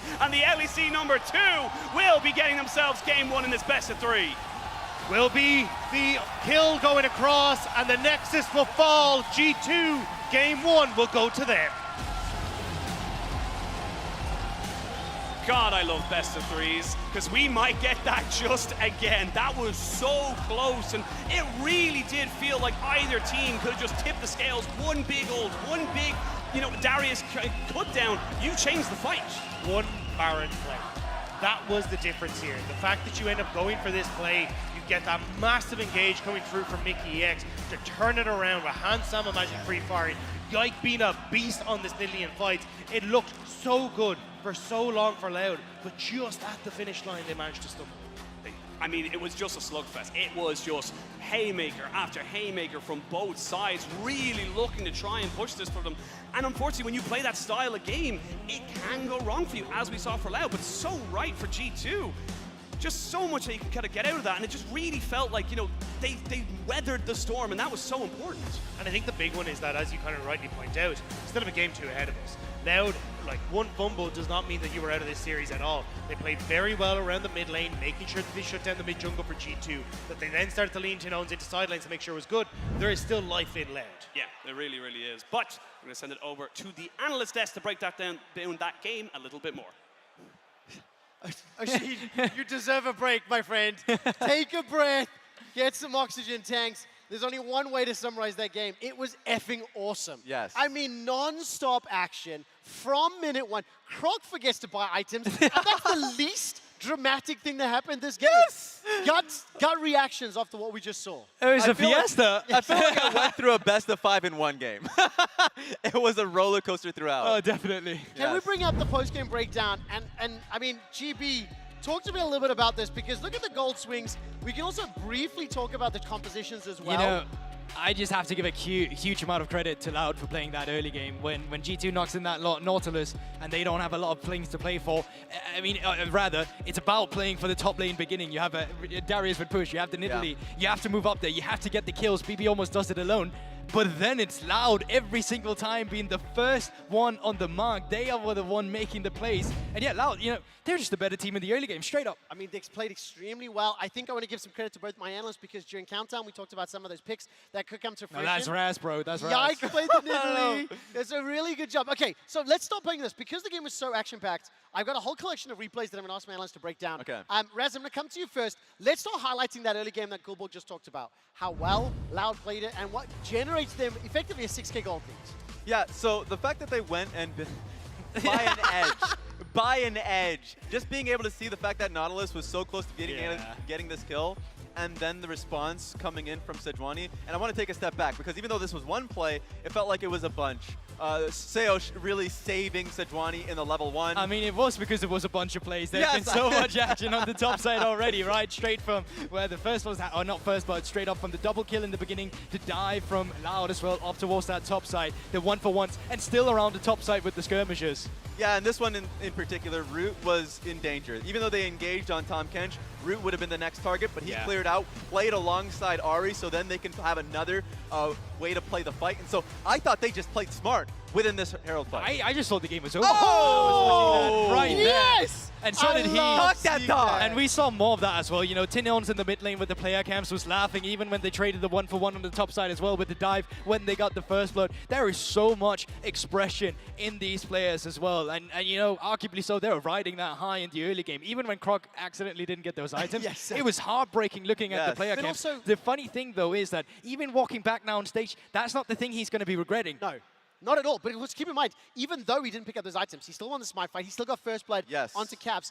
Before we look at how G2 came back, before we get to that, let's summarize that early game, because it did feel like, first of all, Loud were able to run away with it. Secondly, that Nautilus pick got a little bit bullied, wasn't necessarily unlocked across the map, and I personally expected a little bit more from Yikes Nidalee. Is that fair to say? I mean, I think it came down to the way that these things were played. Like, the Nidalee uses pressure in the early game, the fact that she got so much more fast clear, the fact that in this game, the enemy jungler had to recall, and you could not leverage that into either a top lane dive or a push in with mid and move, or just move with the Nautilus. When Doinby was so fantastic on the Nautilus mid, it was about saying, I'm just going to drop this wave. I don't care about it. I'm roaming top. I'm going to get a kill. It's going to be worth it. That's why I kind of feel like Seosh should save that level 1, because if the support wasn't there in that one, and if the Nidalee wins that Smite fight, and the Sejuani does not have Smite, then your entire topside quadrant gets completely taken over. And so you were even, technically, because Nidalee had to go towards her own quadrant. So there was that part, and then it felt like Tinones had his own play throughout mid lane. So there was a lot that was riding on how that early game was played from Loud as a team. Now let's talk a little bit about some of the individual players, and I'm going to ask Gulborg to explain to me, how did G2 come back? In my eyes, I think that Broken Blade's Darius had a significant impact, especially in the later fights. But before we get there, how did they do it? No, I actually agree with you. I think BB was actually the most consistent member in this game so far, and so many times he almost gets a reset. This is one of them, and it's one of many as well before they finally pick it up. But it's through straight team fighting. This game turned into into a team fighting simulator. And I think the base defense in general was what saved them. It was an overextension by Loud, and Yai could continue to hover through the jungle because he's so fast in Italy, because you get movement speed in the bushes, because you have the gang, or the jump as well, and the TP from Caps who's coming in for a gang. You're able to turn that fight around. As soon as you picked up the shutdowns, that was the momentum, the gold, the items you needed to try and come back into the game. Look at this fight. Oh my god, give me more of that. That was insane to see from Broken Blade, and a game as hectic as this, where you can lose focus. It felt like he was spot on. Oh, who knew that it was Adam's training, the hyperbolic know time what's so chamber funny of about that? Adam's Darius that has pushed this through and maybe helped BB. You know what's so funny about that is every time it's like, oh yeah, but when you get into a new meta, when you get to the international, these picks won't work. But now it's defined it from Europe. The fact that you play the Olaf, the fact that you play the Darius, these are like EU takes. Yo. So, okay, Loud just right. lost that game, which means they have side selection. I don't know the last time I said this sentence. Loud have chosen red side. Ooh. So, let's now set our sights, catch our breath. Teamfight Simulator Game 1 is over. G2 are up there on match point. I think against G2 specifically, it's a choice where you also know that on blue side, you can wait till all the flexes come down. If there's a specific pick that you need to be worried about, on blue side, it's way harder to actually play into the flex because they will always have the last pick available. This time, you flipped it, and that can happen. 100%, I agree with that. Something to take a note from the last draft, the fact that Tom Kench and Ari came in 4-5 from Loud meant a lot. Because suddenly, the single target damage from Nautilus in Italy wasn't as impactful when you have the Tom Kench to save the backline, or in the AD carry in this case. So you have that, and I felt like the flexibility of Ari there. So I think they saw a lot of value in this first game. Said, hey, we just made mistakes off the advantage that we had a lot. Yes. So they're looking at the execution, not so much at the draft. Because it was just execution in the end. There's nothing along. Maybe there's a bit you can nitpick at, right? But we all know that it I came want down you to to that nitpick. basic. I actually want you to nitpick for a second because I hear we've got a little bit less than a minute to go. Okay. Are there any particular players that you are looking at that you go, okay, for this, let's say specifically in the early game, is specifically I was in how those specific things in the play early out? game before the minion spawn, kind of, because Okay, then let's it's buy an not item. let's But not if it's hop not on that. then you know it's something else. Croc will be shopping, but I mean, let's talk about Yak. Let's talk about that mid lane matchup. I mean, oh wait, actually, ad break is there. We won't have time. Oh, you lied, bro. We are going to an ad break when we come back. G2 Esports will be taking on Loud in game number 2. Please give me 2 more. Please, I'm begging. Me too.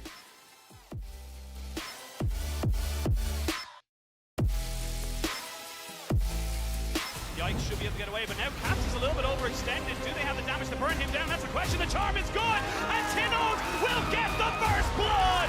That's Loud on the board. Sales goes down. He's the first one to fall. They're trying to see if they can take out this Renekton, but this Renekton's too damn big, and this is the mid-game power of this pick. As you can see, the Aphelios, the Ari, they're all going crazy, and Rout will clean them all off. Loud are in London, and they're here to play. Robo doing so much with that stopwatch, doing so exceptionally well. But you got Handsam is still doing it, and Broken Blade, they're all bleeding, and G2 fight their fight. It was Loud who instigated, but it's G2 who finished.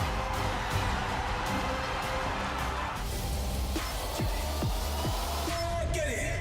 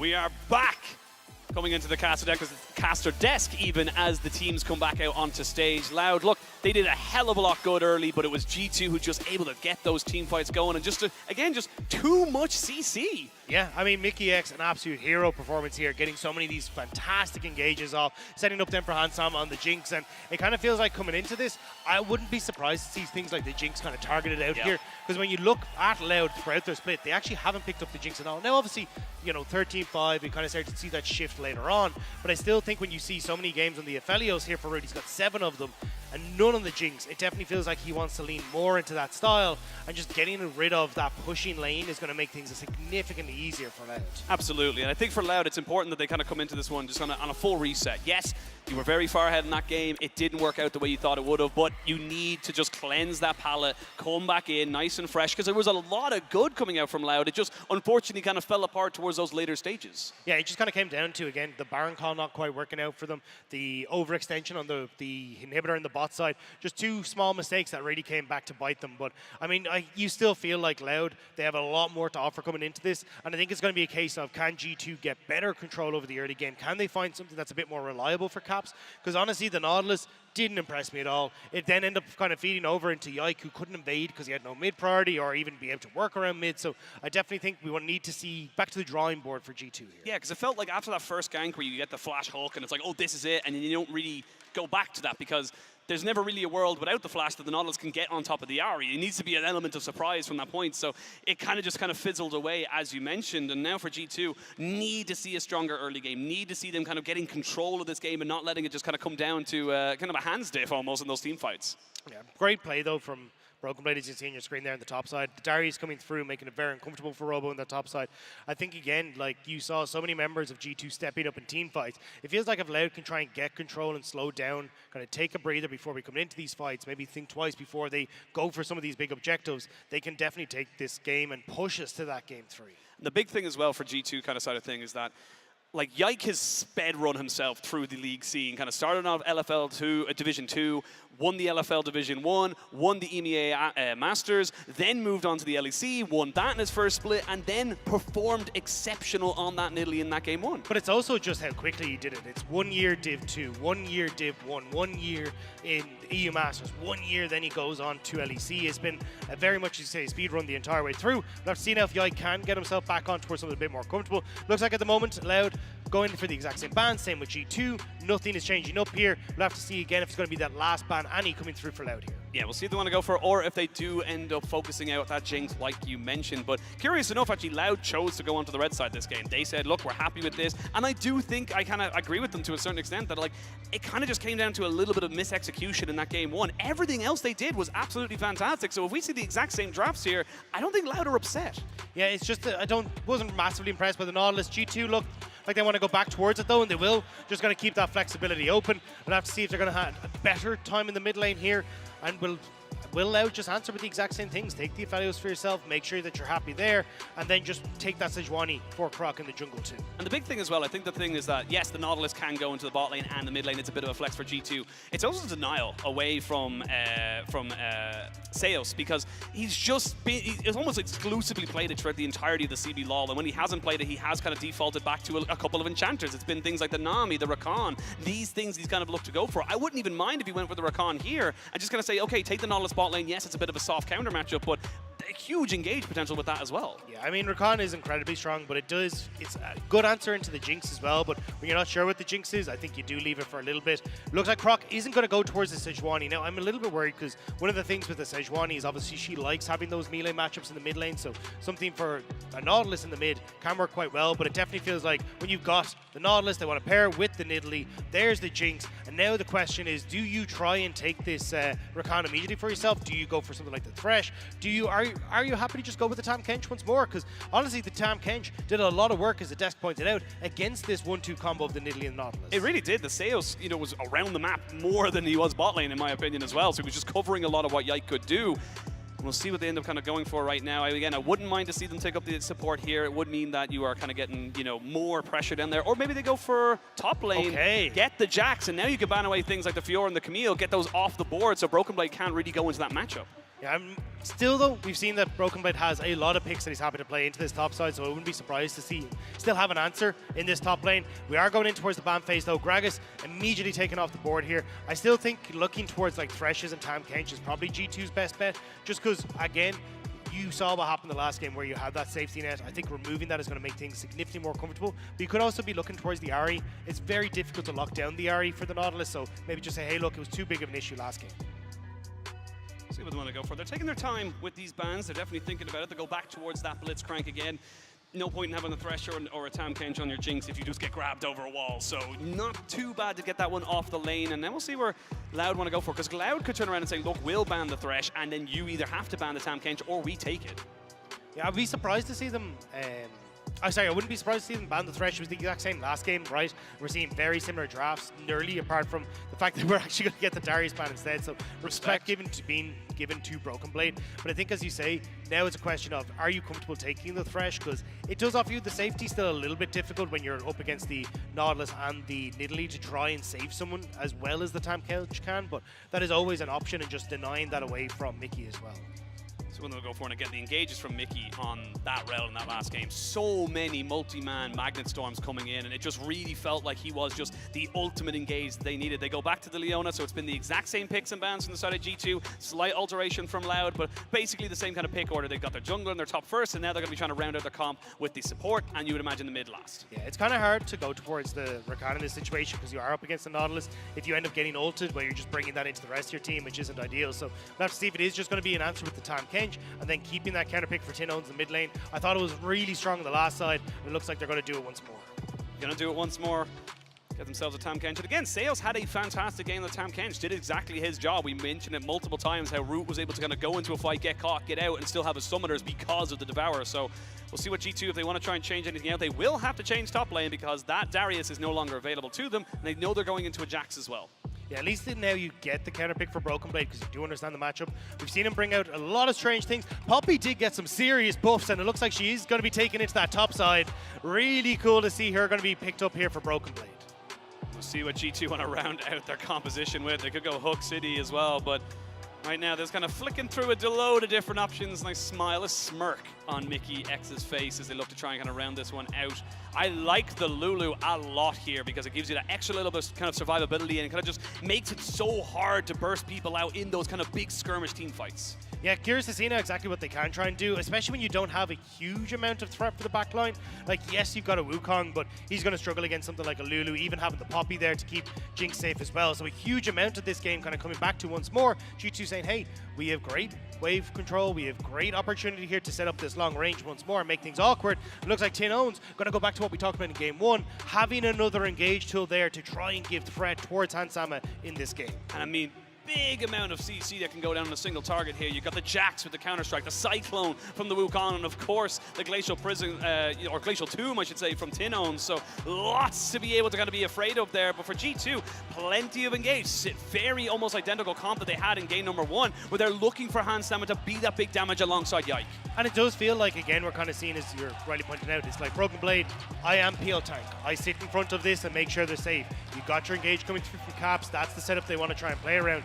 And it is up to Loud to see, can they get those engages to disrupt? And I think with the Lissandra, it becomes a little bit easier than with the RE, where you're trying to land a charm. It's that single damage CC. Whereas when you look towards this, threat on side lanes with the Jax as he starts to scale later, threat as well with Tin Owns for Hansama on the back line. This is going to be a game where if you can get Loud having that strong early game once more, they have more tools to try and punish G2. Yeah, absolutely agree. And I think G2 are kind of bringing a lot of kind of, confidence, I would say, but also a little bit of shakiness. Maybe the nerves are going to be off now. You've had your first game on stage. You can build a lot more from there, but this is only going to be second. Build items. Build items. Yeah. You know what? You're bang on. You know what? You're so sharp. You're the best tool in the toolbox. But again, looking at these compositions for Broken Blade, I was just given it by my assistant, Quickshot. Second ever time Broken Blade has played the Poppy on an international stage, and he's got himself a win on that last one. I love how even when he's not on the cast, he just needs to get the quick stats in anyway. Absolutely. Regardless of what has happened. It's Quickshot's world, and we're just living in it. But London, we are jumping onto the Rift. G2 1-0 up. Loud need a bounce back, or will the LEC number 2 getting themselves a clean 2-0? We'll have to wait and see. Already you can see the game plan here for G2, trying to move into the spot side. They want to get vision, so you can start to get that push for G2, make sure there's no funny business sort of happening here.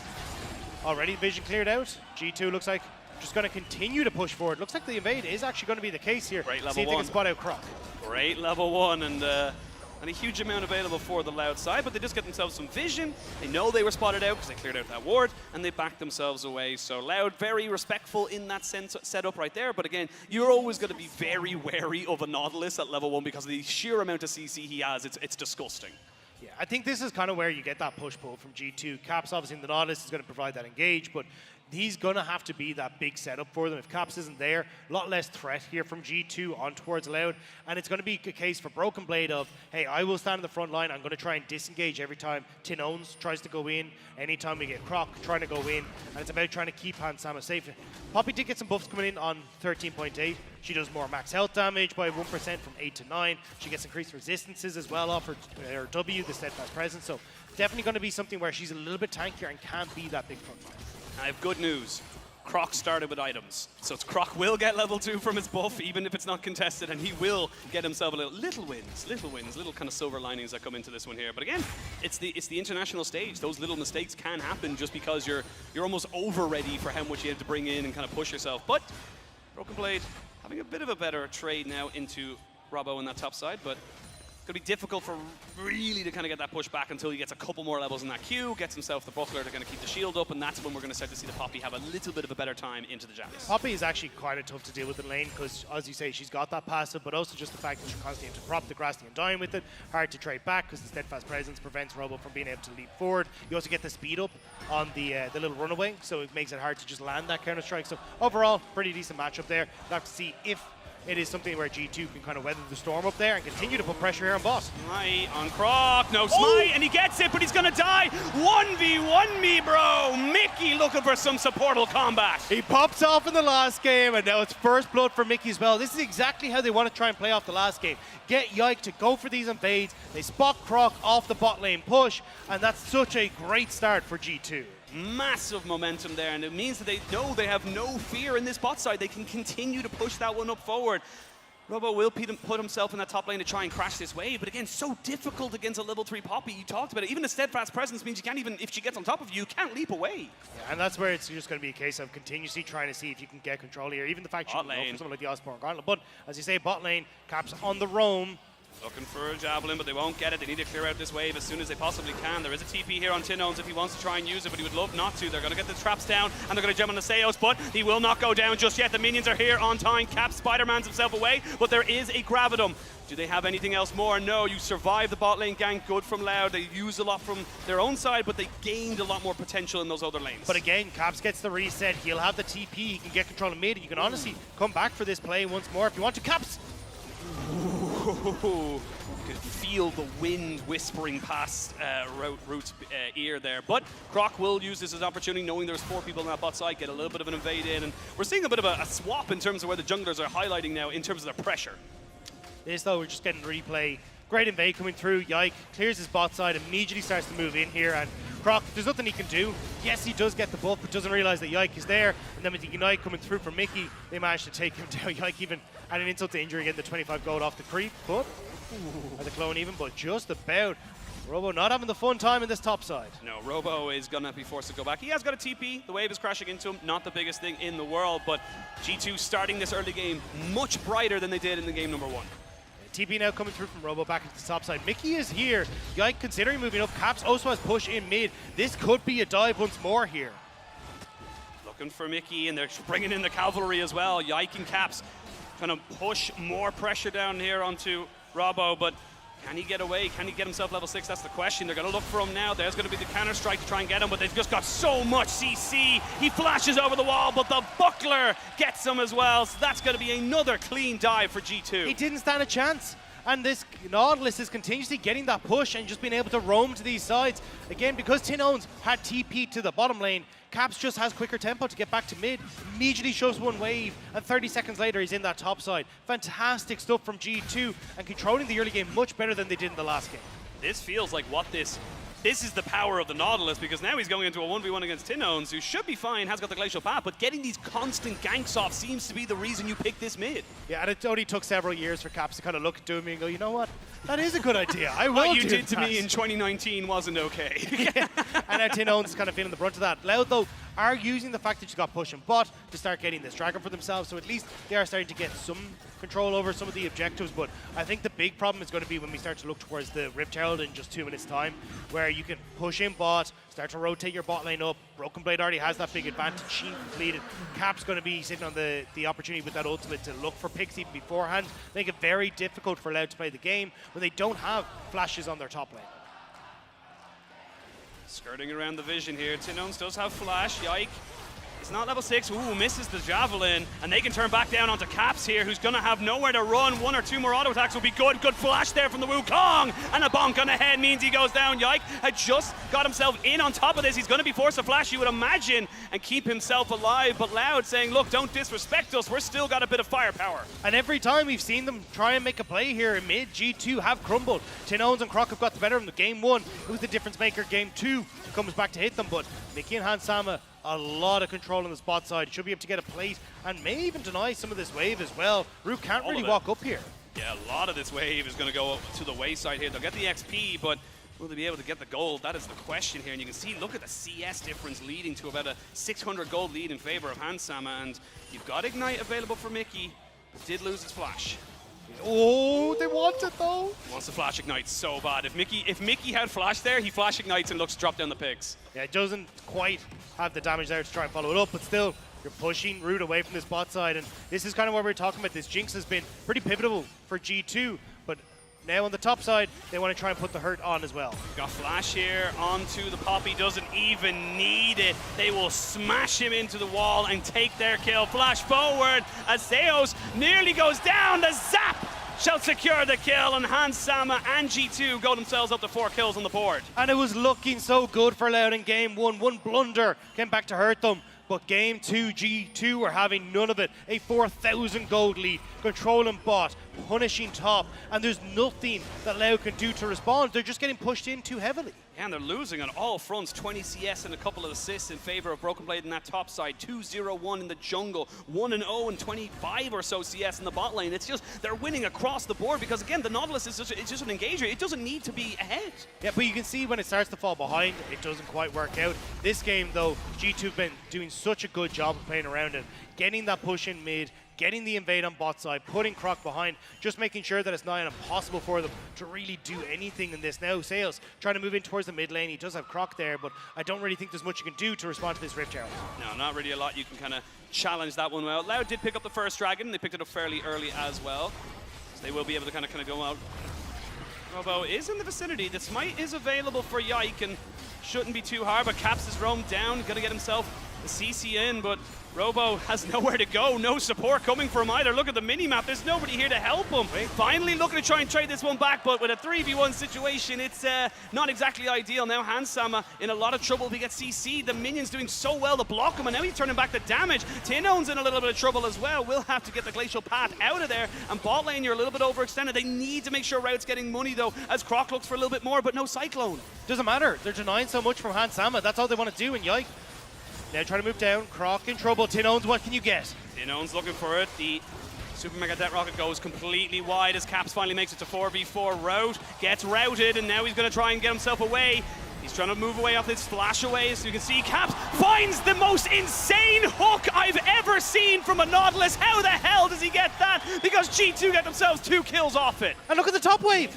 Poppy taking towers, G2 taking lives, and G2 do not want to let Loud get into this game at all. Croc, you've nowhere to go. What can you do? Just about able to walk away. Yike wasn't certain he was able to take that with Tinones there in the wings. How the hell did Caps land that hook? That was absurd. There was so many people ahead of him, and now you're looking at a nearly 6,000 gold lead for G2, and we just hit 10 minutes. And this is what we talked about. G2, when they get leads, do not let their foot off the gas pedal at all. They've been incredibly good all LEC long of pushing their advantages every time they get it. Bot lane, ooh, Root taking a little bit more damage than he expected. But like when you actually look at their stats, it's been absolutely insane. Like goal difference of 14, they're first. When they look at their when they look at their kills, they're first at 14. this is what happens when G2 gets a lead. And even here, Hansama, great zap, setting up for Yike, and then Caps just coming in off the side, managing to just barely eke it around everyone to get it onto the Aphelios. Angelina Jolie curving a bullet right there for Caps and just getting so much off it as well, because again, if he misses that, it doesn't really make a big deal. He'd probably lose the Tam Kench anyway, but the Aphelios gets out. But huge moment. I don't even think Romain thought that hit. Yeah, Romain looking significantly happier than he did in game number 1, and he has every right to be. G2 are not letting up. 3-0-3 on towards an Italy. Yike very quickly getting towards that Night Harvester, but a lot of this game once more has been Caps getting control over the mid and starting to actually get the roams down. Snodla's looking so much better, and now you got the first tower up in top. Bot lane is not going to be long to stand as well. You can fall back towards the Dragon as... That's a solo kill. That's a solo kill. Broken Blade just going solo bolo and takes down Robo. I mean, easy pickup there. Poppy doing work. The Divine Thunder already completed, and Robo's just gone. And now G2 are like, fantastic. We have a TP on the Poppy.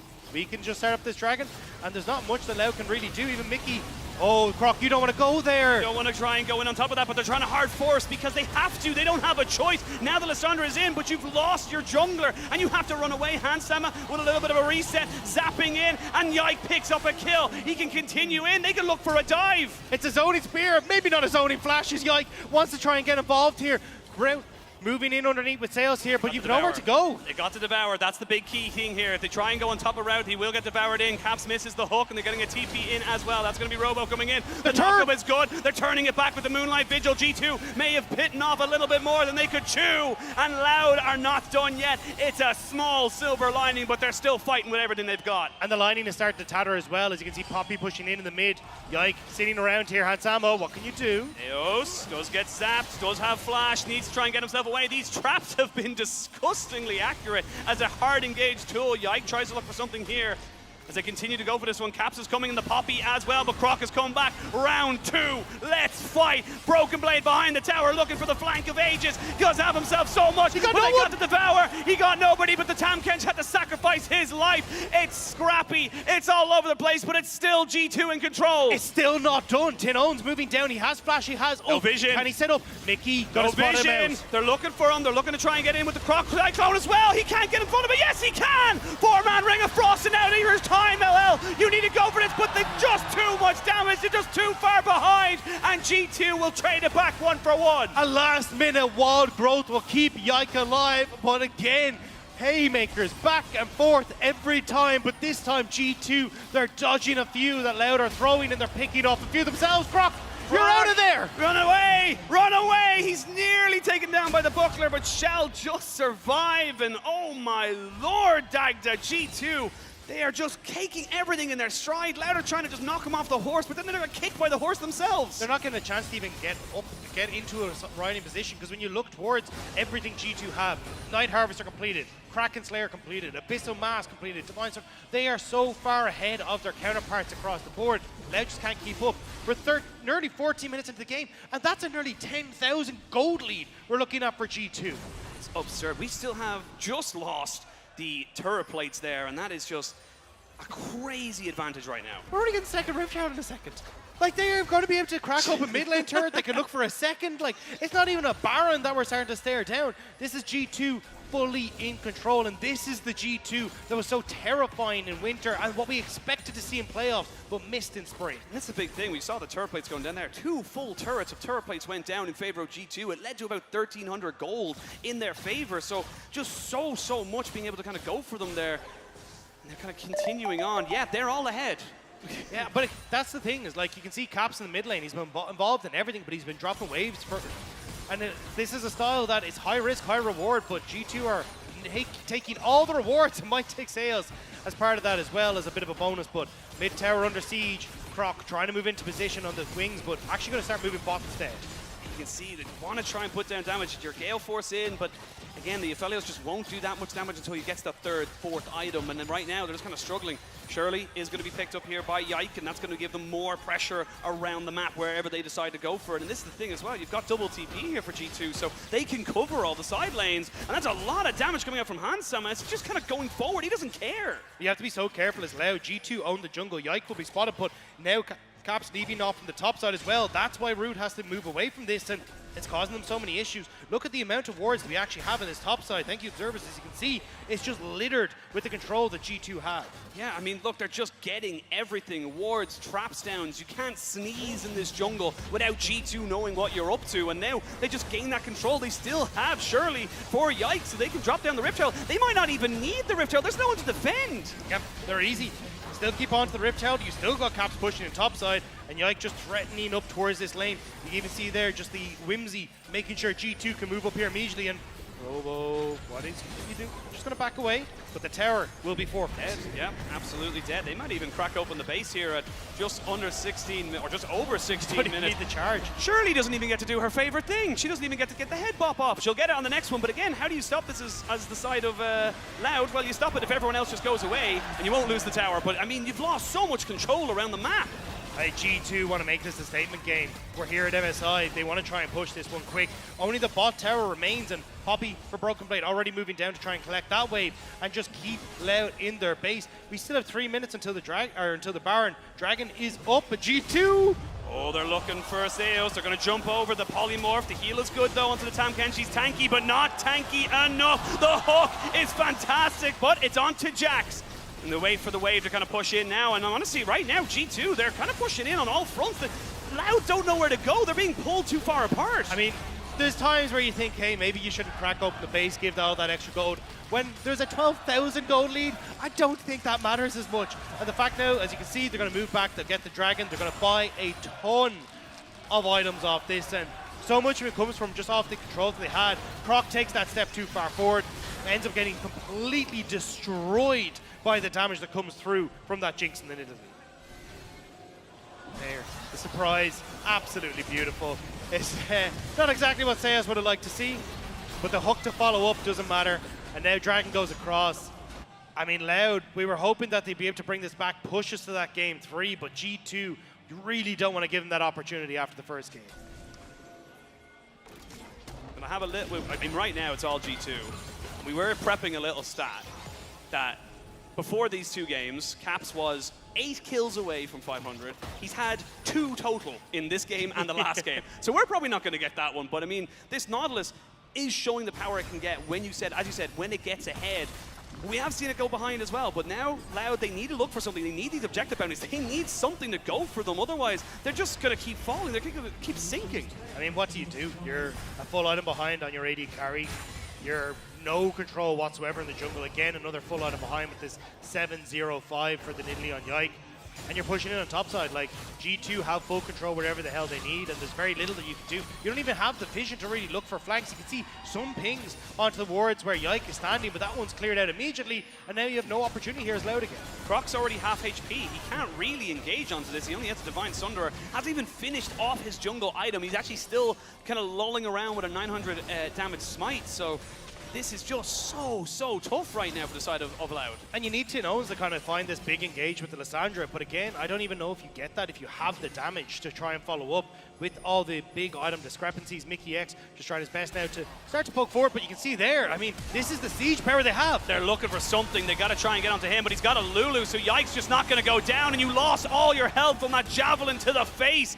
And now G2, they may look for a 20-minute win. They've got the minions on top. They've got the minions in mid. They could go for everything. They nearly got the Wukong's health bar as well. Hansama wants to put him in the dirt, and he will! Hansama wants this game to end. They look shaky in game 1, and G2 wants a statement in game number 2. However, he needs to stay alive. That Aphelios is still dangerous, but this wallet is just too damn big. Rude has the perfect guns. He's trying to see if he can make the hero play. Dodges the hook. Stepping forward, but Cap says no. Cap splashes. Caps gets the CC down, and it looks like it's all not for Loud. G2 will be looking for a 20-minute win, but now Yike without flash, but he's got a Lulu, so there's no damage. There's nothing left in the tank.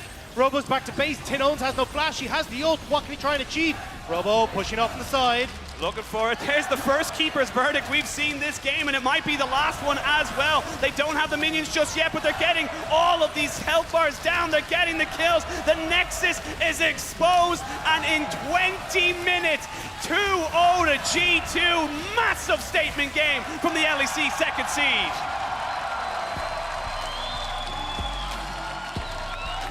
G2 threw down the gauntlet there.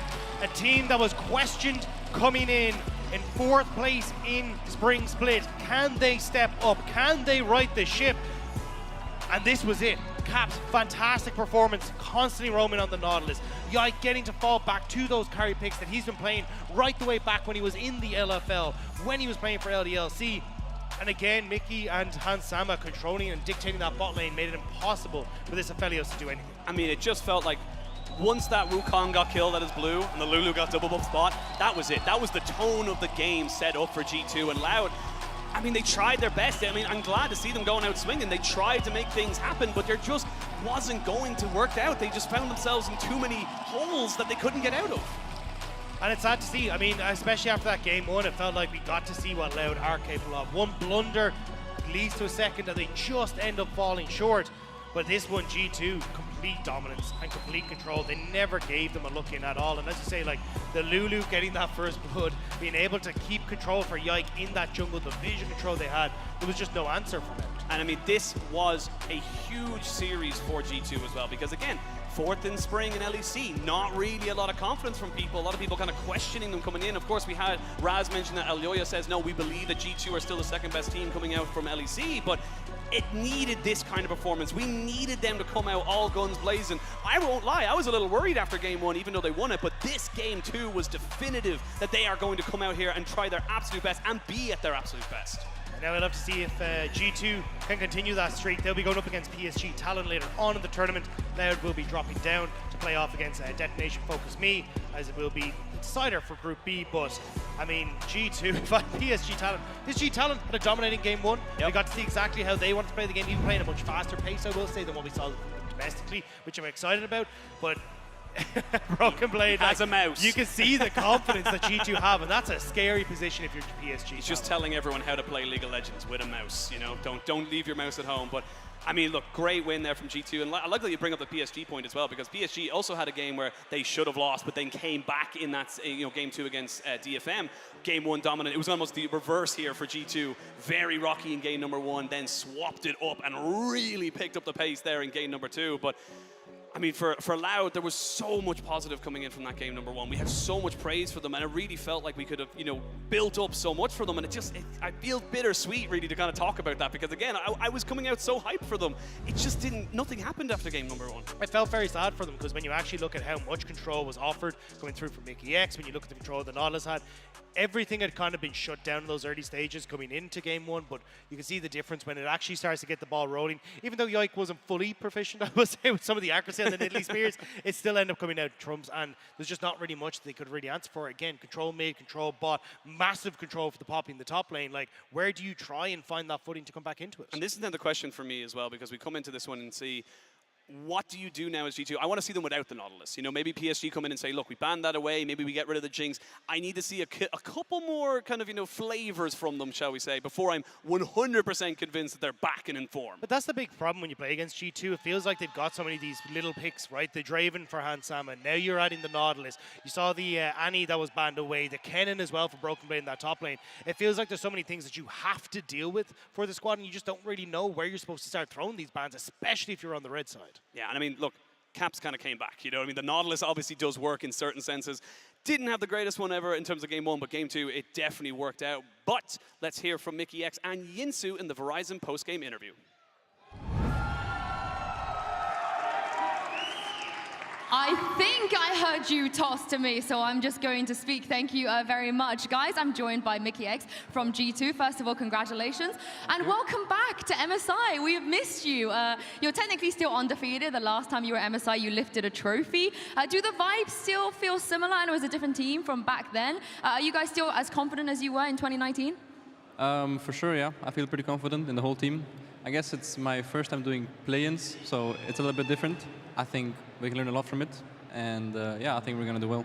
Now, Nautilus is your 4th most played champ. I don't know if you knew that. You have a pretty good win rate as well, 62% win rate, not too bad. So when that's getting locked in, we just assume that you would be playing it.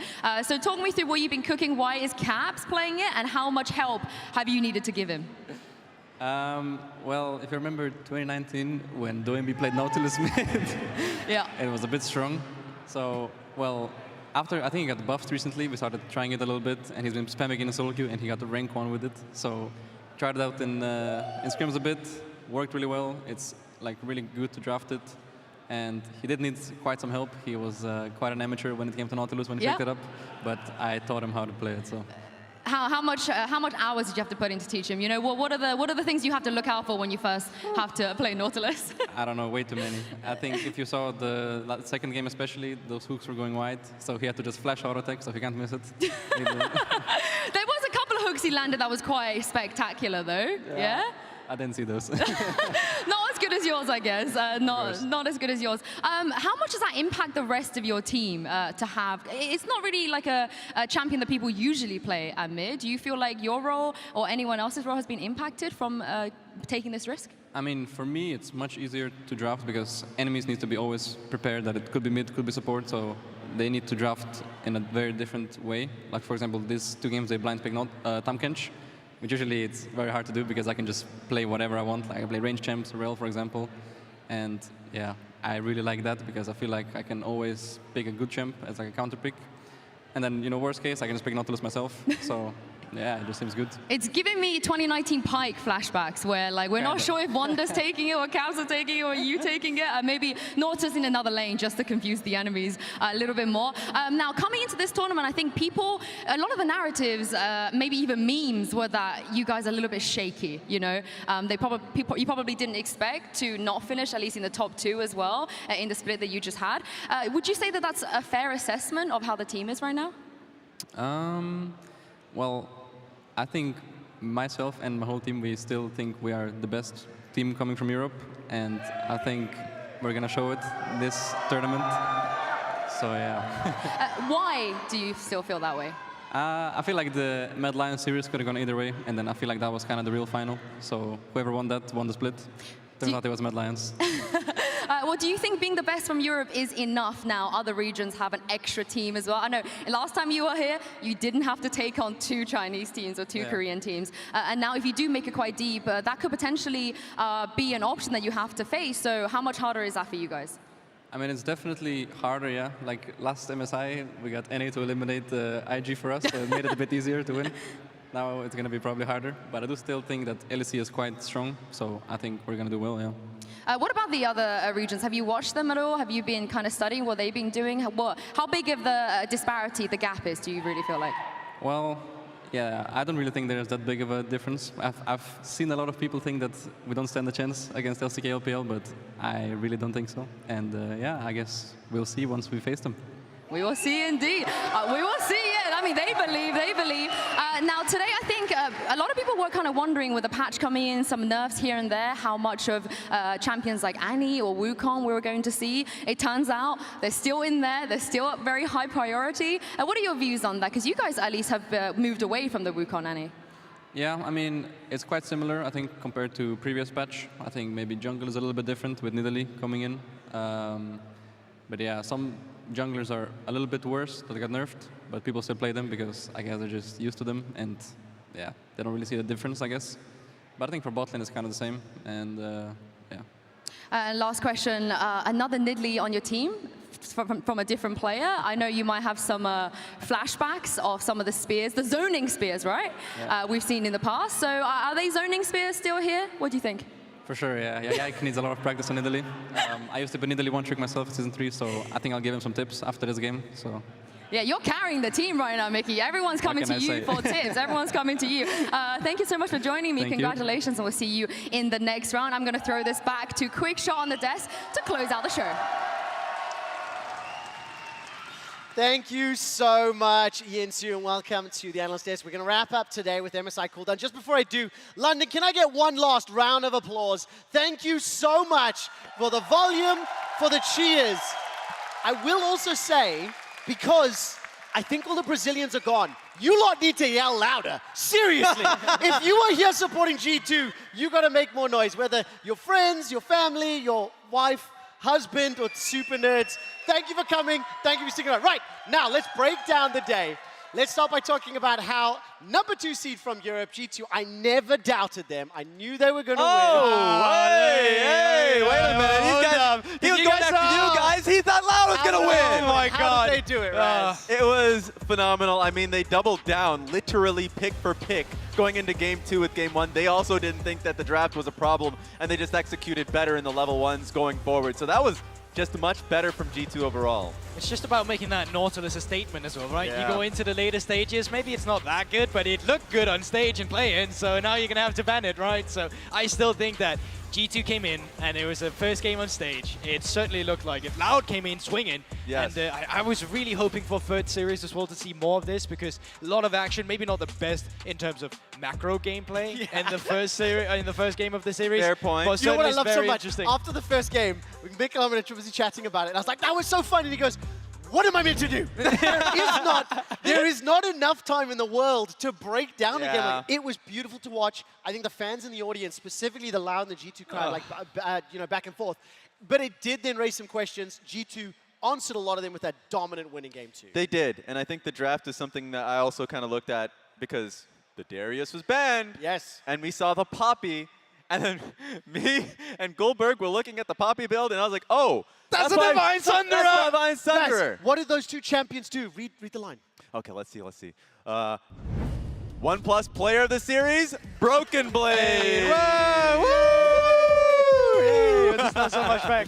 Goldberg, why did he get it? I mean, for sure in Game 2, he had a very good performance on the Darius. Could have been potentially even better in some of it, but definitely the late game, right? This big swing later on was a massive performance, especially when you talk about competitive, because this is a Darius that actually had team fight impact, flashing forward, making the difference. Yes, and he just makes the enemy top laner really fear in the draft because of the flexibility that he has. They think that the Darius is a problem. Nah. Broken Blade could play whatever the hell he damn pleases, As long as he's got that mouse in his hand, you know he's playing League of Legends. Exactly. And you know, he played League of Legends this game. Bit more of a facilitator in the beginning with, oh, let's dive top lane. But that just turned into, well, I'm going to kill top lane myself. Yeah, but the moment that buckler hit. There it is. Show that mouse. Got that mouse. You're going to have to take this away from me to win. Oh, that's awesome. The color of Darius is passive, managing to take off in game number 1. I will say when we zoom out, the Poppy wasn't on any of our bingo cards in Countdown. It definitely wasn't. So it was on Marcus' bingo card. Those guys don't know it, but he requested it. Script writer. He knew it. He knew it was coming. Good So job yeah. to Marcus Aurelius, the true brains behind quick stats. Well, brains is a strong word. But more importantly, let's also zoom and talk about Yike just quickly. Perfect. On the Nidalee 2 games in a row, maybe not the biggest impact in game 1. Game 2, definitely significant, especially with that. That's the kind of champion that Nidalee is. It's so well driven. Oh my god, look at those poses. Oh, you gotta stop wow. it. Not that much. No. Okay. Baby, you want to take a little catwalk up there. Make it a Oh, that's what we're doing. That's He's a model segment out there. We're going to get the camera guys. We'll do that tomorrow. Right. He's just following up the Met Gala. I respect it. Okay, let's quickly finish up. I do want to ask about the Nidalee.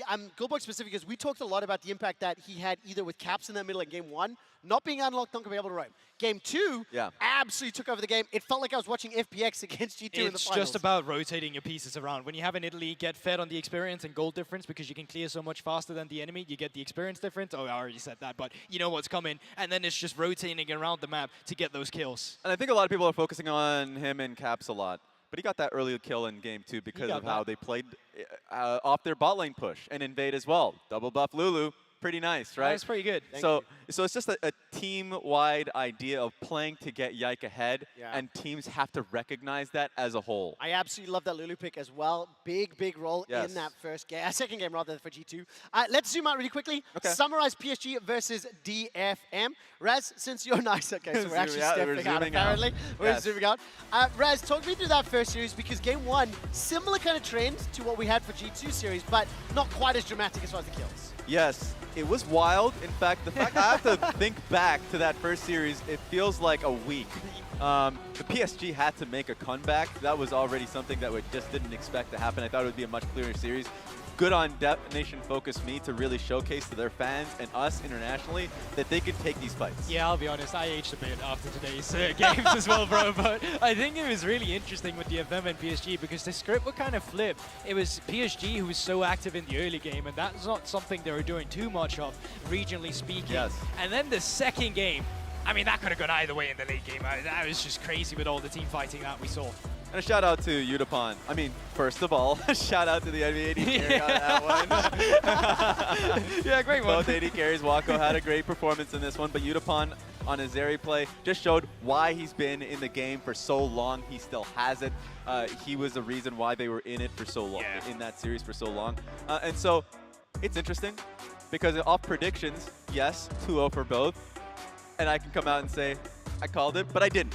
That's the reality. I didn't. I didn't never see how doubted close. G2. I never doubted them. I knew it was going to be a TO. I was so convinced. I said it beforehand. You're not There's EU no Kobe. evidence. You got to find your own No things to evidence. say. You can't just take that. Can I give you some numbers really quickly? I'm ready for the quick 2022 Worlds. Yeah. DFM versus Loud. Do you remember the scoreline? It's fine if you don't. 3-1 to DFM. Okay. Japan versus Brazil. All time. Yeah. 7 wins, 7 losses. What we just saw from the bracket there, it will, of course, be DFM taking on Loud, a rematch of last Worlds, as well as that Japan versus Brazil head-to-head. That also means that G2 will be facing off against PSG in the upper bracket. The winner of that series will advance to the main bracket stage, one of those 3 teams. So we'll be seeing those in a couple days' time, but I mean, it is quite exciting to see those first matchups, and we definitely are hoping to see some of these teams working on, especially some of those early game decisions. I really love those regional rivalries, especially when it comes with CBLOL. I remember in the early days, 2014, 2015, it was CBLOL versus TCL, or specifically Oceania. Like, those were the rivalries because it would be a tit for tat. The same teams would go into internationals and play against each other, and now we're seeing CBLOL go up against LJL, and it's just fun. It is just fun to be able to track. You know what's really fun as well? Yeah. Is the fact that CBLOL has actually never made it out of play-ins. You know, it's the fact that despite all Is these that things... fun? Is that fun? You are so lucky they are not here. You are so lucky the Loud Army's not here. Okay, maybe that was not fun. I heard Someone that put was his Twitter fun. I tag picked up it up. there. Okay, it's Put his fine. Twitter tag in the lower third. To be fair, I do need that exposure, so please do it. I don't care. No, never. Anyway, I'll take whatever I can get. But what'll actually be interesting, so of course these will be day 3 games, just before we get too lost in the sauce. Goldberg, you'll be on the analyst desk tomorrow, correct? yes, that is correct. Law will be here as well. So let's take a look at tomorrow's games. Okay. And the reason I want to bring it up, I'm going to ask Law to just throw you in the deep end and to remind everybody of this flame that you're giving to Brazil. Goldberg, let's talk about tomorrow's matches very briefly. BLGR7, GG versus GAM. What do you make of these? I mean, tomorrow is just going to be really rough for the top lane. I mean, Bin versus Bong. Yep. Bong essentially does not... That's the matchup, Trevor. Grow up. But that is going to be really interesting because it's like a 4.4 jungle proximity of Bong against Bin, and he's so individual. I mean, look, I've seen their scorelines. 4-2-0 is something I've seen a whole lot. Whether or not somebody's going to take a really big hit in that top lane or whether they get thrown away, you just really don't know. It's going to be impactful. Golden Guardians taking on GAM. How excited or nervous are you, or what are your expectations? Very nervous. I'm already getting sweaty palms, and the day's not even over yet. So yours? How's yours? I mean, mine's all right, honestly. Okay, I'm just looking forward to it again. You know, Stixie back at Stixie rather back at MSI. You know, all of those storylines. True. I mean, there's a lot of storylines. That is a lot of storylines. That matchup is going to be the closest. I would have expected it to be closest today. Already kind of threw that into the wrench. So I'm really excited to see GAM play up against Golden Guardians, and Levi's back on stage. Well, listen, let's just quickly zoom out. We're not quite ready just to finish the show. I do want to take gut reaction. Damn it, every time I say zoom out, they step away from the desk. I didn't say walk out. What is your initial takes on sort of like meta champion picks that we see? We started Countdown by talking about some picks. I said zoom out, that's why they ran away. It's a really We're zooming out, bro, because Yeah, the production was zooming in. So more Don't seriously. say it again or he's falling off. Immediate reactions in terms of meta and champions. Did it go to expect? Did anything surprise you? That'll be our final The Nidalee did surprise me. So I saw the buffs, and I just didn't expect it to be. So you called it and were surprised by Yeah, it. exactly. Yeah, because I expected to see a little bit of it. I didn't expect it to stay in competitive, Right. But the composition that we saw from G2 makes it really work. And so now we're going to be seeing more adaptations around that. I thought, okay, Tom Kench and all these things would make it harder. No, that's not the case. I think Nidalee's here to stay. It's one of those picks that can be so feast or famine, which is why sometimes it's a bit risky bringing it out in competitive. One of the reasons we don't see Kha'Zix the same amount as well, for example, because it requires you to be played around. It requires you to get lead. If you fall behind, I mean, you're quite useless. It's always the take in competitive. Whenever you see a Nidalee work out one game, it's like, all right, well, we'll be able to collapse whenever the Nidalee invades, and she's not going to be as useful in the first 15 minutes, and you start going to team fights being useless. And that didn't happen here. In fact, that was a ridiculously fast game in game 2, so it's working. It was indeed. All right, so let's get ourselves set up. I was going to do a selfie, realize it's probably not smart because the ground picture. Let's zoom out. Let's go say our goodbyes. Come on, go on the wide shot. If you're here behind me, step back and wave. Thank you so much for joining us. Thank you for watching day 1 of MSI 2023. We'll be back tomorrow with the Group A action. Gulborg will keep throwing shade towards Brazil and CBLOL. That's what's going to be happening. That's going to be the joke of the week. I gave them a game today. You said 2-0. We will see you tomorrow. And I love you specifically. Goodbye, everyone. Too. Goodbye. I love all of you guys. Oh. London! It's been 8 years, but we're finally back. Copper Box Arena, let's make some noise!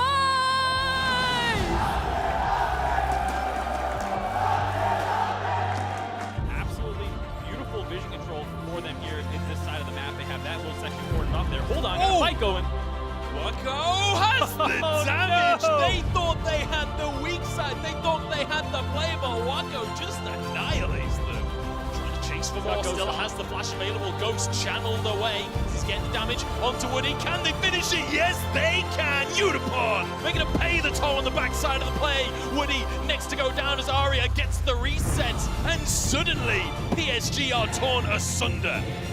Out from DFM here as they want to try and find the fight, and they might have just found it as well. Wako taken down by Aria, flashes out to safety. Toltu locked up as Wako is firing away, flashes into the play, and the follow-up's there from PSG. Aja now denying Toltu, knocks him up and takes him out as Junja getting resets to the backside of the play, and PSG against all odds find their mark. Zeus goes down, he's the first one to fall. They're trying to see if they can take out this Renekton, but this Renekton's too damn big, and this is the mid-game power of this pick. As you can see, the Aphelios, the Ahri, they're all going crazy, and Rout will clean them all off.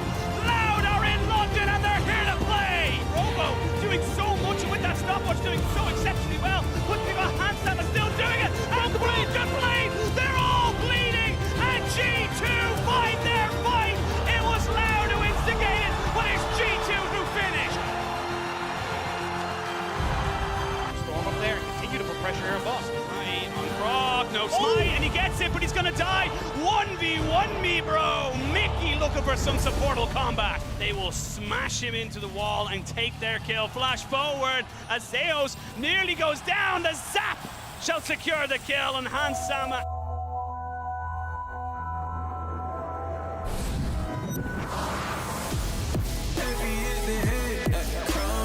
Soon, feel it weighing down on my shoulders. Who's on me to break, but the crowd is